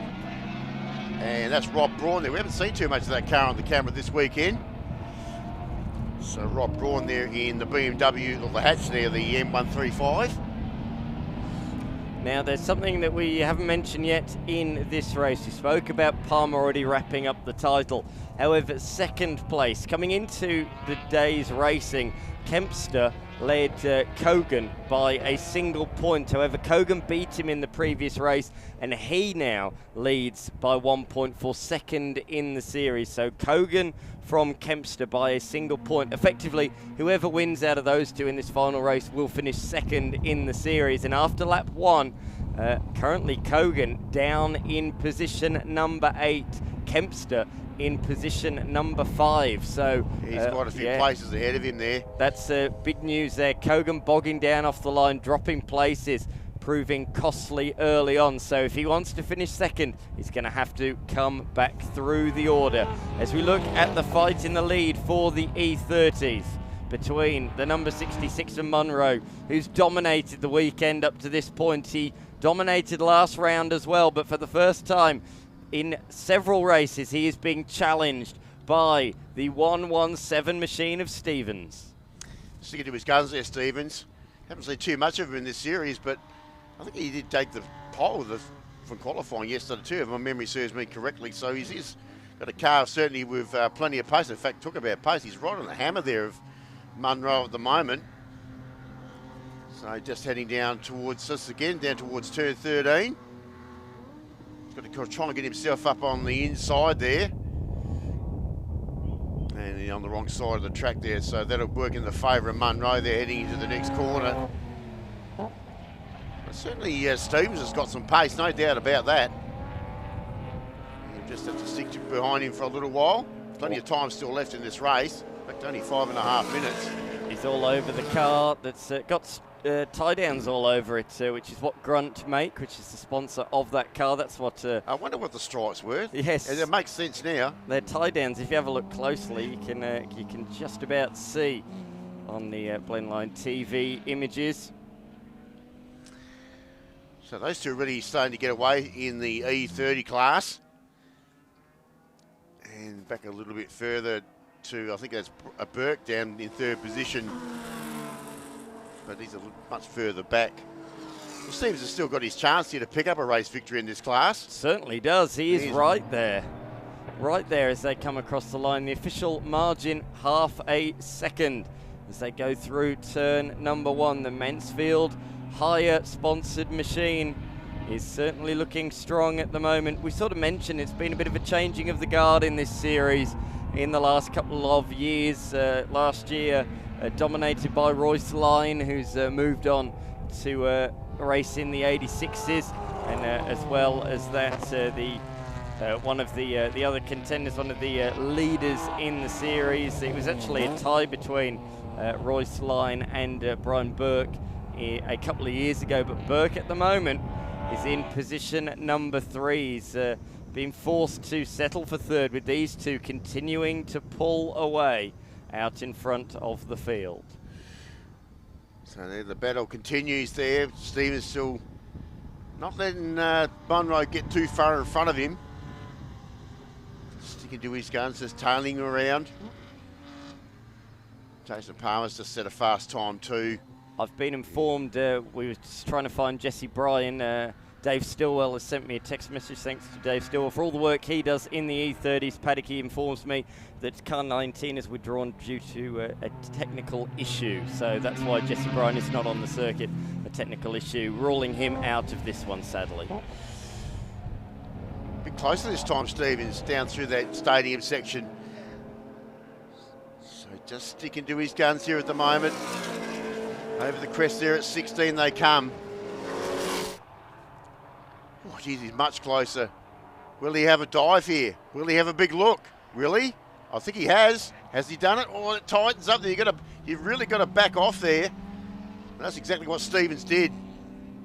You think it's going to be easy, but it's not as easy as it looks. No, certainly not.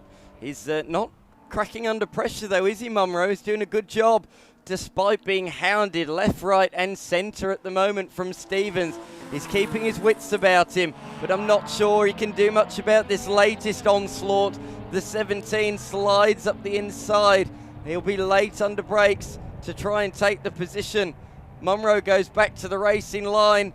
Oh, a bit of a late rear brake lock from Stevens. I thought he had the move done, but that twitch, the correction that went with it, pushed him a bit wide and allowed Munro the cutback to reclaim the position at turn number 2. He certainly wasn't going to die wondering, was he? No. He certainly had a shot there. Yeah, they big crack. You know, you really got to take every opportunity as it comes. Just a little bit hot there at turn 1. Oscar Piastri said in Hungary, and I think I've used the quote several times since.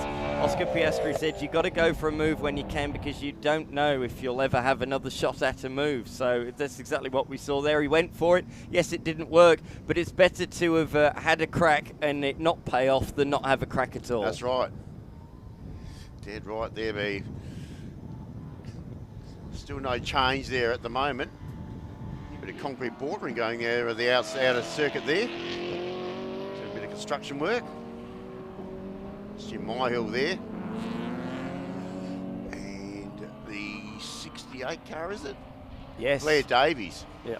Notably, I'm looking at the timing screen, Kogan has moved ahead of Kempster. So I was talking about that fight for second in the series. So Kogan has moved forwards at a vast rate of knots on the last couple of laps. Where's Kent? I'm just wondering about Kempster, because Braun's got past him. Braun's got past him as well. So Kempster's lost a couple of positions in the last couple of laps. So Kogan up to 5th. Kempster down to position number 7. It's really changed since we last looked at that. So Kogan now has one hand on second place in the championship. Very interesting situation there.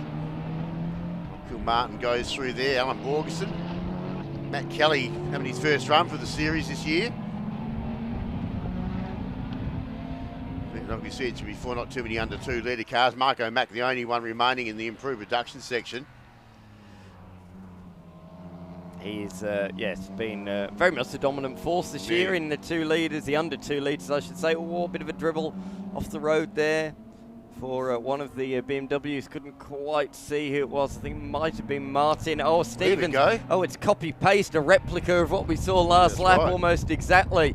Up the inside for Stevens, just ran in a little bit too deep, a little bit wide, and Munro goes back through again. It is literally Control-C, Control-V from a lap ago as they hit the back stretch down towards the hairpin. This is another good overtaking opportunity for Stevens. He's having a look, isn't he? He's having a real look. He's later under brakes. He's locked up a little bit, but he's made the apex of the corner. They're going to be side by side on the exit, but Munro's got the inside. just about got the inside through turns 7, 8 and 9 down the hill towards turn number 10. Munro's going to get the place back.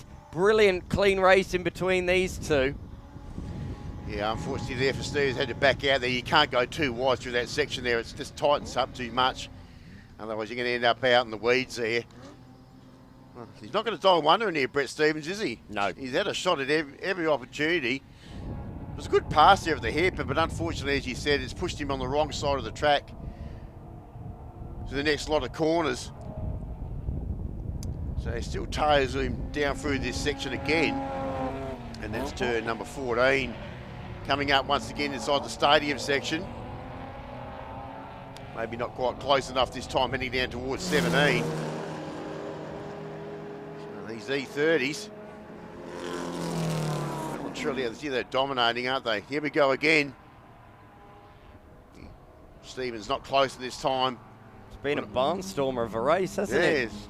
We're about to start the final lap. Here is our race leader outright, leading in improved production. Jason Palmer with his new red wheels has really had a good weekend. It was a solid Saturday, but an immaculate Sunday for him. He's really been the force to be reckoned with throughout the improved production series this year in South Australia, much like he was in season 2024. And here's another challenge for the lead in the E30s. Up the inside, no, not able to do so there. Stevens just not quite brave enough that time. He saw Munro coming across, coming to close the door, and Munro did that very cleverly. But back to Palmer, the race leader, as we say, just collected the points yesterday, sealed the South Australian title earlier on today. This is all about a bit of fun. He was challenged early by Garnett in the number 94 machine. He's had a fantastic race, but it is going to go the way once again of Ian Palmer. He takes victory, punches the air as he comes across the line to finish his 2025 season with a win. What a drive, though, from Garnett. Yeah, on debut, too, if you don't mind. That's a big effort. Steve Campbell, that's a big break-up like there for Greg Lesnikowski. We said, though, didn't we, about Garnett, if he just keeps it on the road, he's got great pace. Yes. He just made a couple of unforced errors yesterday, but he's got rid of those today, and as a result, finishes in position number 2. But there's plenty more action further down the field. So Statham's gone across the line, Andrew Cogan. Robbie Braun finishes up in 6th position. Kempster in 7th, Jim Mile in 8th, 9th is Blair Davies. And this is the battle for the inside the top 10. So that's Braden Cogan. And he'll get that position just in front of Greg Nestikowski, who's finished off fairly strong there towards the end. Yeah, it looks like Dom Coppola in front of Ash Rogers, are we? Yeah, Rogers lost a few places there at the end. So then Matt Kelly, Alan Borgeson, and this is the battle for the E30s. It's still game on, isn't it? Munro Two slightly corners. defensive. 2 corners to go. Wee little whip push wide there. Our race leader. Stevens trying to get back on the inside. No. And is Munro's going to hang on here, Willie? Oh, it's going to be a drag race to the line. It's going to be mighty close, a photo finish, but it has gone the way of Munro just by less than a 1/10 of a second. He holds on to take the clean sweep in the grunt racing machine. My golly gosh, that was close, right at the death. I thought Stevens was going to steal it there for a moment. Not quite. Burke finishes up in 3rd position in that group. Then Shannon Cooper we're just waiting for, and that's the car we're looking at right now. And there he is. He'll go across and collect 4th position in front of Rory Plant. And waiting for Zach Dunn just behind them. In fact, it's not. I think Bell might have picked up that position in the green machine there, as he has.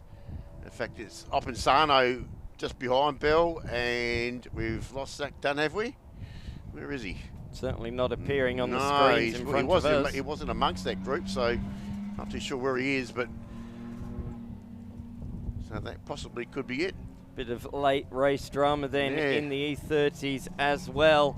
E30s for the 2nd straight round, it goes the way of Benjamin Munro, pipping Stevens to the line at the end of that one. In improved production, Palmer seals his title with a race victory ahead of Garnett on debut, and Stephen Campbell finishing the year strongly in position number 3. Notably, Kogan beat Kempster in the final race, Andrew Kogan, and that's enough to take second in the South Australian Improved Production Series. Great championship, great racing all year long. Can't wait to see them back in 2026. No doubt they'll become just as strong. So it's great to have, that's a good finish to finish off the Improved Production Championship this year. Well, we'll go back to some national racing next because we've got our TGRA Scholarship Series coming up in just a few moments. Massive field, and this will also be their last race for the weekend and the round. So we'll come back with that in just a few moments.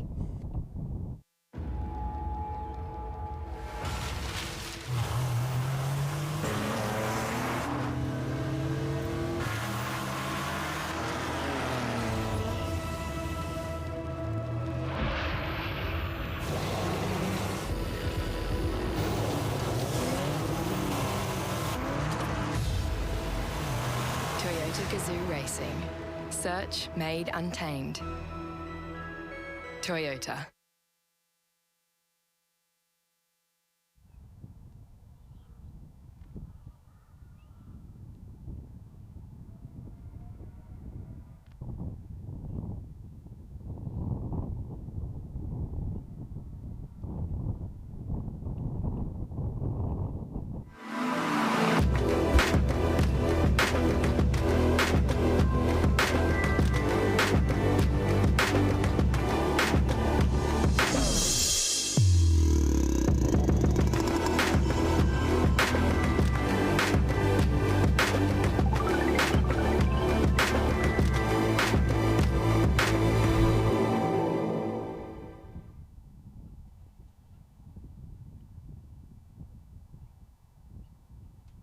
E30s continue to come into the lane as we await the Toyota Gazoo Racing Australia Scholarship Series. As Mark said, last race for them of the round, but also last race for them of the season. And what a dramatic weekend we've had. A few dramas and incidents for some of the title contenders, and that means just 3 are a mathematical chance heading into this, the final race of the weekend. We saw Zane Rinaldi, who was championship leader heading into that last race. However, picked up a bit of damage after contact with several cars down at turn number 3. He was deemed responsible for an incident down there at that third corner and picked up a 5-second penalty as a result. And that demoted him. Demoted to position 17. So he got a penalty for that one, demoted to position number 17. That's only just come in the last few minutes. And that changes the championship complexion a further bit more, because Kate Davey, he retired from race number 1, picked up no points.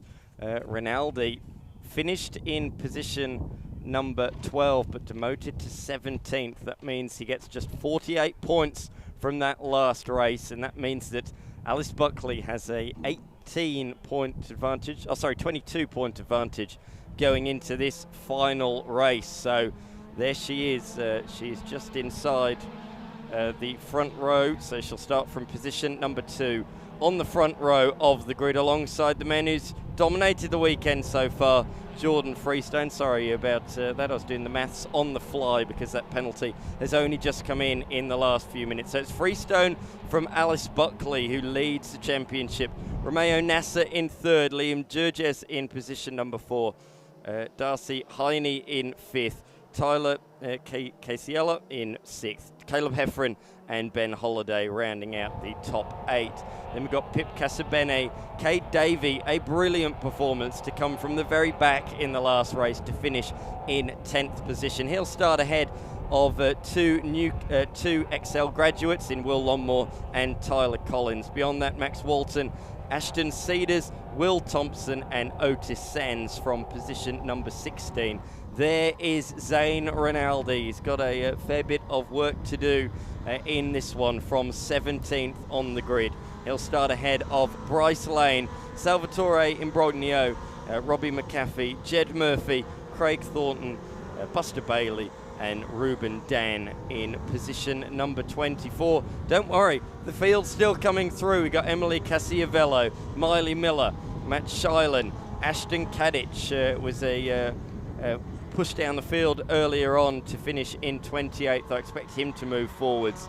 Hugh Zockling in 29th. JR Lunghay Bartlam was a late race retirement. He'll start from 30th ahead of Kitolan, and Ace Buckley, who won debut yesterday, finished in position number 6. Sadly, a retirement for him in the race earlier on today. He'll come from the penultimate position on the grid, only ahead of Anthony Capobianco, another runner who's been inside the top 10 for much of the weekend. So, state of play. Alice Buckley, after the issues for Rinaldi in the race earlier on today, leads the series coming into this final race of the weekend.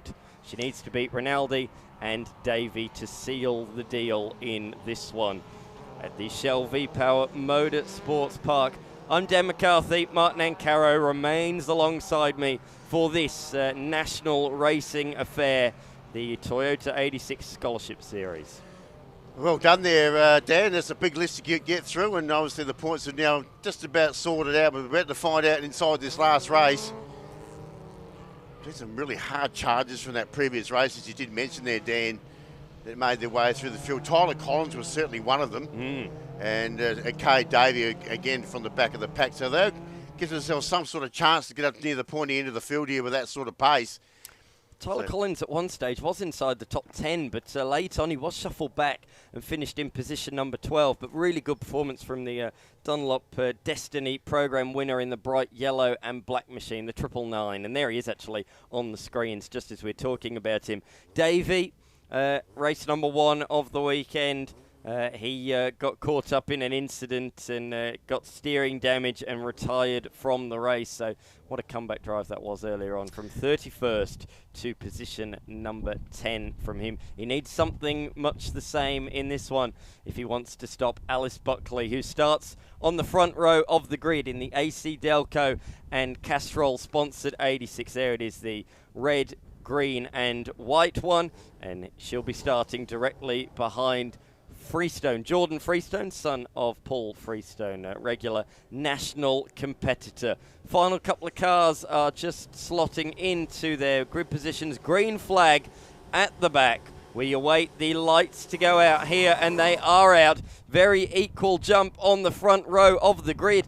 But Alice Buckley already forced to come across the track and try and defend her position, because Nasser has made a blinding start from position number 3 and already is up alongside her. And in fact, she's being attacked from the left and the right down in towards turn number 1. She's going to lose out to Nasser, I think, because he'll have the inside through turn 2 and into turn 3. But good racing early on there. Good start from Nasser to take second position, and has done so.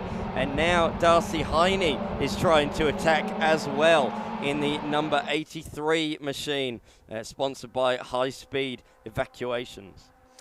Did a good job and got himself up there. Excavation. Excavation. I thought that I didn't think that sounded quite right. We'll go with that. So no worries for Freestone. We've got Nassar second. Then it's Alice Buckley. And looks like Heine there gets up into that 4th position. Casabene group entry there, making its way through. We've got Tyler Collins around the outside. Oh dear. There's trouble with... That's Thornton, and the can't quite see who the black car is, but Thornton in the number 71 was definitely the other one. Craig Thornton has been around this series for quite a number of years, not only in this one but also in the GR Cup as well. But he's come a cropper on the opening lap of this race. I'm not sure if that car as well, the 65 of Hugh Zockling, was involved, because he's dropped a couple of positions back early on in this one. But Freestone is trying to break away from the chasing pack early on in this one, break away from the tow, and any attackers. Longmore fires up the inside there. Nice move from him on Casabene. So he's moved up nicely on the opening lap of this race, comfortably inside the top 10. He's got the move done. However, Casabene is going to return serve up the inside into turn 17. We'll call that 15 all, I think, as they go through the penultimate corner. Longmore just putting a wheel in the grass. Not going to affect his momentum too badly, but he is on the outside. Oh, there's off-track excursions. That's more Holiday. further back. It is Holiday. Yeah, Holiday right up against the tyre barrier there. I hope there was no contact, but he's gone well wide there. Go back to our lead cars there. Freestone to lead him over the crest there. Oh, Yeah, Tyler Collins might pick the pocket of both Longmore and Heffron down towards turn number 1 as Davey also continues his march forward. So Davey up another place. He's now into 5th position. And Tyler Collins on debut in the Dunlop Destiny Series car is showing what a talent he is behind the wheel. Yeah, Longmore giving Rinaldi the bit of the hurry up there too. There was a bit of a contact there. Oh dear. We've got debris on track here. Well, that might be an issue. So it looks like somebody's mirror there has left somebody's car. Oh, a lot of retirements on the opening lap. Craig Thornton in the lane with damage.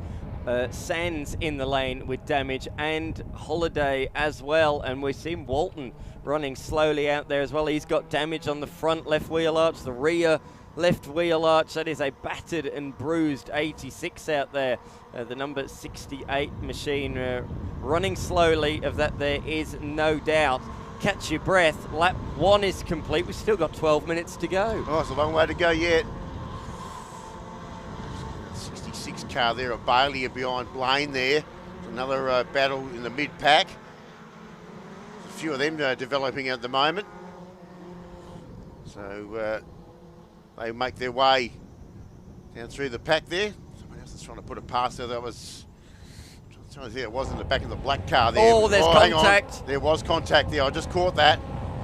That was Lane just tagging the tail of, I can't quite work out who that was. Maybe that was Bailey or McAfee, not quite sure. They're changing that quickly. It's hard to keep up at this point in time. Imbrogno around the outside. He's made that one stick on Lane, so just a little bit of contact there. Lane tagging the tail of the car ahead has brought him badly, and it was Bailey. I was right. So he's lost out badly there, and he's going to lose another one potentially up the inside. This is frantic and ferocious stuff in the midfield. They're fighting for more than sheep stations. That other car that was inside is Hay Bartlam. He was the one that didn't finish the previous race, so he's made to have a stack of ground. Started from the rear of the field there. Here we go, here's a bit of drafting going on. Plenty of it. There's Capo Gabanco too. There's another one that started from the rear of the field. The Nature's Delight entry there in that pack. So a few of those, there's a big lump of something, bit of carbon fibre or a bit of underskirt from underneath them cars. Lane hit it, but was still able to pull off a daring move up the inside of Hay Bartlam, who's moved forwards quite substantially, hasn't he? Hay Bartlam up to position number 18, or maybe just lost that one back down to position 19, but retirement from the race earlier on today, he's got to have made up at least 10 positions. Done a great job early on, the local South Australian based driver there in the Amateur Motorsports entry. Oh, that's Lane. That's Lane. So he's gone straight on at turn 6 in the IQ All Australia entry. That was an off-track excursion and a there's half. Anthony Capobanco, who's made up a stack of ground. He's in 22nd position. Romeo Nasser in the 99 Motorsport machine, fastest lap of the race last time through. He's cut the lead margin down to 0.7 of a second. So the top two trying to break away from Alice Buckley at the moment. But we're looking at the mid-pack because this is where the action is at the moment. The front few, although they're fighting, they're in line astern, whereas these guys are diving up the inside, shooting around the outside, and we cannot take our eyes off it. So it's Casabene that we're looking at the moment, as here we are then for the race lead. In fact, Nasser has eradicated that 0.7 of a second lead. It is on right here, right now. Freestone defensive into turn 17. Yes, now he's got Nasser right on his hammer. So he did have a convincing lead, but Nasser certainly found a bit of extra pace there, and now he heads down towards turn 1. So this is see, so he'll tuck in behind him, get a nice little bit of draft there, Nasser. And try and pull out which way will he go. It's probably going to be the wide berth. Back to the inside, shuts the door in his face there, Freestone. No, so he'll go around the traditional race line, around the outside. to get him back on the inside, not quite close enough. Freestone was too strong there at turn 1. Freestone came out the blocks firing in round 1 of the season, took a couple of race victories in the opening round, but couldn't quite do the clean sweep at Phillip Island. He's got 2 race victories here this weekend to finish the season. Can Freestone take the clean sweep here at the Shell V-Power Motorsport Park in South Australia? It's been a solid season, that is no doubt, for Jordan Freestone. He's had a fantastic weekend, but he is being attacked by the driver of car number 7, Romeo Nasser, who's continued to improve round upon round, week upon week, and for the first time is in race-winning contention. Well, a smoking car, that's the 14 entry. That's the Will Thompson car there. Big puff of smoke at the rear of that car. Gee, that's a bruised and battered race car too. Talking about wounded cars, that's got a lot of panel damage on it. It was involved in an incident yesterday as well. So a little bit of an issue there maybe. So they all get through that section okay. There's Ashton Kadich. He was a unfortunate tail ender in the race earlier on today through no fault of his own. Where is he at the moment? Position number 25 at the moment. Here's Rinaldi moving through the field, importantly, in the 155 machine, sponsored by Simply Cool and Alien Tech Australia. 3 wide into Collins. the fishbowl.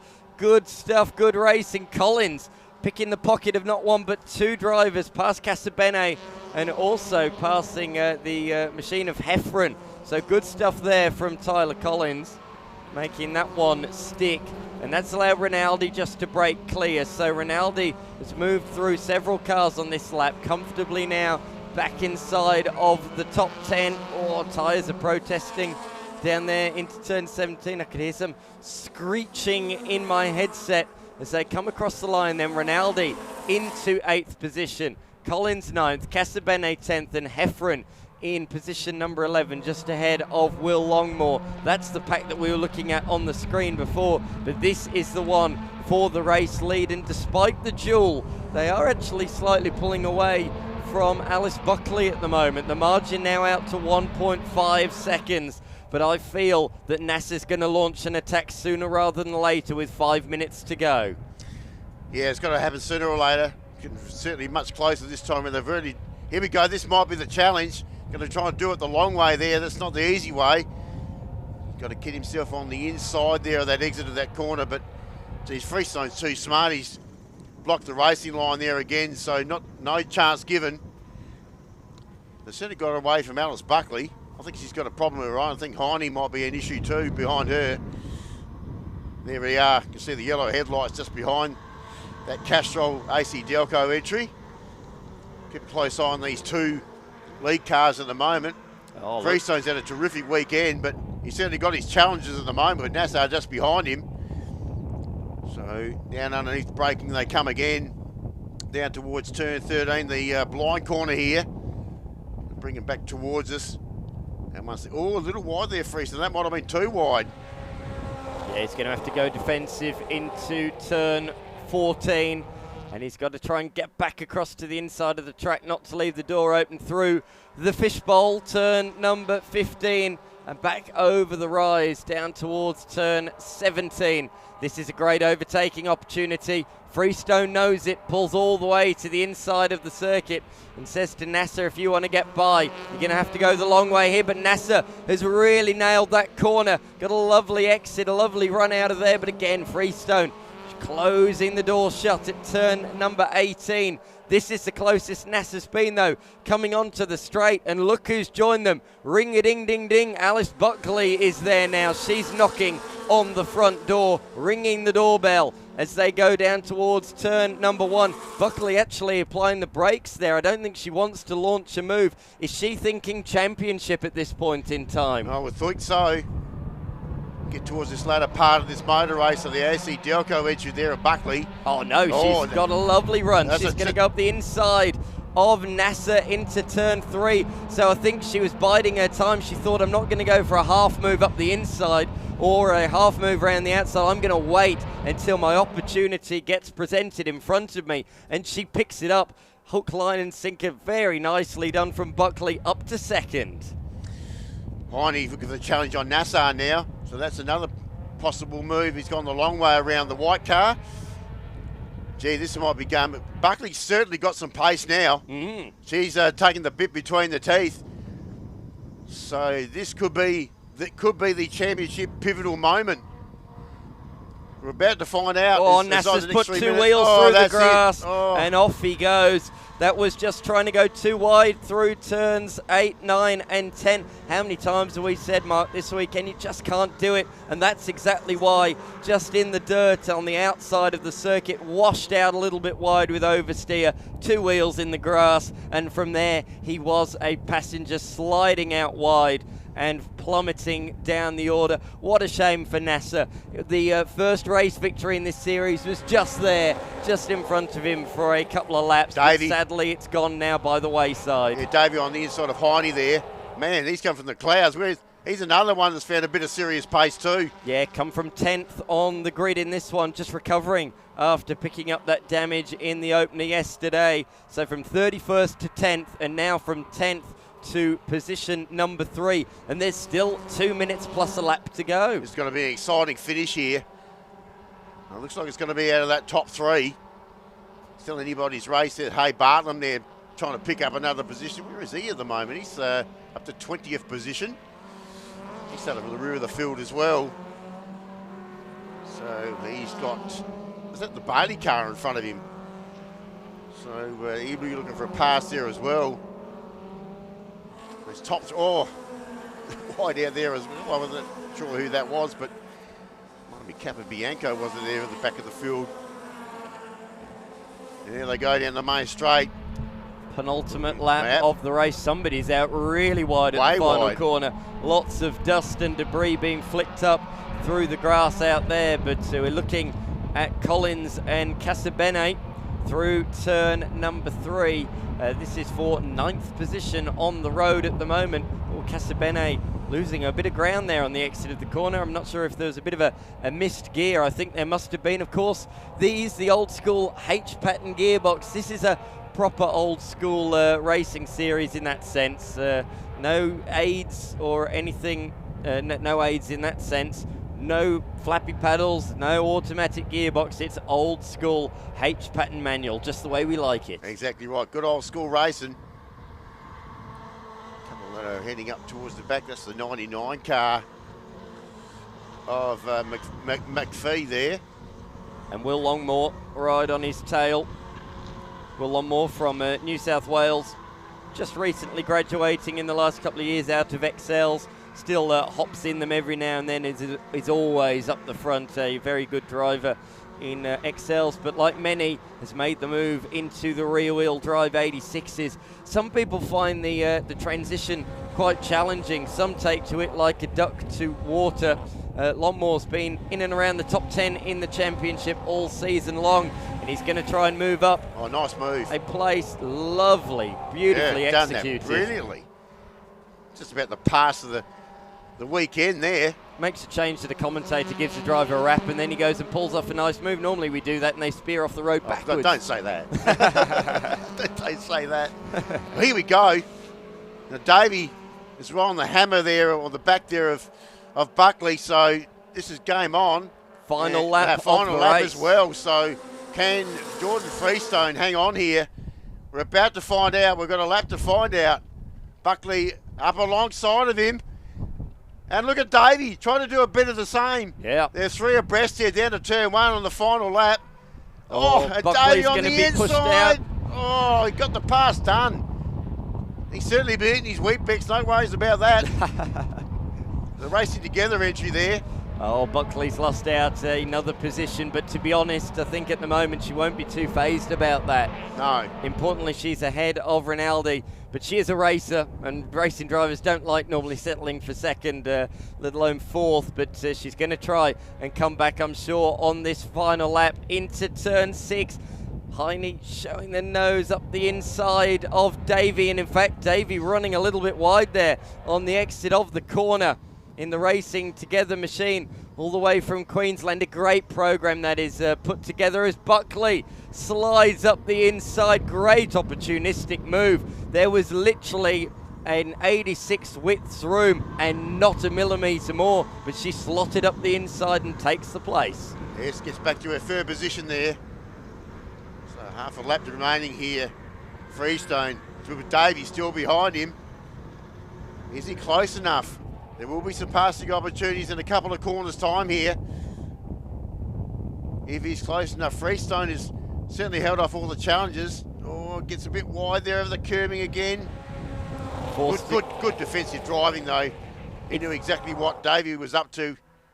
Up on the inside of the next corner, 15 and 16. Oh, this is awkward stuff through the fishbowl. They're side by side behind as well as Haney takes to the grass. Alice Buckley's the only person really who got the opportunistic or the preferred line through there, and as a result she's pouncing up the inside of Davey. It's going to go right down to the wire here. Final corner. It looks to me like Freestone's got the victory, but Buckley back up the inside of Davey. It's going to be a drag race to the line for position number 2. She pulls away from the side draft. Freestone takes the victory. Buckley comes home in position number 2. I think that is enough for the series, although it's actually saying on timing that Davey has taken position number 2. My apologies. That was mighty close. I thought she did it. There's contact further back. Bartlam goes off the road at a really awkward angle through the gravel. He's got enough momentum, though, to get back on the road. The 43 machine has lost a hell of a lot of places there right at the death. Plummets down the field and finishes in position number 25. What drama on the final lap of the race in the Toyota Gazoo Racing Australia Scholarship Series. Freestone taking the win. Davey pipping Buckley to position number 2, but I do believe, provisionally anyway, Buckley is the series champion for season 2025. What a season she's having, doing so well in TA2 and now in the 86 Scholarship Series as well. She's destined for great things. It certainly is. So what a terrific race that was to finish off the season, or the series there for that. The Toyota Gazoo Australia Scholarship Series. So it was a great highlight to finish off with a great race like that, right down to the line. And if you're out trackside, I give them a big cheer, because that's terrific skill and racing here this weekend. Well worth applause. Even though, because we are obviously the same broadcast trackside as we are here on Blendline TV. So terrific work. And a great end there. Hey, Bartlett missed out badly there with that off-road excursion at the final turn. He did so much work to pick up many places, but that's the way things work out. Cade Davey certainly did well in that one, didn't he? Did the best he could, came up to position number 2, and said you guys have got to do the work, but Buckley coming home in position number 3 as well. We must say Rinaldi, after finishing earlier on in position number 17, to come back through to finish 8th after what was a really disappointing Sunday for him. A good result, a positive end anyway, moving forward through the field ahead of debutant Tyler Collins. So Freestone, Davey, Buckley, Haney, Nasser in the end did finish in position number 5. Collegia, Georges, Rinaldi, Collins and Casabene, the top 10. What a way to finish off the 2025 season in the 86 Scholarship Series. And another note as well from the very tail of the field after retirement in race 2, Ace Buckley coming up 16 places to finish in position number 15 as well. So very nicely done from him as all of the cars come into the lane. What a way to finish off the Scholarship Series again in 2025 here at the Shell V-Power Motorsport Park. We're going to take a break in commentary. Trust us, we need it after that one. XL Masters up on the other side of this.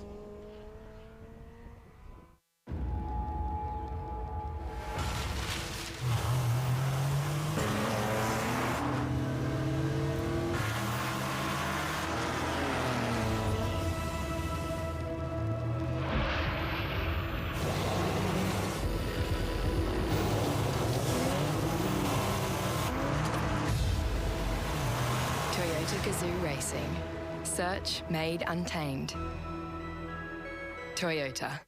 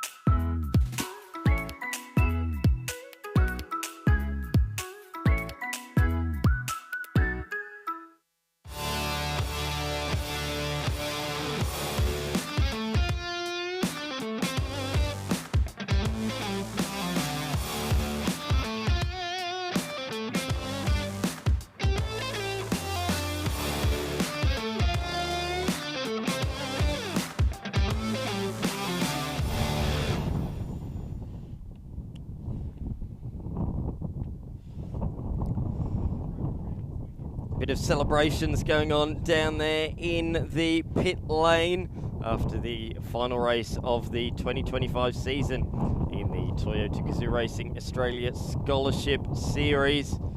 Not too many recoveries in that one, so it was not only an exciting race, but fortunately as well a clean one. And that means that the XL Masters should be away in just a few moments' time.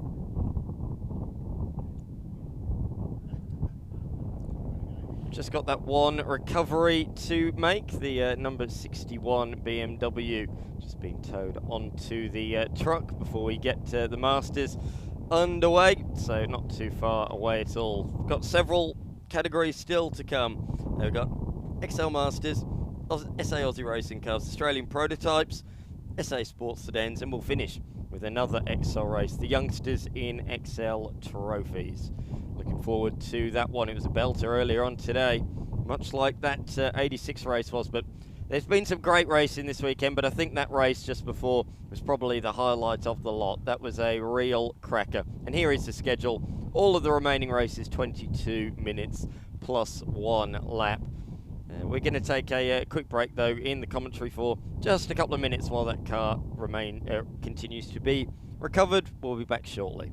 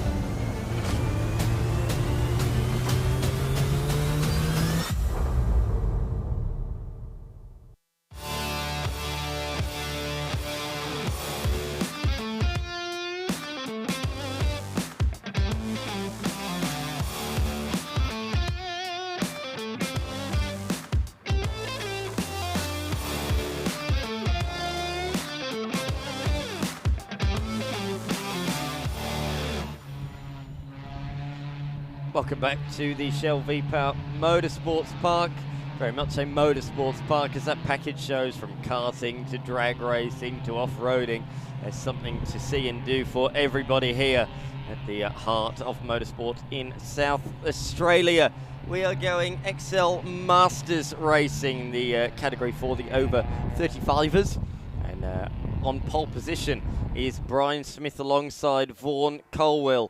Two title combatants coming into this final race, pretty much locked even on points. I'm not entirely sure what the maths are, so make sure you go onto the SAXL, the Circuit SAXL Facebook page and website to find out officially who is going to wrap it up here today after this one. But we're going to call it as it is, a great battle between these two, Mark. Yes, this is the battle, the Brian Smith and Colwell battle for the Masters Championship. Let's go back to the next part of the grid with Troy Dontis and Sean Panowich, Adam Curry, Matty Seymour, the Victorian. Then we go back to the Lowe, Semler, Greg Stutt in. There we go. We're going back to, so it is Lowe, Aaron, Semler out of the side of the top 8. Let's go back to our other screen there. There, the top 8, Semler, Lowe. They've had a pretty good battle too in the previous event as well. Then it will be Stuart, Jordan Johnson, Bo Hastings, the debutant there, Dan Axford, Beck Moggiano, Alan Hawkins, and also the debutant there at the back of the field in car number 1, Matt Harris. A bit cheeky to grab the number 1 badge of your debut. Maybe a future champion. Anyway, we won't worry about that too much. It is all on at the top of the field here, obviously between Smith and Colwell. Very evenly matched going into this final round, so not too sure. The calculators will certainly be well and truly out of the completion of this race, but that is yet to be decided, and we're about to find out for their last race for the Masters for their championship here for 2025. As Dan alluded to earlier, it's been hardly fought, and it has really been game on in this particular category of Masters throughout the season. They've given us some great races, some of the more senior drivers in XL Racing here in SA. And we have already seen that already over the weekend. And we're about to see a bit of the same as they make their way around. That's Matt Harris there on debut. Actually, it's car 7, not 1. So I don't know why the 1 come up on my screen there. That's all good. Proudly sponsored by Titan Air Conditioning here also this week, and we may should mention. So thanks to Bo Hastings and his company, Titan Air Conditioning. So if you're looking for some air conditioning work at your house or even commercial, get in contact with Bo and Neil, certainly point you in the right direction. With summer coming up, we're looking forward to getting our air conditioning service for the hot conditions coming up in future months. So cars are loose. So the start here, very important. Smith has been flying off pole position all throughout the weekend, so we're just about to find out who's about to do the same. Matt Seymour there's had a pretty consistent weekend. Good to see Adam Curry back here this weekend as well. Also pretty well known in speedway circles here in SA and also nationally. Doesn't matter now. Now this is it. So who gets the break off the front of the grid here? And I think, no, Smith has got him again. So Cole just ducked straight in behind him for the draft. Try and pull up on the inside here. No, he didn't. Smith knew exactly where he was heading there. So you have to go around the outside. And these two will now lock horns side by side at the exit there at turn 1. You look at Dontis there on the inside of Panowich. If you don't mind, that was a clean start too. Curry not too far away, also away cleanly. But it's Colwell. Come out better out of that corner. So Colwell, who was leading on the points going into to the start of this round, but with Smith with a couple of victories under his belt. We're about to find out. So there, so Dontis in front of Panowich and Curry on the outside. Oh, Smith way wide. Geez, that's crucial if he can hold on to second. No, he's run wide through the grass. This is a disaster for Smith. His title rival is at the front of the field, and he finds himself now just trying to hold on to position number 3. Way wide there, turned a little bit pear-shaped there. First two races have been pretty successful, so now it's the 2 green and white machines First one of them involved Cowell and the Stanford Mowers entry there of Troy Dontas. And there we go. There's the top three again. Curry all over the back there of Sean Panowich. Trying to find a pass as well. So he's once again the dominant 5 here we've seen throughout the weekend in the Masters class. So now Cowell, that's vital as you said there, Dan. Still got Brian Smith 2 places behind him. They're the ones fighting it out for the championship. Oh, Hastings there in front of Beck Boggiano. You can't miss that car in the dark either. Plenty of colours on that car, the SM Fabrications entry. I like it on the entry list. We get given colours: black, red, white. That one, rainbow. No, it is a little bit rainbowish, isn't it? Johnson there in the Hampstead Auto and Dyno entry there. He'll be teamed up. He's coming back for the Endurance Event 2 in December. He'll be teamed up with his spanner thrower there, Dave Zolo. Well, he doesn't actually throw spanners, but you know when you get the gist. That's a funny mental image. Anyway, it is, isn't it? Let's get back to the action. Dave's probably listened to this too. Up the inside comes Panowich on Smith. So Smith going to be demoted a further place here. And look, Smith's been forced out wide and Curry is going to come on through, pick the pocket of the high beam car wash Gawler sponsored machine. So Smith has gone from pole to 5th place in just over a lap. Jeez, it's gone a little bit pear-shaped here for Brian Smith. That's not what he wanted. Drop back another position. Curry's got the better track position down here at turn 6. It might push Smith a little bit extra wide here too. He's late on the brakes too. You can see the brake smoke come up. So nice tight apex there for Curry. He slips under there beautifully. Oh, he drops the wheel off again there, Smith. It's exactly what he did before.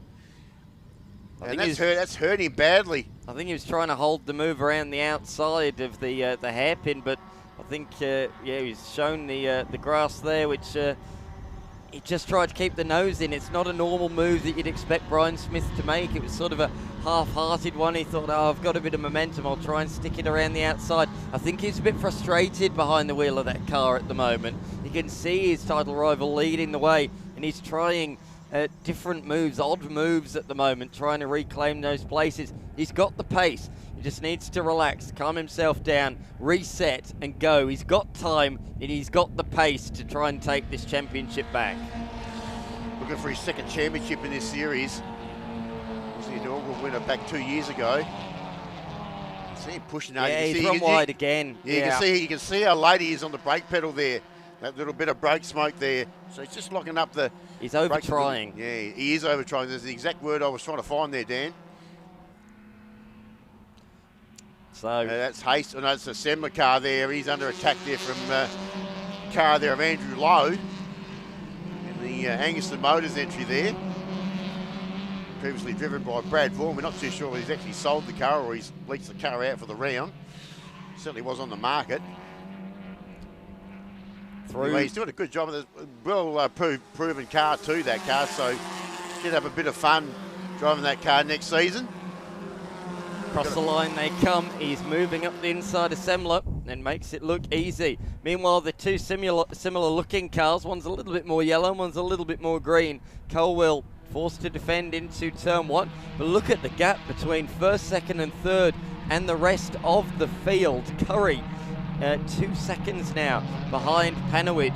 Smith in position number 5, a further 1.5 seconds back. So he is now 4 seconds away from the race lead. Fastest lap of the race last time through. It went the way of Sean Panowich in position number 3. Here they are, the train of cars at the moment, from really 4th position all the way through to 9th, nose to tail. Car 36 there, Aaron Semmel, the Bailey's vehicle hoist entry under the attack there from the Greens. Tough entry there of Greg Stutt. Here we go, this is for the lead. So can Troy Dontas pinch one here? That'll be important for the points as well. So we're about to find out. That's a good point, yeah. Yeah, that's very important.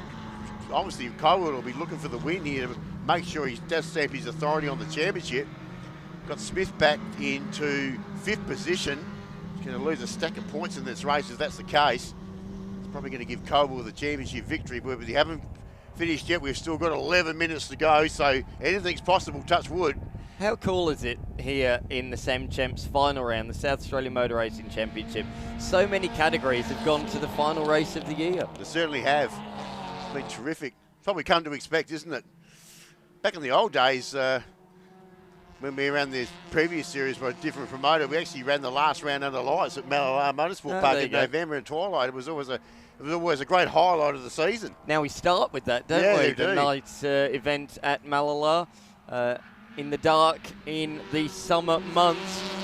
Colwell, Dontis, Panowicz, it remains the same out in front, but if anything, I think it's closed a little bit. And speaking of closing, Smith has closed up on Curry on this lap for position number 4. There they go. Way wide there. He certainly was. Gee, we had the car bouncing around like a ping pong ball down there at turn 18. I note that on debut, Daniel Axford in the Lloydford Race Enterprises machine has sadly come into the pits. Clearly some sort of mechanical issue there as Dontis has a look. Smith up the inside of Curry, late on the brakes. No, not quite late enough. Curry just that bit deeper is able to hold on. Not quite close enough there, unfortunately, there for Smith. So Colwell's still holding off all the challenges. I think the car with the pace really is Sean Panowicz. I think that's the one we probably should watch. It currently running in 3rd position, the complete doors and windows entry. Although Bradley Smith. That'll be Brian Smith, not the MotoGP star. No, Brian Smith, fastest lap of the race last time through. Oh, cocking up a wheel there is Curry, who ran in deep, and Smith followed him actually. I think Smith ran in a little bit too deep himself, but he's got a nice run on the exit of the corner, but he's on the wrong side. Having said that, he's got great momentum. Look at the speed, trying to go around the outside. No, does have to slot back in line. But as I said, Smith has got his head back down, and he's really flying out there. He's got the pace to not only get past Curry, but to catch up to that leading trio and take the fight to Colwell up front. So, still Colwell leading this race. As mentioned there, Smith trying to just calm himself down a little bit. And with Adam Curry coming through 4th position. He's out the wide of the curb too. There's Matty Seymour. Andrew Lowe there. It looks like, Aaron Semler a bit wide too. Gave Greg Soot a fairly good big look in as well. And Bo Hastings under brakes too. You can see he's pushing a little bit harder. That little bit of brake smoke there. You can see under load in the tight corners that they all cock up a wheel. It helps with the turn. When that rear wheel lifts up, it helps with the rotation of the car. Smith up the inside. He's cocking up a little bit of a wheel through there, and he has taken position number 4, crucially, down at turn 17. Will Curry, though, in the speed parlour entry, be able to slipstream and retake the place at turn 1? That's often why in Formula V and XLs you don't see too many passes at turn 17, because it all comes to nothing by the time they get to the end of the pit straight. Dead right. All you're doing is giving that person you just overtook a huge slipstream. And look, we're seeing that now because Smith is having to defend down there at turn 1. Whoa, a big brake lock up from Curry. Smith holds on. He took 4th position at turn 17, and despite the tow behind, continues in that position now. How fast is he in clear air? Where's he going there? Wow, way off course there. I just look back and all of a sudden he's in the air motocross style. Straight over the grass there. They now will drop off the back there of Brian Smith. And Semler on the back of Stutt there. That's been going on for a few laps too. That's currently in 8th and 9th position on track. So Stutt's got through on this lap. Oh, they're both wide.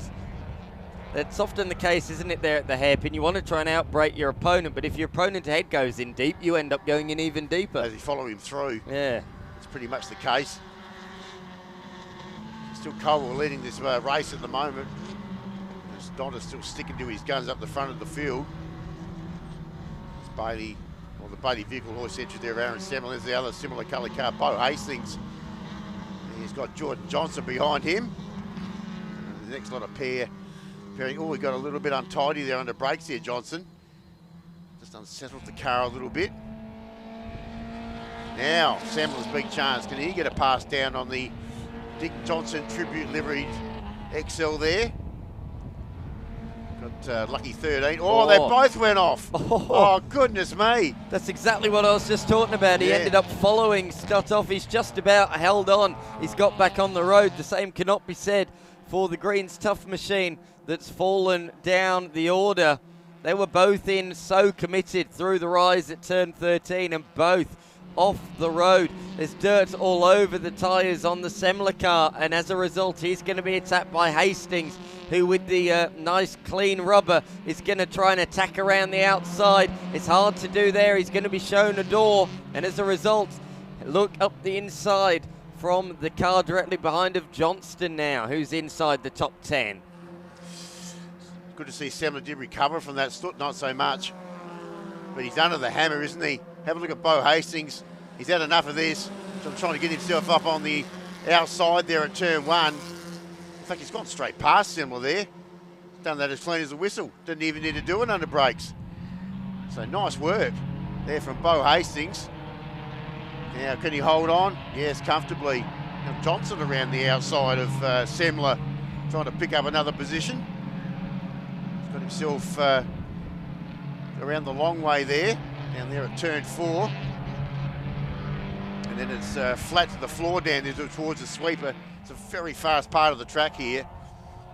It's the last place you want to be going off down through that section.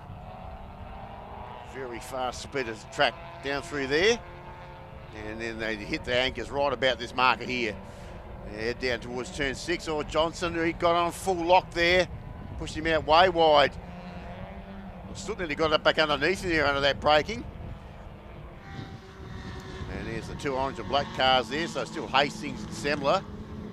Fastest lap of the entire motor race. Brian Smith in clear air. Oh, the number 50 of Lowe moving very, very slowly down the hill. So some mechanical issue there for that car. There it is. There it is. Oh, not sure what's happened there. That's a real shame. Running really well in 7th position. That's a late event heartbreak with just 4 minutes left on the clock. Clearly it's got some drive though. It's not rolling to a stop, but clearly some sort of issue, maybe gearbox, not entirely sure. I was going to say gearbox or clutch. Yeah. It's usually a common thing in these race cars, so. So Brian Smith, as I said, fastest lap of the race, last time through. Good half a second or more faster than all of those ahead of him. It's 3 seconds with 3 minutes to go. Is it too little, too late for Brian Smith in car 99?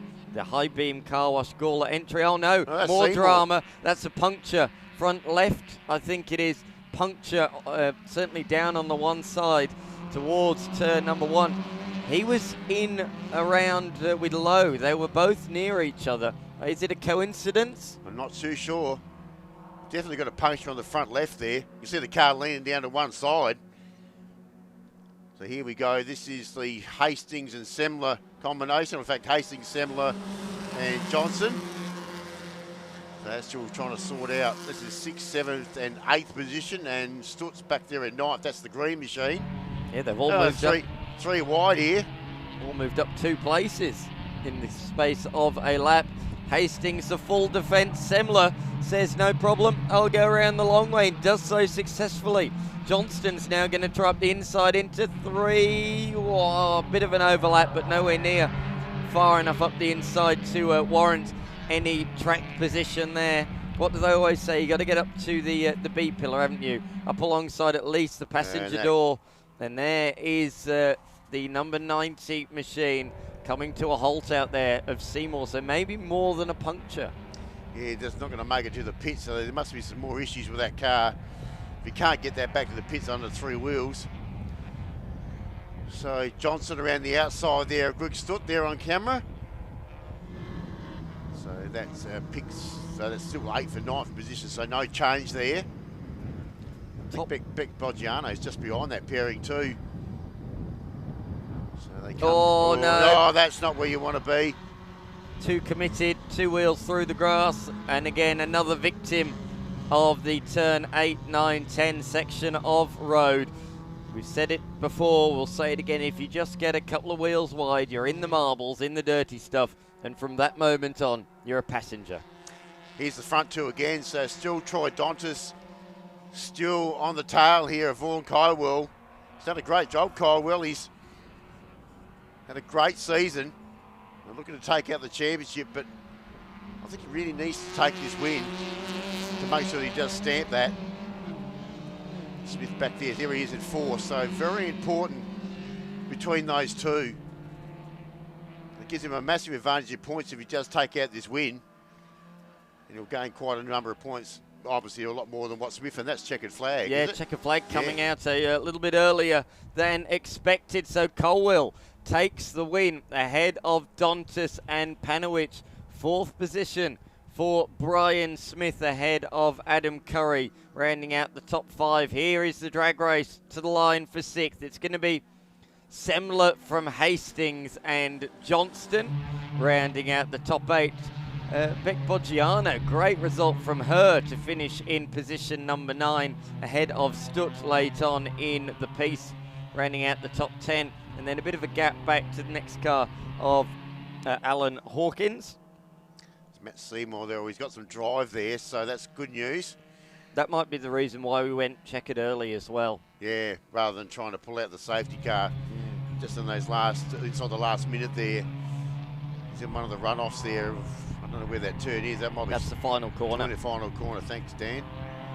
So, as we said, Brian Smith and Colwell pretty much locked together on points. Due to the drop round and everything, it's very hard for us to work out exactly who has done what. So, officially, we will leave that up to the beautiful team that run the XL social media channels. So, make sure you check out the Circuit XL South Australia Facebook page and website to find out officially who has taken it between Colwell and Smith in what was a titanic duel in the Masters season this year in South Australia. Hawkins comes across the line, just pipping the rookie in the series, Harris, late on in the day. So that will be the final car, and just the 12 cars finish that event. Obviously, we've got Matt Seymour, Andrew Lowe earlier on, and also the other debutant there in the field, Dan X, but also a DNF there as well. An unfortunate ending there for those two, but anyway. So Colwell, that's important, isn't it? He'll get a bag of points here in the championship, so you would probably think, I'm not going to confirm this, but that he would probably take that Masters victory in the championship for SA. So well done if that's the case. We're about to find out. There is actually some presentations after that race down at Podium Park too, by the way, if you are on course and wondering where the presentations are taking place. They will be taking place immediately after that race, so we certainly will find out from that presentation. Absolutely.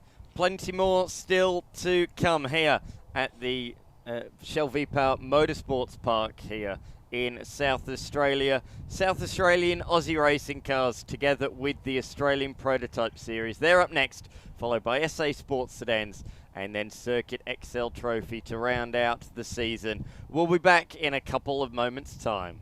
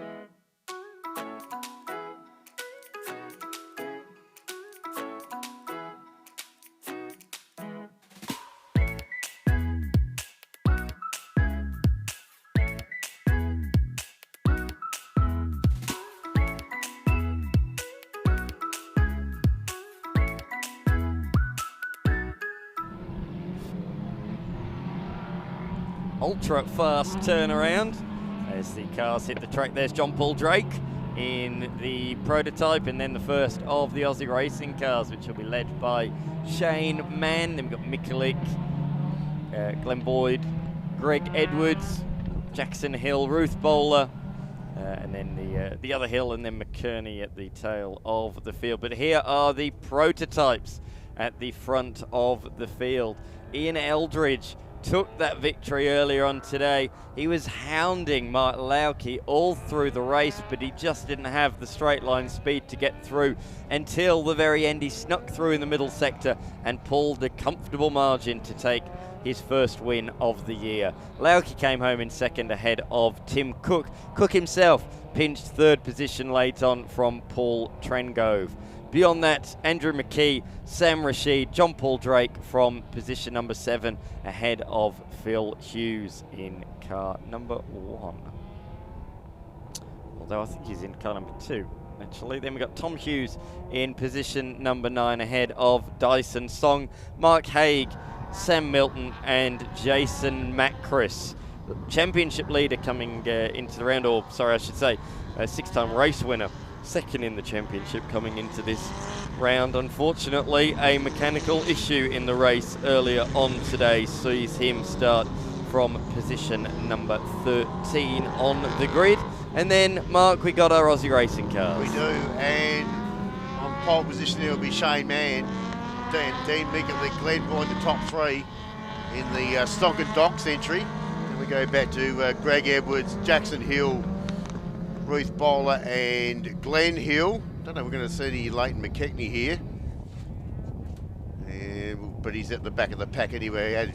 He did get a tow at the previous race after not finishing the Aussie racing cars in the previous race. So he may or may not be there. So we've slightly depleted field there in the SA Aussie racing cars. So Shane Mann brings them around there in the safe direction entry. Jason Macris, interesting here, starting from the rear of the pack there of the prototypes. Didn't finish at all in the previous race, so he's got a bit of work to do. Rolling start. Well, Ian Eldridge on pole position. He'll be absolutely loving this. He was pretty excited after he won the previous event.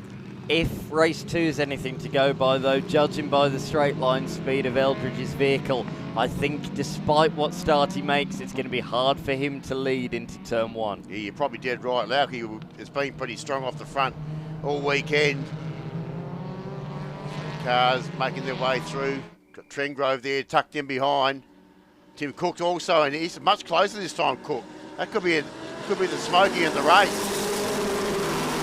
See the orange and black wolf just tucked in behind. Eldridge just mentioned there, Dan, wasn't that quick off the line at all. No worries about Mark Lauke, he's gone. It's going to be catch me if you can down to turn 1. So we'll be Trengrove to go into second position. That was tight. Really, really tight through there. As expected, Eldridge has fallen down the field, but a lot more positions than I thought, to be honest. He is outside the top 5 comfortably, and he's not got straight line speed here either. He might lose out to car number 2 as well through the kink. The fast left-hander. Macris has made up a couple of places in the car just behind these two with the purple halo. There he is, our race number 1 winner yesterday. But further forwards, we're looking at car number 33 of Tom Hughes, the son of Phil Hughes. First time those two sharing the track together. They've been alternating rounds, sharing the same car, but this weekend they're both in machines they've not raced before, F1000s. And Phil Hughes is a very proud father yesterday, saying how much he was enjoying sharing the track with his son. Pretty sure I saw Jason Macris come up behind them as well. There he is. So he come from the rear of the field. Phil Hughes. I was just saying he was enjoying racing his son. He's just losing a place to his son, who goes around the outside there as he made a big off-track excursion. Through comes Macris as well, and also through in the former Toyota Racing Series car as well. I couldn't quite spy who that was. That was Rashid, was it? Oh, yes, it was. Yeah, Rashid. Yes, yep. Yeah, Sam Rashid there in the green and white. FT40 there makes his way through. Oh, another lock up for Phil Hughes, and he's off again. He's got some issues, sir. He could not pull that car up. There must have some sort of braking issue. Well, he said to me yesterday when I saw him in the paddock, he said to me, I've got some issues with the front brake bias. It was fully set forwards yesterday, so I kept locking up everywhere. Well, that looks to me like a re-emergence of that very issue. Unfortunately, he's brought a whole lot of gravel back on the circuit too. That's going to make it really dirty there on the exit there at turn 17. Oh, no, Lauke. Lauke's running very, very slowly. That's, I think, I know it looks all right now. So that's just the performance difference in the corners. I think Lauke a little bit more tentative maybe on cold tyres through those first sequence of corners. Late under brakes. That's in too deep, surely. Runs a bit wide. The undercut back up the inside from Trengrove. That's what makes this series so good. Strengths and weaknesses playing out in front of our very eyes. Yeah, absolutely. JP Drake just behind there. Not his usual car. No. Had a pretty good look in, certainly when that Lauke involvement there, he was right up behind him, so his eyes would have been wide open. He's normally in the Joker liveried car, but he's the Joker in the pack in this one as he comes up the inside towards turn 13 on Mark Lauke, and he's done it. Former champion overtakes former champion there into turn 13. Good move there from John Paul Drake. Yes. Been breathing down Lauke's neck there for the last few corners, so he's basically done it all there. There's Jason Macris, there he is. He's got, that's Dyson Song, is it? It is. Eldridge is a lot further back than what he was in the previous race, so there's a fairness. So Macris will pick up another position there in front of Dyson Song there.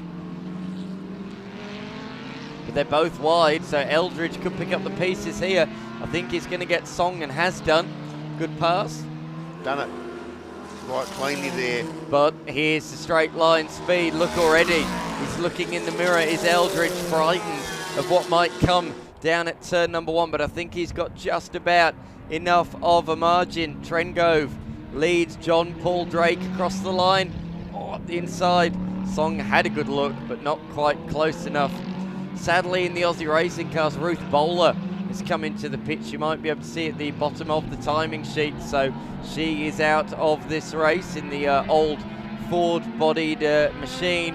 And McKerney did not make the start. We saw him retire from the race earlier on today, and a non-starter, sadly, in this one. It's Tim Cook there, the 3 Wolf race cars, a little bit further back too than what he was in the previous race. There's our current race leader there in the SA racing cars. Aussie racing cars, the safe direction issue there is Shane Mann with Dean Mikulik. A couple of stalwarts of the group there. That's what you can call them, the South Aussie racing cars. I like that. I don't think it was deliberate, but I like it. I think it worked out all right in the end. Yeah. That's all good. So Mann leading the way from Dean Mikulik into turn number 6. We saw these two fight throughout much of race number 2 earlier on today. Throughout much of the race, they were nose to tail. Mikulik couldn't quite make his way through. But what the deciding factor was the prototypes coming back through to lap them, split them. Oi, a spin for Dyson Song. Well, you've got to park right in the middle of the racetrack there too, so just get that out of the way real quick. And that's between turns 14 and 15. For the lead. John Paul Drake up the inside into the final corner. Trengrove with the outside line is able to keep better momentum up, but he doesn't have the straight line speed. Look at them, ducking and weaving down towards turn number 1. Who's going to make the move? It's going to be John Paul Drake on the outside line. Later on the brakes, he swings around and takes the place in car number 69. He certainly has taken it. John Paul Drake takes up the running in a car that he is definitely not used to. Here we go. This is the Song. He's just done it all by himself. And yeah, you can see him moving around pretty quickly there to try and find a gear to get that car refired. You don't want to be parked up there for too long. Nice, great break too from Drake. Once he's got himself back in front, he is well and truly getting away here from Paul Trengrove. Jason Macris now up into 3rd position from the rear of the field too. So up there in car 44, one of the V8 powered World Formula Extremes there. And here they are, first of the Aussie racing car traffic. That is the number 34 machine of Glenn Hill. One of two Hills. He's in an older model car. It's hard to believe how old that is now in the VZ. Oh, the Commodore. VZ. Yeah, exactly. That's a very old body shell. Yes. So Drake, and there's Jason Mackles, I just mentioned there, charging his way through the field. So now he's got Paul Trengrove well and truly in his sights. So we've got another replay here. That was just the passing manoeuvre on the other camera angle there. Did that beautifully. There we go. So now Macris has now got himself up into second position. Now it's game on. Bit of clear air in front of him. And he's now got John Paul Drake well and truly in his sights. And look at the race laps he's putting in at the moment. 1:52.75. So he's absolutely flying. He's circulating obviously a lot quicker than what Drake is. He's taking the lead. He's done it. Just down the main straight in front of us.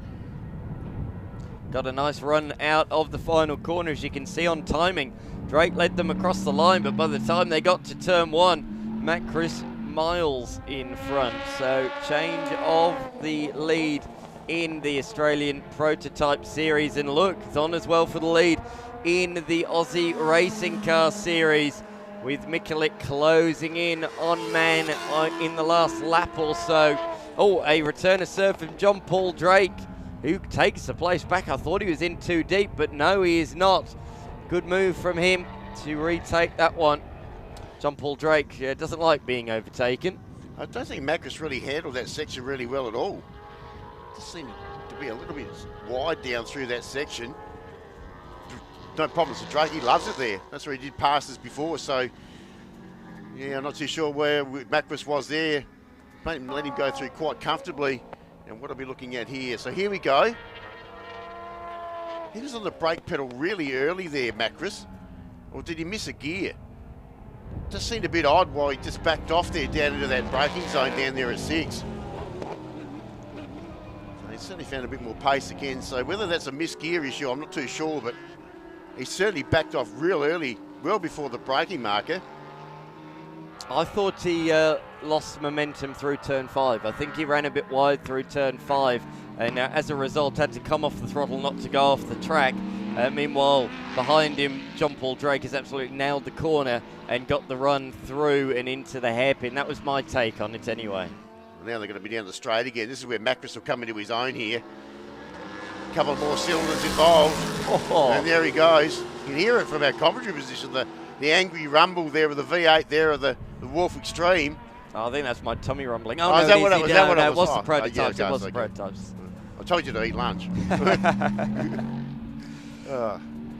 Short, sharp little break today. The racing's been non-stop, hasn't it? It's been absolutely fantastic as John Paul Drake, as we saw a lap earlier, very, very strong through the opening sequence corners. Let's see again through turn number 5 if he can get the slingshot and attack into the hairpin. We turn our attention back to the Aussies as Mikulik continues on the tail of Shane Mann. 25 years, I mentioned it yesterday on the Blendline Premium coverage, but 25 years of the Aussie racing cars this year. First season back in 2001, won by Paul Kamal, but boy oh boy have there been a lot of notable names that have come through. Carl Clues, of course Paul Kamal, Cottrell, as well as Brendan Pingle. There's been so many names. A few names in the past there. Yeah, absolutely. All of them have come through the racing series, a series that still delivers week in, week out, and you can catch the next round of the National Aussie Racing Car Series here at the Shell V-Power Motorsports Park in just 3 weeks' time, when supercars return to South Australia in the Bend, just a couple of weeks away. Of course, supercars weren't here at the Shell V-Power Motorsport Park last year, but it returns in just 3 weeks with the first 500-kilometre endurance race. Yes, supercars going endurance race in the precursor to the Bathurst 1000 right here. Oh, sideways into the corner there for Eldridge, I think, unless that was my eyes deceiving me. But just going back to the Aussie racing cars, yes, their National Series will be here, along with Carrera Cup, Touring Car Masters, of course, World TCR World Tour will also be here as well, and Trans Am. It is, when we say a stacked support category lineup, we mean a stacked support category lineup. That TCR series is going to be awesome. I can't wait to watch that. That's going to be some serious drivers involved there. Yeah, they came to Australia a couple of years ago at Sydney Motorsport Park and Bathurst, and boy oh boy was it some of the best TCR racing I've ever seen. A track like the Shell V-Power Motorsport Park, well suited to the Tin Top series, as we see a move once again for the race lead. Up the inside again comes Macris. Back through on John Paul Drake. I've lost count now at how many times they've exchanged the lead. Bit of cat and mouse tactics, isn't it? So Macris has gotten himself back to the lead again. Of course, talking about the Aussie racing cars, our own South Australian driver, current champ there in Joel Heinrich, looking for another title in that series too, and looking like it's been a pretty strong chance. He'll be back here at his home track in that round. Love the different noises of these machines out there. You got the rumble of Macris's car, the slightly more higher pitched tone of the John Paul Drake car, and the Trengrove machine as well. Different again. Have a listen down through the gears of the Macris car. Real thundering noise that machine makes. They are about to catch a good large group of Aussie racing cars. Oh, we're going to go three wide here. Oh, this would be interesting. Onto pit straight. But again, Macris puts the power down and pulls on through. So Macris just ahead. Oh, John Paul Drake trying to close the door on on Trengrove, but can't do so. Trengrove later on the brakes and takes second place from JP Drake, who drops to third. So back to third there, just going past a couple of the Aussie racing cars there. Glen Hill was the first one there, that's a black coloured car. So Macris to lead through from Drake, Trengrove. So Drake's got back in front of Trengrove there, so that's the position change. So top three dominating here at the moment. It seems like a mile back to Mark Lauke at this situation. They've just got Greg Edwards. Got Greg Edwards in an awkward position there. I thought it'd be awkward, but yeah, they flew by. Yeah, they went past pretty quickly. I think Greg was fairly aware there what was going on. So still Macris, John Paul Drake, and the West race car there of Paul Trengrove. He's not the only West, actually. I think Mark Haig's in a West race car too. That's the orange car. He's a long way back through the field. Just he gives you a pretty broad spectrum of different styles of race cars here. So that's the Stonkin Donks entry there behind him of Boyd. They've just gone past. So still 3 minutes on the clock here for this one. Final race for the Australian Prototype Series here this weekend. Andrew McKee there has gone. Did he go past?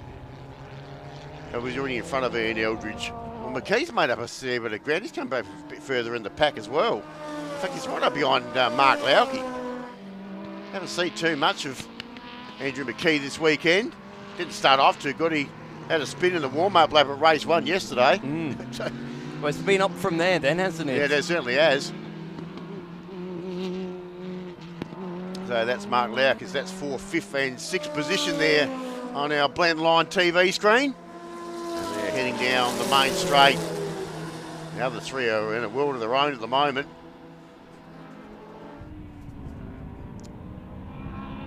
Up the inside, late on the brakes from McKee. He pulls it off. Great pass. Did that pretty easily. That number 13 car certainly found a bit of pace later part of the race, and now past Lauke, which takes him up into 4th position. I don't think Lauke saw that one coming at all. Caught completely unawares by that lunge up the inside into turn 1. Great stuff from Andrew McKee. So he goes himself up into 4th position. Oh, a bit late there, Lauke. Lots of brake smoke coming out the back of that Wolf race car. So didn't do himself any favours there. Probably be a little bit angry with himself after letting Andrew McKee get through, but we're about to find out inside the last minute and a half here. And they're on the Laukie Flour Mills entry. That car's had a few different liveries over it too. Used to have a big... Oh, McKee's off. Oh, all the hard work he's done and he's backed it in.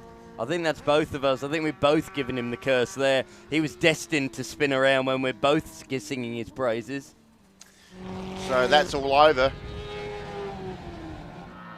Takes Andy Eldridge up to 5th position now.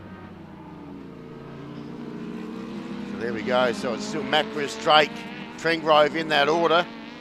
Heading down towards turn 18 and down the front straight they go again. We also got a shot there of the Aussie racing cars. Duel looks to me again like just as those cars have come through that Man has etched slightly ahead as we saw in the race earlier on today. But here they come into turn number 1.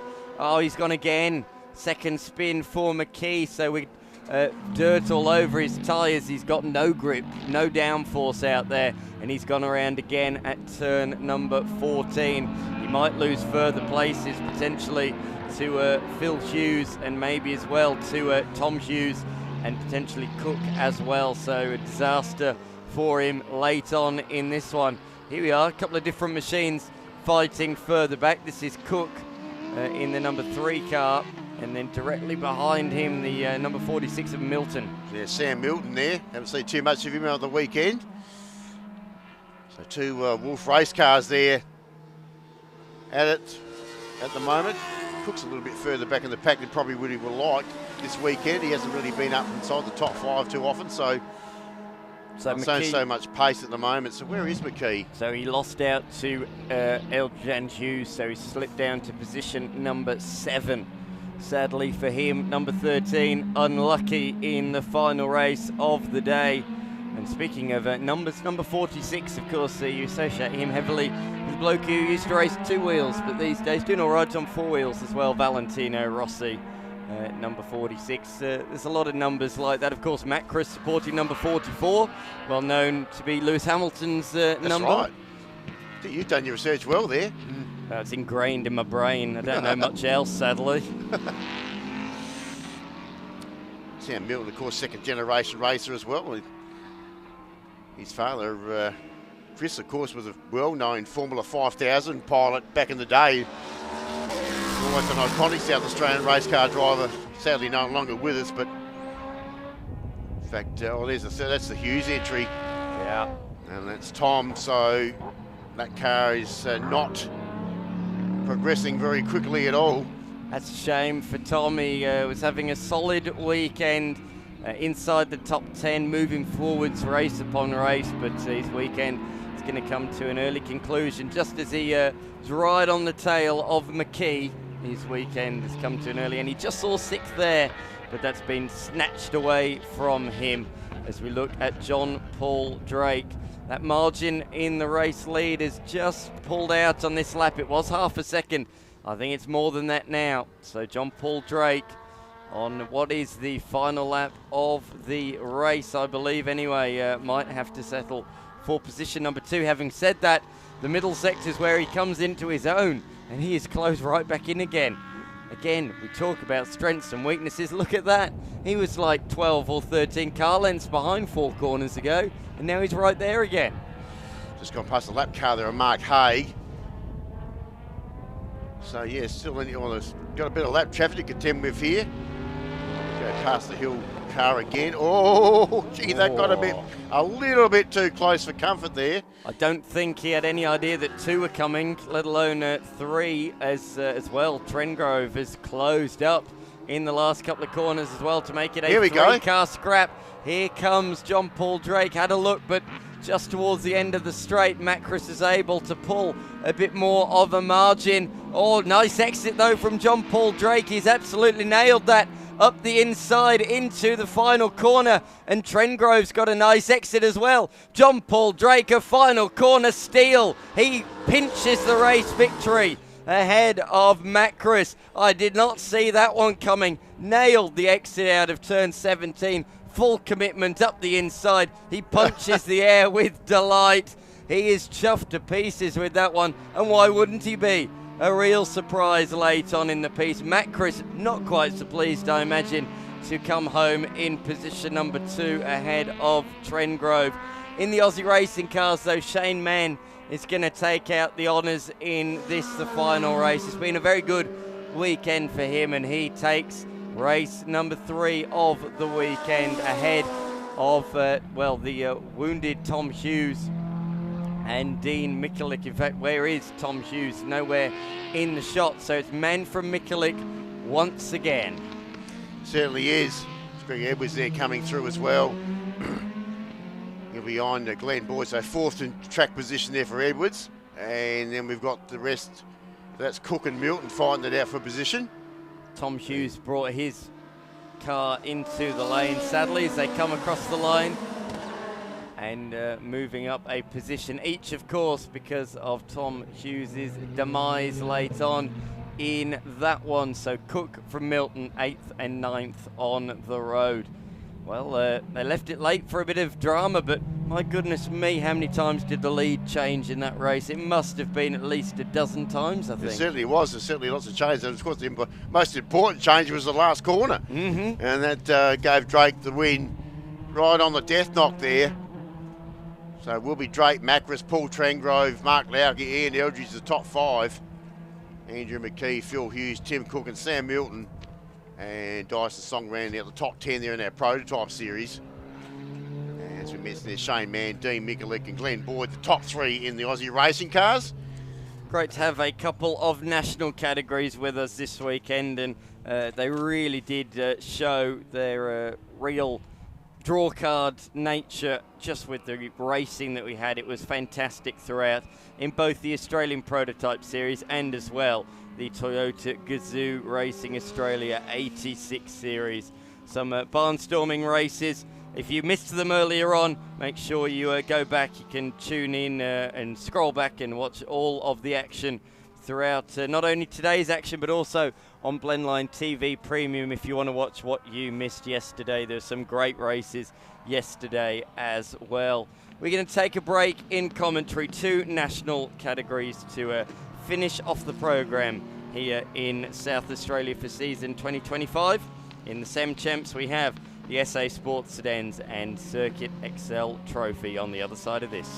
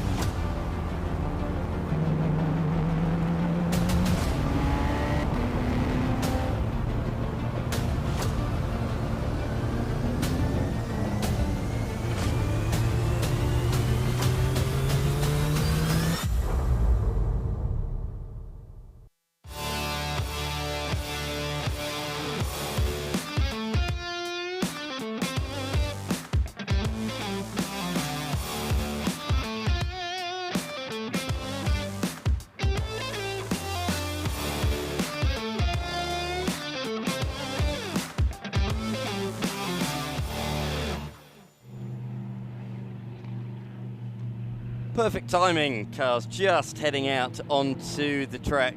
Final race of the South Australian Sports Sedan Series for 2025. They haven't been at too many rounds this year, the Sports Sedans. A bit lower on numbers than what we've come to expect in recent times, but good signs, few new entries into the series in the last couple of rounds. So hopefully we see big Sports Sedans numbers in season 2026. But of course, this weekend joined by Mini Challenge, Mark. So let's have a look at our grid. So Ryan Humphrey with a dominating win in the start of the previous race in front of Michael Barsh, who's actually gone back to his old diff. That was the reason why he was struggling in the last race. So basically he got one wheel spinning a bit too quicker than the other. So it's going to be a real handful to steer around this course, around this racetrack. James Campbell took out the Mini Challenge in the previous race. Solid effort in front of Craig Lindsell. So we've had two different winners there in the Mini Challenge so far this weekend. And then we go back to Gav Ward in the Civic in the SA Sports Sedan category, then Trent Spencer in the Up Tiles Mini. Then we go back to Neil Turner, the South Australian Mini driver, and then Andrew Mills, the Queenslander, rounding out the top 8 there on the grid. Then we go back to Josh Mills, he'll have Blake Mills alongside of him. Then we go back Adam Deuce, Alex Lee. These are all minis, Alex being the local SA driver. Then Gav Gold, Dave McKigan in the under 2 litre Corolla, and then we go back to Steve Turner, Leighton Ward, so all the minis there at the back of the field. A couple of Queenslanders involved there. Leighton certainly been one of those. And let's have a look to see who we've got left. We still have just Steve O'Malley, who has not finished a race all weekend, so been a bit of a sad weekend for Steve, and I wouldn't be surprised that car's already been back on the trailer, so we'll have to wait and see in just a moment. Has been a bit of a war of attrition this category over the weekend, as you normally would expect in sports sedans. That usually happens. Yeah, the minis. I mean, yesterday I was saying that I think the minis had caught a virus here in South Australia because they were dropping like flies. It was a really, really attritional affair, and we saw quite a few retirements as well earlier on today. Hopefully not so many in this one. Good to see Steve O'Malley back out there, so they've rectified that problem. Hopefully he can get through a race there at the back of the pack. Australian Mini Challenge on board here this weekend, and thank goodness they have, because they made up some good numbers. And we might have been struggling as well. We also got Ryan Humphrey from Western Australia. He's won all the races here this weekend in the XE Falcon. So let's see how he goes here. It doesn't look like we've got any Michael Barch. So it looks like he's out of this race as well. So no Barch in this race. That's a shame. Was, as I mentioned, having diff problems in that car. So it looks like he's called it a day. So this will leave Ryan Humphrey all out alone by himself. But we've had some interesting battles in the Mini Challenge here this weekend. Certainly the last race was, with the two different winners from the first two races being Campbell and Lindsell. Well, Campbell right on the hammer there of Ryan Humphrey. And away they go. Good start there. Well, Trent Spencer was quick off the line, off the rolling start too. In fact, he got himself up to third position. He absolutely flew off the line, the up tiles entry there. In fact, he nearly got himself in front of Lindsell. He did. Wow. That's a super start. He's missiled that off the line. Oh, it's a touch there. Four car got a bit sideways there of Leighton Moore. That's the Monster Energy Drink livered car. He's had a bit of a monstrous round too. It's been fairly eventful, that car. It's been knocked around a little bit over the weekend. But how about Trent Spencer's start? Wow. Up tiles entry well and truly on the gas. There's Craig Lindsell. Gav Ward there in the turbo-powered early model Honda Civic there. He's had a fair bit of competition around him over the weekend with all these minis. Much more lower budget affair. Gav does everything by himself. He's his own mechanic and transporter the whole lot. He's a real budget affair. Built the car himself. It's been a fair effort to that little race car. It's been a real giant killer in sports sedans here in SA for some time. And there they are. There's all the Mills boys. Once again, all the ABC entries. All around the outside. Brave stuff on the outside from Joshua Mills. Yes, Andrew in front, and then it's Blake. Certainly Andrew's been the quickest of that trio. who we got behind him? Adam Deuce, is it? Looks like it is the 52 car. Straight through, around the outside at Crofty Corner, and then again at turn 13. And it's paid dividends for Josh, who moves up a position and is now attacking Andrew Mills for the lead in the Mills Cup. The Mills Cup. Want to stamp something else there. So you can see, have a look at James Campbell there. He's starting to get away from Lindsay because he's trying to fight a little bit defensively with two different categories there, obviously. Obviously, Gav Ward fighting for points in the SA Sports Sedan Championship, and that's important because remember that Michael Barsh is not going to run in the final race. So he'll gain a few points there. Oh, look at the chattering under brakes on the number 72 Mini of Campbell there as we're 3 wide. Oh, it's all the Mills Cup competitors, all 3 wide. How cool is this family affair side by side? Is that Adam Deuce on the inside? No, that might be Steve Turner, It is Steve Turner, definitely. He's come from the clouds as well. Didn't finish the previous race, so he's come from the back of the field there. Certainly a car with plenty of pace, no doubt about it, and that's Leighton Ward. So rotten weekend gets more rotten. He's had a shocking weekend. He'd be pretty happy to get that race car back inside the transporter, I think. Yeah. I think he's had enough. No doubt about that. He's really had a tough weekend, lots of mechanical issues, and when he's not had mechanical issues, he's found himself off the road a lot as well. So yeah, that is a sad way to end the weekend, a tough one.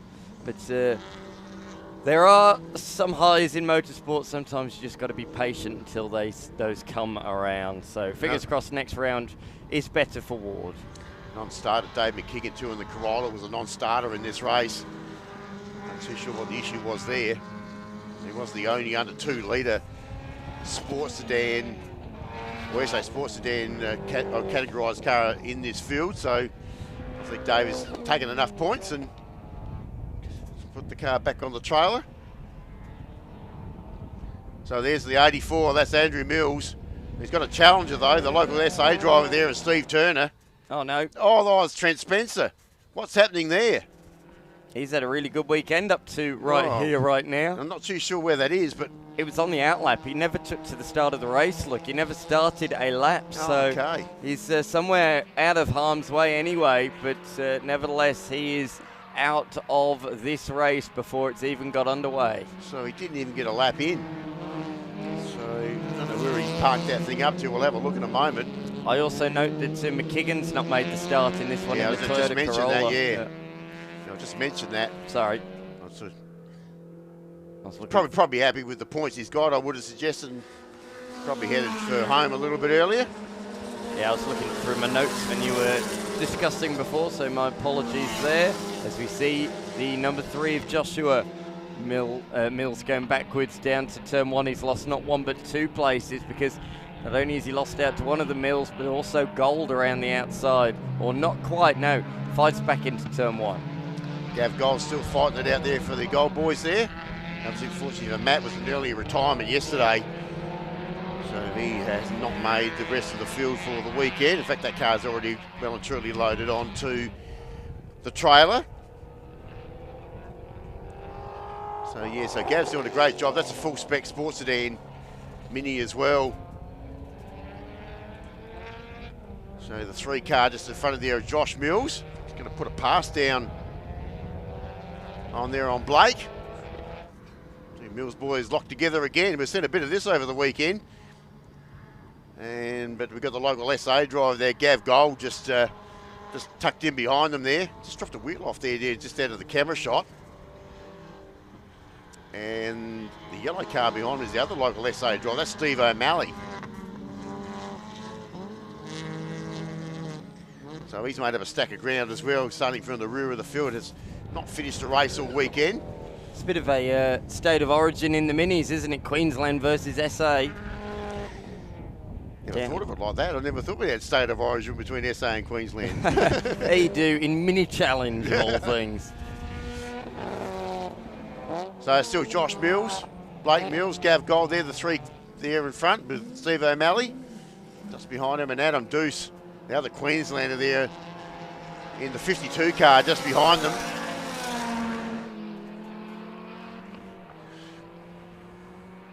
Down into turn 17 they go once again. It's still the number 3 who's got past the 25 and is leading the way in the little inter-fight there, but the 53 of Gold is right in there, looking for a nice exit. You'd expect somebody with the name of Gold to have a different coloured car, wouldn't you? But there he is in the black machine. Wouldn't that be too obvious? Yeah, probably, yeah. Probably Gold Trailer's car moving on through down towards turn number 1. Pickpockets both of those mill entries, and his next target, the first of the mills, number 84 of Andrew Mills. So Andrew and his Salty's been the Drama Campbell from 3rd position in the race and leading in the minis as well. So late race Drama in this round. Won the race earlier on today in the minis. Finished 2nd outright, third outright, let's not forget. But unfortunately, the race has come to an early end. He was only 1 second behind Gavin Ward in the Toyota 86, but it has come to nothing. Well, that'll be the Honda Civic. Certainly no Toyota 86s Oh, in this sorry, field. yes, I'm thinking of Barch. And no Barch in this race either. So there's Josh and Blake Mills. Well, these two boys have been well and truly at it all weekend. Not too much separating those two minis. I think they're just doing it to get their sponsor on the TV. What do you think? The ABC the Builders Properties, so we know all about them now. Yeah, the ABC Building Products entries there. Certainly getting their business well and truly on the TV screens at the moment. Oi. Oh, hello, Steve O'Malley's just, looks like he's cleaned up a couple of witches hats there off track. And that's where the other car is, That's Spencer. So that's on the run between turns 12 and 13. Not too sure. We've got a replay on that one or two. I'm not too sure what he was doing out there. I like that a few of them, a bit like the old V8 Utes. Here we go. And, Yeah, just target a couple of witches hats. There they go. Good save. Good catch. Got rid of those witches hat, no problems. I was going to say a few people have their little nicknames on the front windscreen just underneath their number. Scuba, the nickname being run there by that driver. Yeah, a few of them do. A bit like V8 Utes and, of course, Super Utes. Everybody has a nickname. Not everyone in this series, but there's certainly a few of them out there with a nickname, which is cool to see. Yeah, Steve Turner's got one of them. Probably shouldn't say it. We'll let you read it. Yeah, we'll let you read it. I think I'm pretty sure it's Marshmallow. Through into turn number 6, the hairpin. Deceiving corner, that one. When I've gone around it, I found that, you don't see the apex of the corner until you're at the apex. So you brake, not really knowing where the apex is. You turn in and it's right down a dip, really well hidden. As Alexander Lee has spun around, the number 28 machine was in position number 11. But I think we'll lose places as a result of that one, because he was right in a ding-dong fight with O'Malley. In fact, if they made contact down here... They did. Oh, dear. So that was the reason that Alex Lee got spat out there. Just ran out of track. And obviously couldn't get two little minis in that side of the track. So there we go. So this is Lindsell chasing down Gav Ward. So gradually, slowly but surely catching our second car in our SA Sports Sedans category. Not worry too much about Ryan Humphreys. 39 seconds in front at this stage of the race. So the interest certainly does lie here between these two cars. The 916 car of Gav Ward, the turbo-powered, self-built Honda Civic. And the niche entry there, the Mini, or the BMW Mini there of Craig Lindsell. He was fast yesterday, too. He dominated the first Mini Challenge race. Not so much.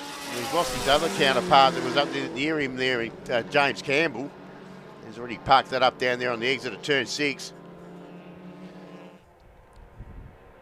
So there we go. There's the recap there on the side of the screen there. Humphrey Ward. Don't say, oh, nearly said Humphrey Bear then. Humphrey Ward, Lindsell, Turner, and Turner. It's been a long day. Yes, it has. We've been on the air since before 9 o'clock. Just trying to invent new words. Dear. I called, didn't I, in the race earlier on? I nearly said Brad Smith instead of Brian Smith in XL Masters. So We've both made a couple of near mistakes there. So further back, I see that Juice has got past the number 25 of Blake Mills. That's for position number 9. In fact, Blake Mills appears to continue to have dropped down the timing. So not sure if there's a transponder issue or if he is falling down the field. But further forwards, we've got a good little battle here between the sports sedan and the little mini challenge car. Ward versus Linsell. Yeah, Blake Mills in the, you spotted there, Dad. He's in the pits. Oh, dear. That's a shame. We won't get the 3 Mills boys to finish off. There he goes. He's just gone past that commentary position. Yes. I just heard him go past us. So that is all over Red Rover there. Oh, no, we lost and another Alex one. Lee as well. Oh, dear. So the contact down there at turn 1, clearly you can see the right rear is significantly damaged. It looks a bit wayward as he comes into the pits as well and straight back to the garage right behind where we are once again. That is a real shame. So once again, we've just seen the minis begin to fall by the wayside with 5 minutes to go. Here we go up the inside. Sorry, no, around the outside at turn number 11. Brave pass there from Josh Mills on the 118 of Turner, who's lost a lot of ground on this lap. Is there a problem for the 118 machine? One of your favourite liveried machines? Yeah, the piece of Capers entry there. It's one of the original Mini Challenge Cup cars from probably, about 15 years ago? Be a while ago now. Yeah, absolutely. Yeah, I think stopped in 2011 or 2012. Yeah. So, yeah, over a decade ago now that Mini Challenge ended. What a category it was. We mentioned it yesterday on the premium broadcast, but here's that move again. I don't think I've ever seen a move from that far back around the outside at turn 11. That's why I was getting all excited. Brilliant pass from Josh Mills. Did that easily. Yeah. A little bit too easily, to be honest with you. That's what made me think that there must be a problem for Turner, because he's lost 2 places now on this lap. So that's not good news. But yeah, Mini Challenge, what a series that was with Lisa Grant, Denyer, Paul Stokel, Chris Alajarjan. The list kept going on. It was a real stacked John Magro field. was in that series too. I think he was, yes. Yeah. I think you're right.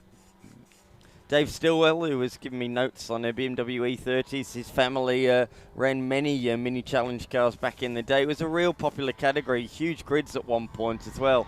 A real part of Jason Agamardis was involved there for a while. Yes. He had I reckon he had a big, he had a big flip down at Phillip Island, if I remember rightly. There are a couple of notable incidents in Mini Challenge of note. Shame that series isn't still around, but we get to enjoy it here as a result of part of the South Australian Motor Racing Championship. And there's our race leader, right on cue there, car 30 there, Ryan Humphrey. 48 seconds in front of Gav Ward, so he's in a world of his own at the moment. So he will take a clean sweep here this weekend. Been pretty dominant as you would have expected. Obviously no Michael Bart's here in the final race. So it's still on for second and third, isn't it? Still between Ward and Linsell. So final round, final day, one more race to go after this one, Mark. It's been a great year for the South Australian Motor Racing Championships. Any highlights, any standout moments for you? I knew you were going to pull that card. Oh, I don't know, man. It's been a lot of racing, hasn't there? There certainly has. For me, I've loved the national categories coming over. I've really enjoyed the 86 Scholarship Series this weekend. Cool. Thoroughly enjoyed as well when AU4 was here earlier in the year. 2 fantastic rounds. Really good to see Formula 4 they were here at the last year. round here at the Bend. Unfortunately, you weren't here, Dan, so I managed to fumble my way through commentary there for that one. I called the round before with you on the long track. Oh, you gave me the information, see? I just absorbed it. But for me, saloon cars have been really good racing this year. Improved production as well. Yeah, gotta love improved production. Yeah, that's been fantastic this year. Another championship win for Jason Palmer here today. But I've really enjoyed how much XL Masters has stepped up as well this year. It's been good racing the last few years, but it's been great racing this year. So the XLs have been a massive highlight of the series.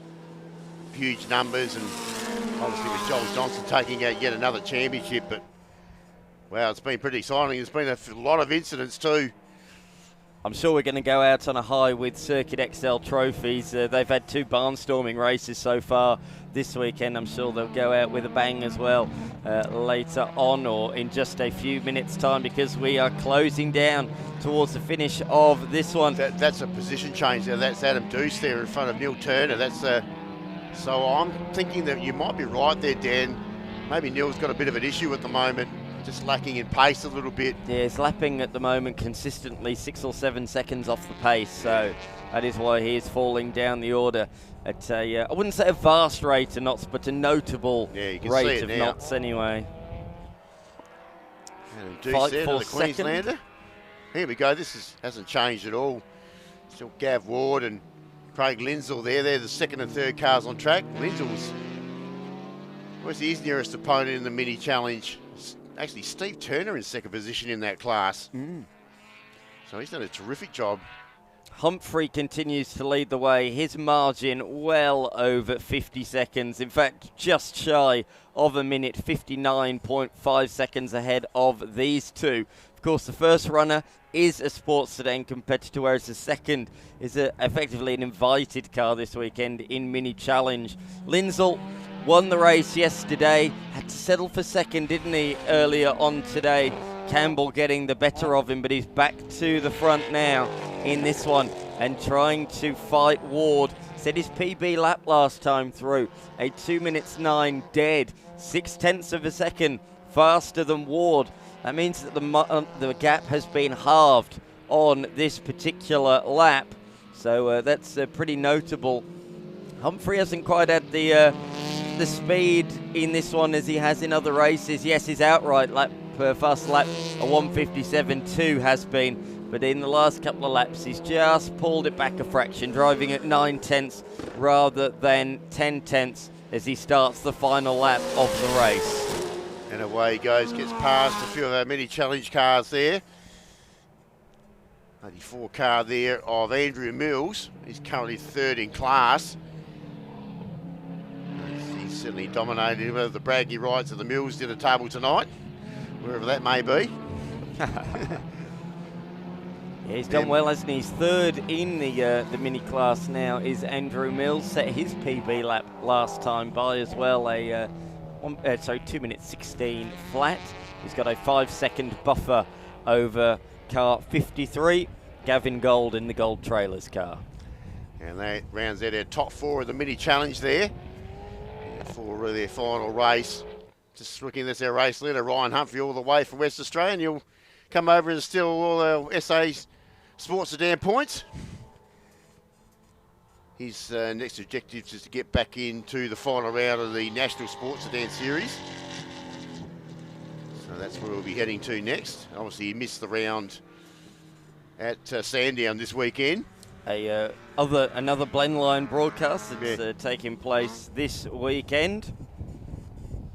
So, there's an incident down there at Sandown in the National Sports Sedans earlier on today. But here, no such troubles for our race leader in the old school Falcon. The XE Falcon for Humphrey.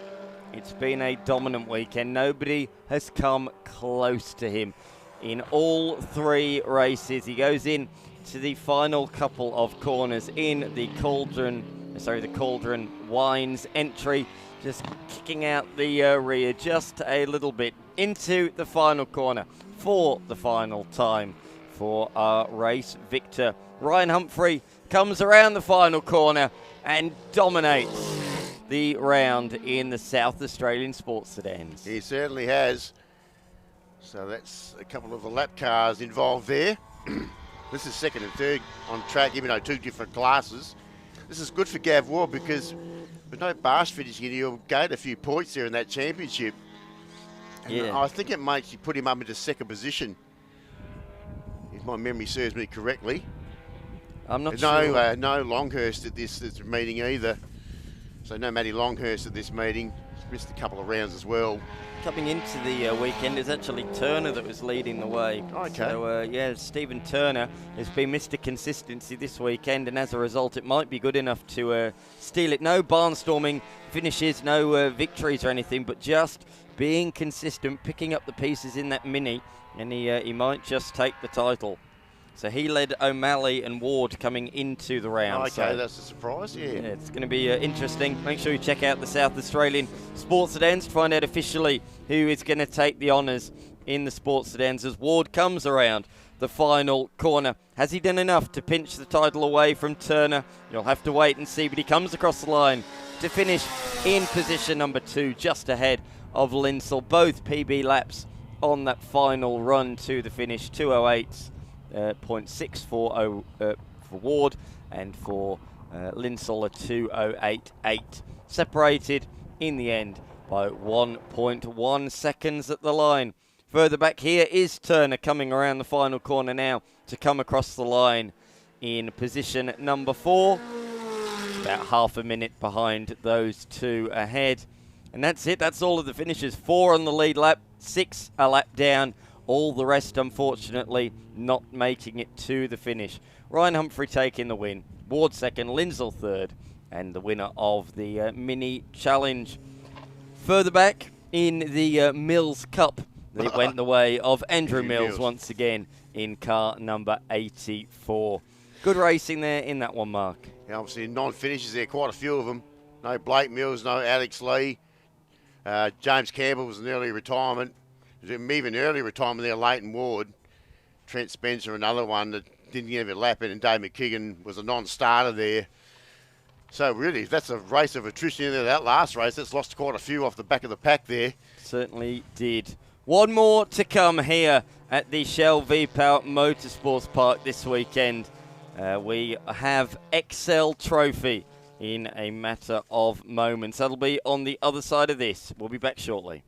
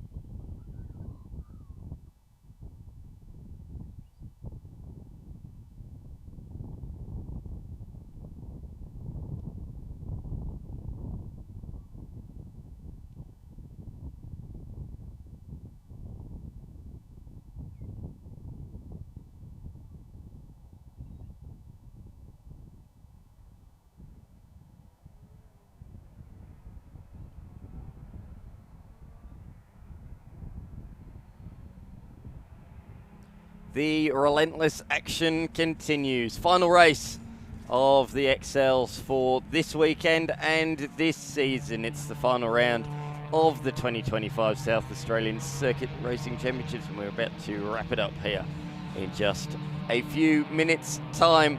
Joel Johnson has been the dominant force this year in the Circuit XL Trophy Series, and he's looking to make it a remarkable clean sweep if he can take victory in this final race. However, he will be challenged by Queenslander George Wood, who's continued to get stronger and stronger as the weekend has gone on. Aaron Oliver will start from position number 3. He also has been strong this weekend. He'll start alongside Darcy Heine. Beyond that, we have Fletcher Lewis, Jackson Sullivan, Brodie Dominic and Isaac Sparks. Tyler Craig will start out of position number 9 ahead of Shane Nowicki. Aidan Stutt will come out of grid position number 11 ahead of Bailey Freed.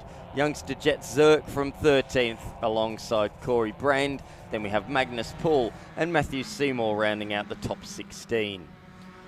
Beyond that, Cameron Quinn, Bailey Perryman, Jackson Wallace, Elliot Redwood, Samuel Woodland and Aidan Brand round out what is a stacked field of Circuit XL competitors. Of course, the Trophy Series, we've already had the Masters conclude already in what was a great duel all season long between Brian Smith and Vaughan Colwell.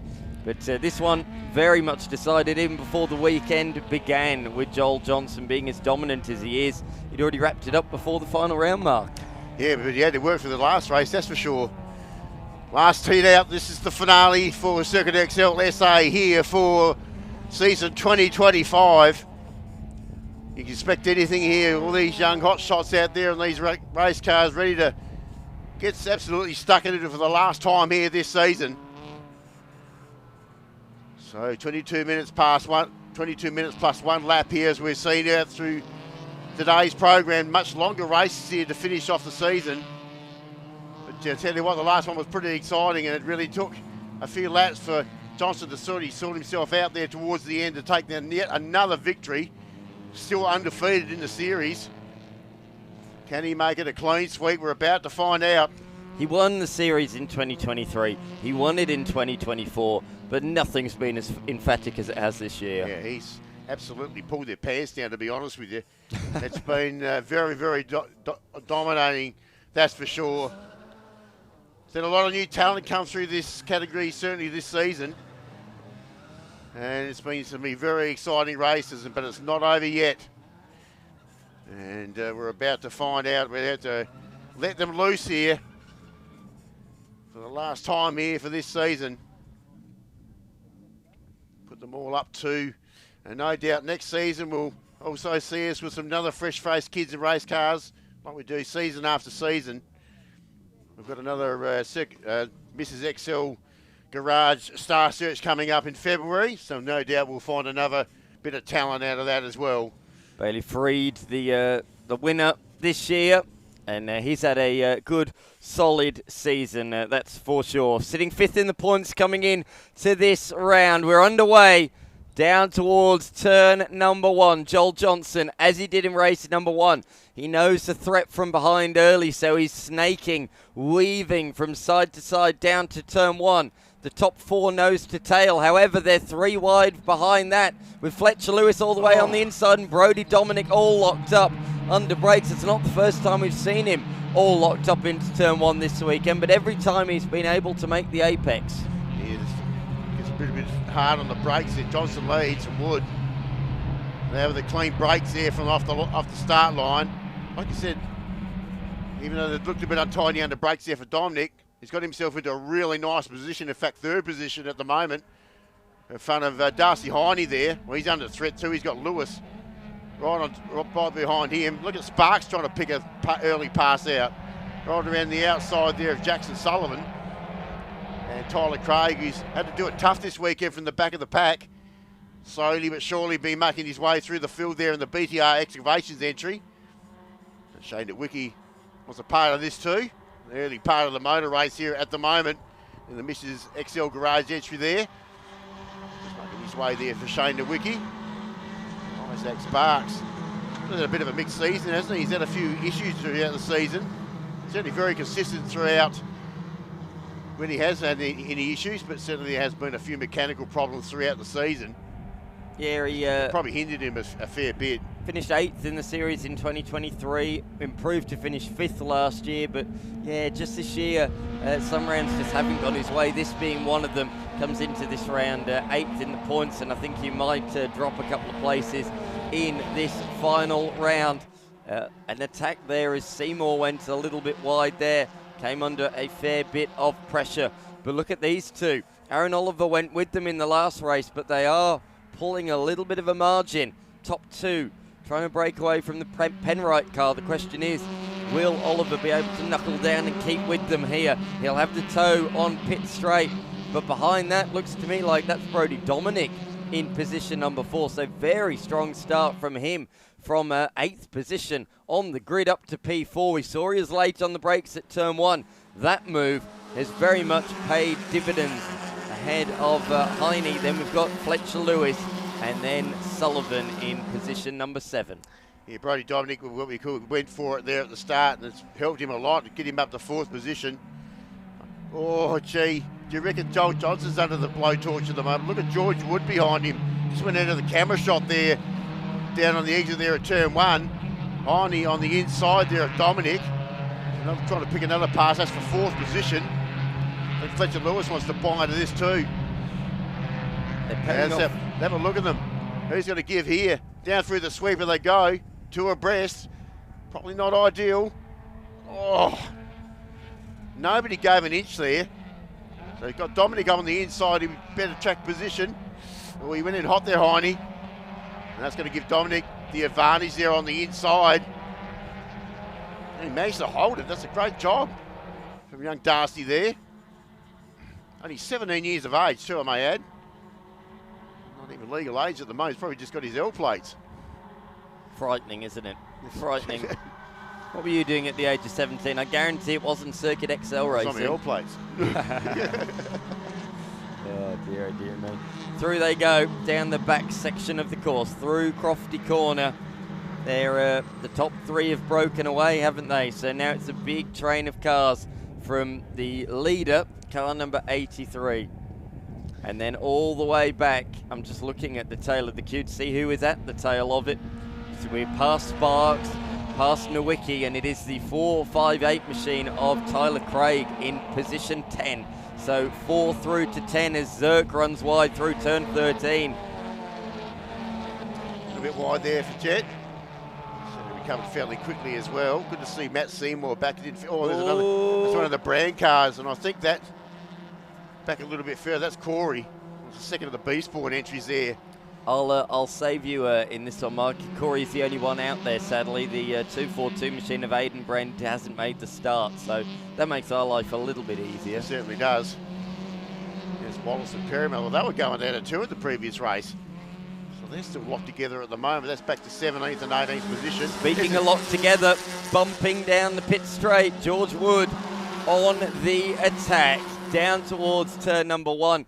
He doesn't want to go around the outside there. Now he's pulled out, but he seemed to have all the momentum in the world, but he just decided to nudge on the tail of Joel Johnson instead down there. Yeah, how smooth is Johnson there? He knows that corner like the back of his head. He knows exactly where to position and brake with that car. He knew exactly what Wood was trying to do, but that's track knowledge.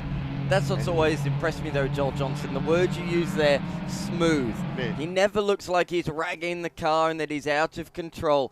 It's smooth, clean, and that's why he has been so successful in this low-powered formula, because it's all about momentum. Exactly right, and that's exactly what Joel told me yesterday. It's about that momentum. It's about keeping these cars rolling. Clean gear changes, clean under brakes.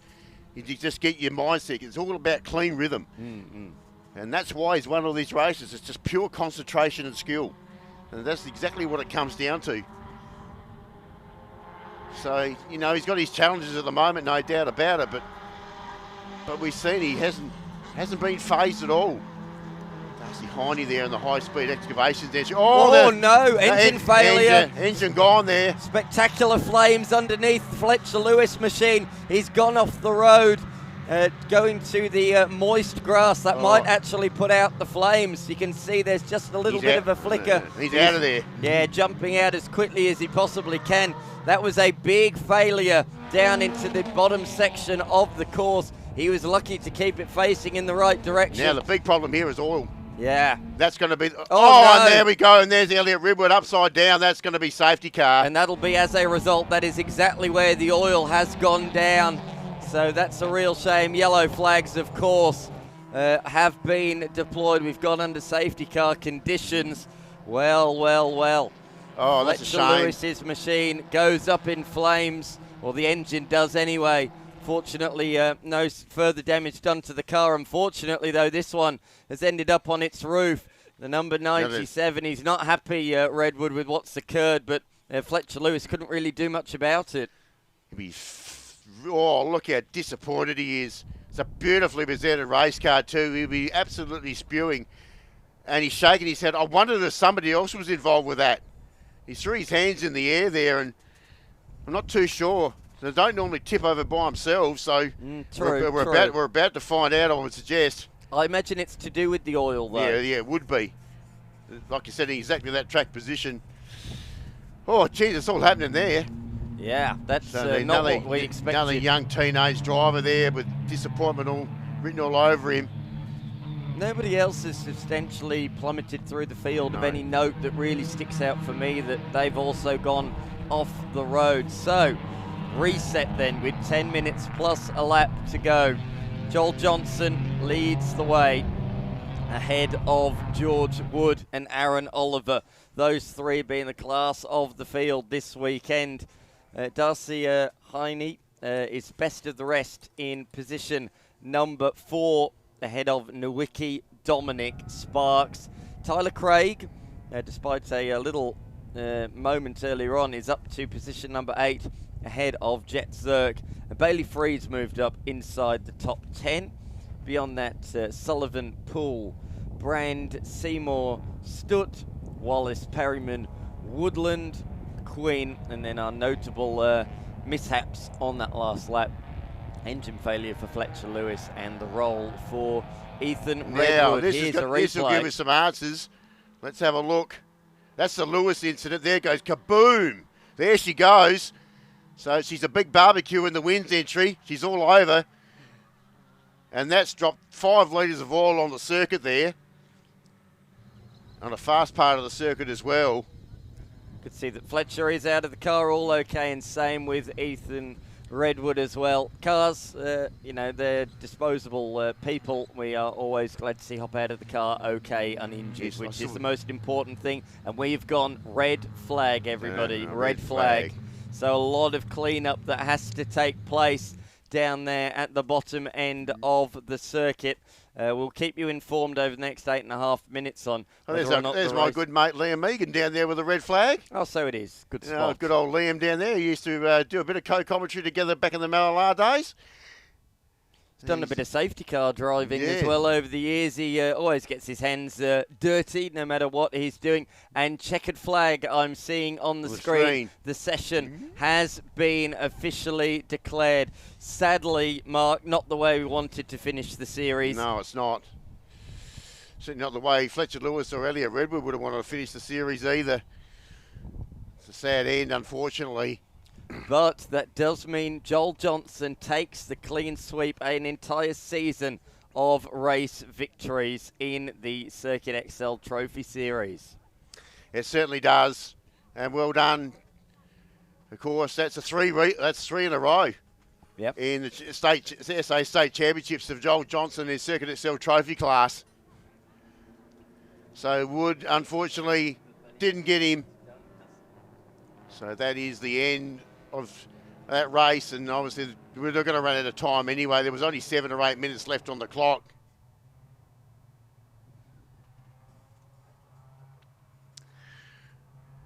So just coming around to collect the checkers. I know there's a few people standing around on top of the sky viewing areas here on top of the building, so please get up and show your appreciation to if you are here live trackside, because these young drivers have put on a terrific performance throughout the season. and it's been fantastic to watch and call. I reckon we've vouched that with Dan McCarthy as well. And certainly have been really honoured to see some great racing in these little front-wheel drive race cars. But and there they are. Look at all the crews up there. You can see them there on top of the roof. Some of the Mrs. Mechanical crew down there as well with all the T-shirts. There's Mitch himself. They're standing up there. I can see him with the hoodie. So, well done. They're big supporters also of XL Racing here in SA. Thank you very much, Martin Ancaro, the voice of South Australian motor racing. Another year done and dusted as we see the XLs heading back to the paddock. That's not the way we wanted to finish season 2025 of the South Australian Motor Racing Championships.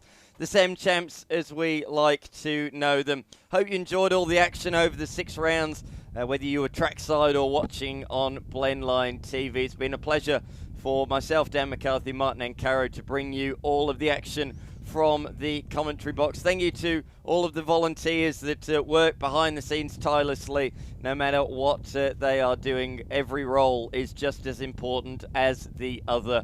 There's plenty of racing still to come here in South Australia over the next few weeks, including the GT World Challenge Series here in a couple of weeks' time. Of course, supercars are back here at the Bend with a 500k Enduro the following week. And the week after that, we go national racing with Formula Ford, Formula V, saloon cars, and much, much more. Make sure you head to the Shell V-Power Motorsport Park website for more details. Hope you've enjoyed the coverage. We'll be back with more action from the Shell V-Power Motorsports Park over the coming weeks. If you're trackside, have a safe journey home. Well, there's Beck Bosiano up there giving us a wave.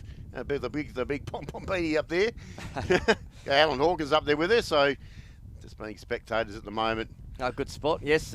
Many of our Masters competitors, they enjoyed the action there. They wouldn't have liked to have seen their co-XL competitors hit troubles, though.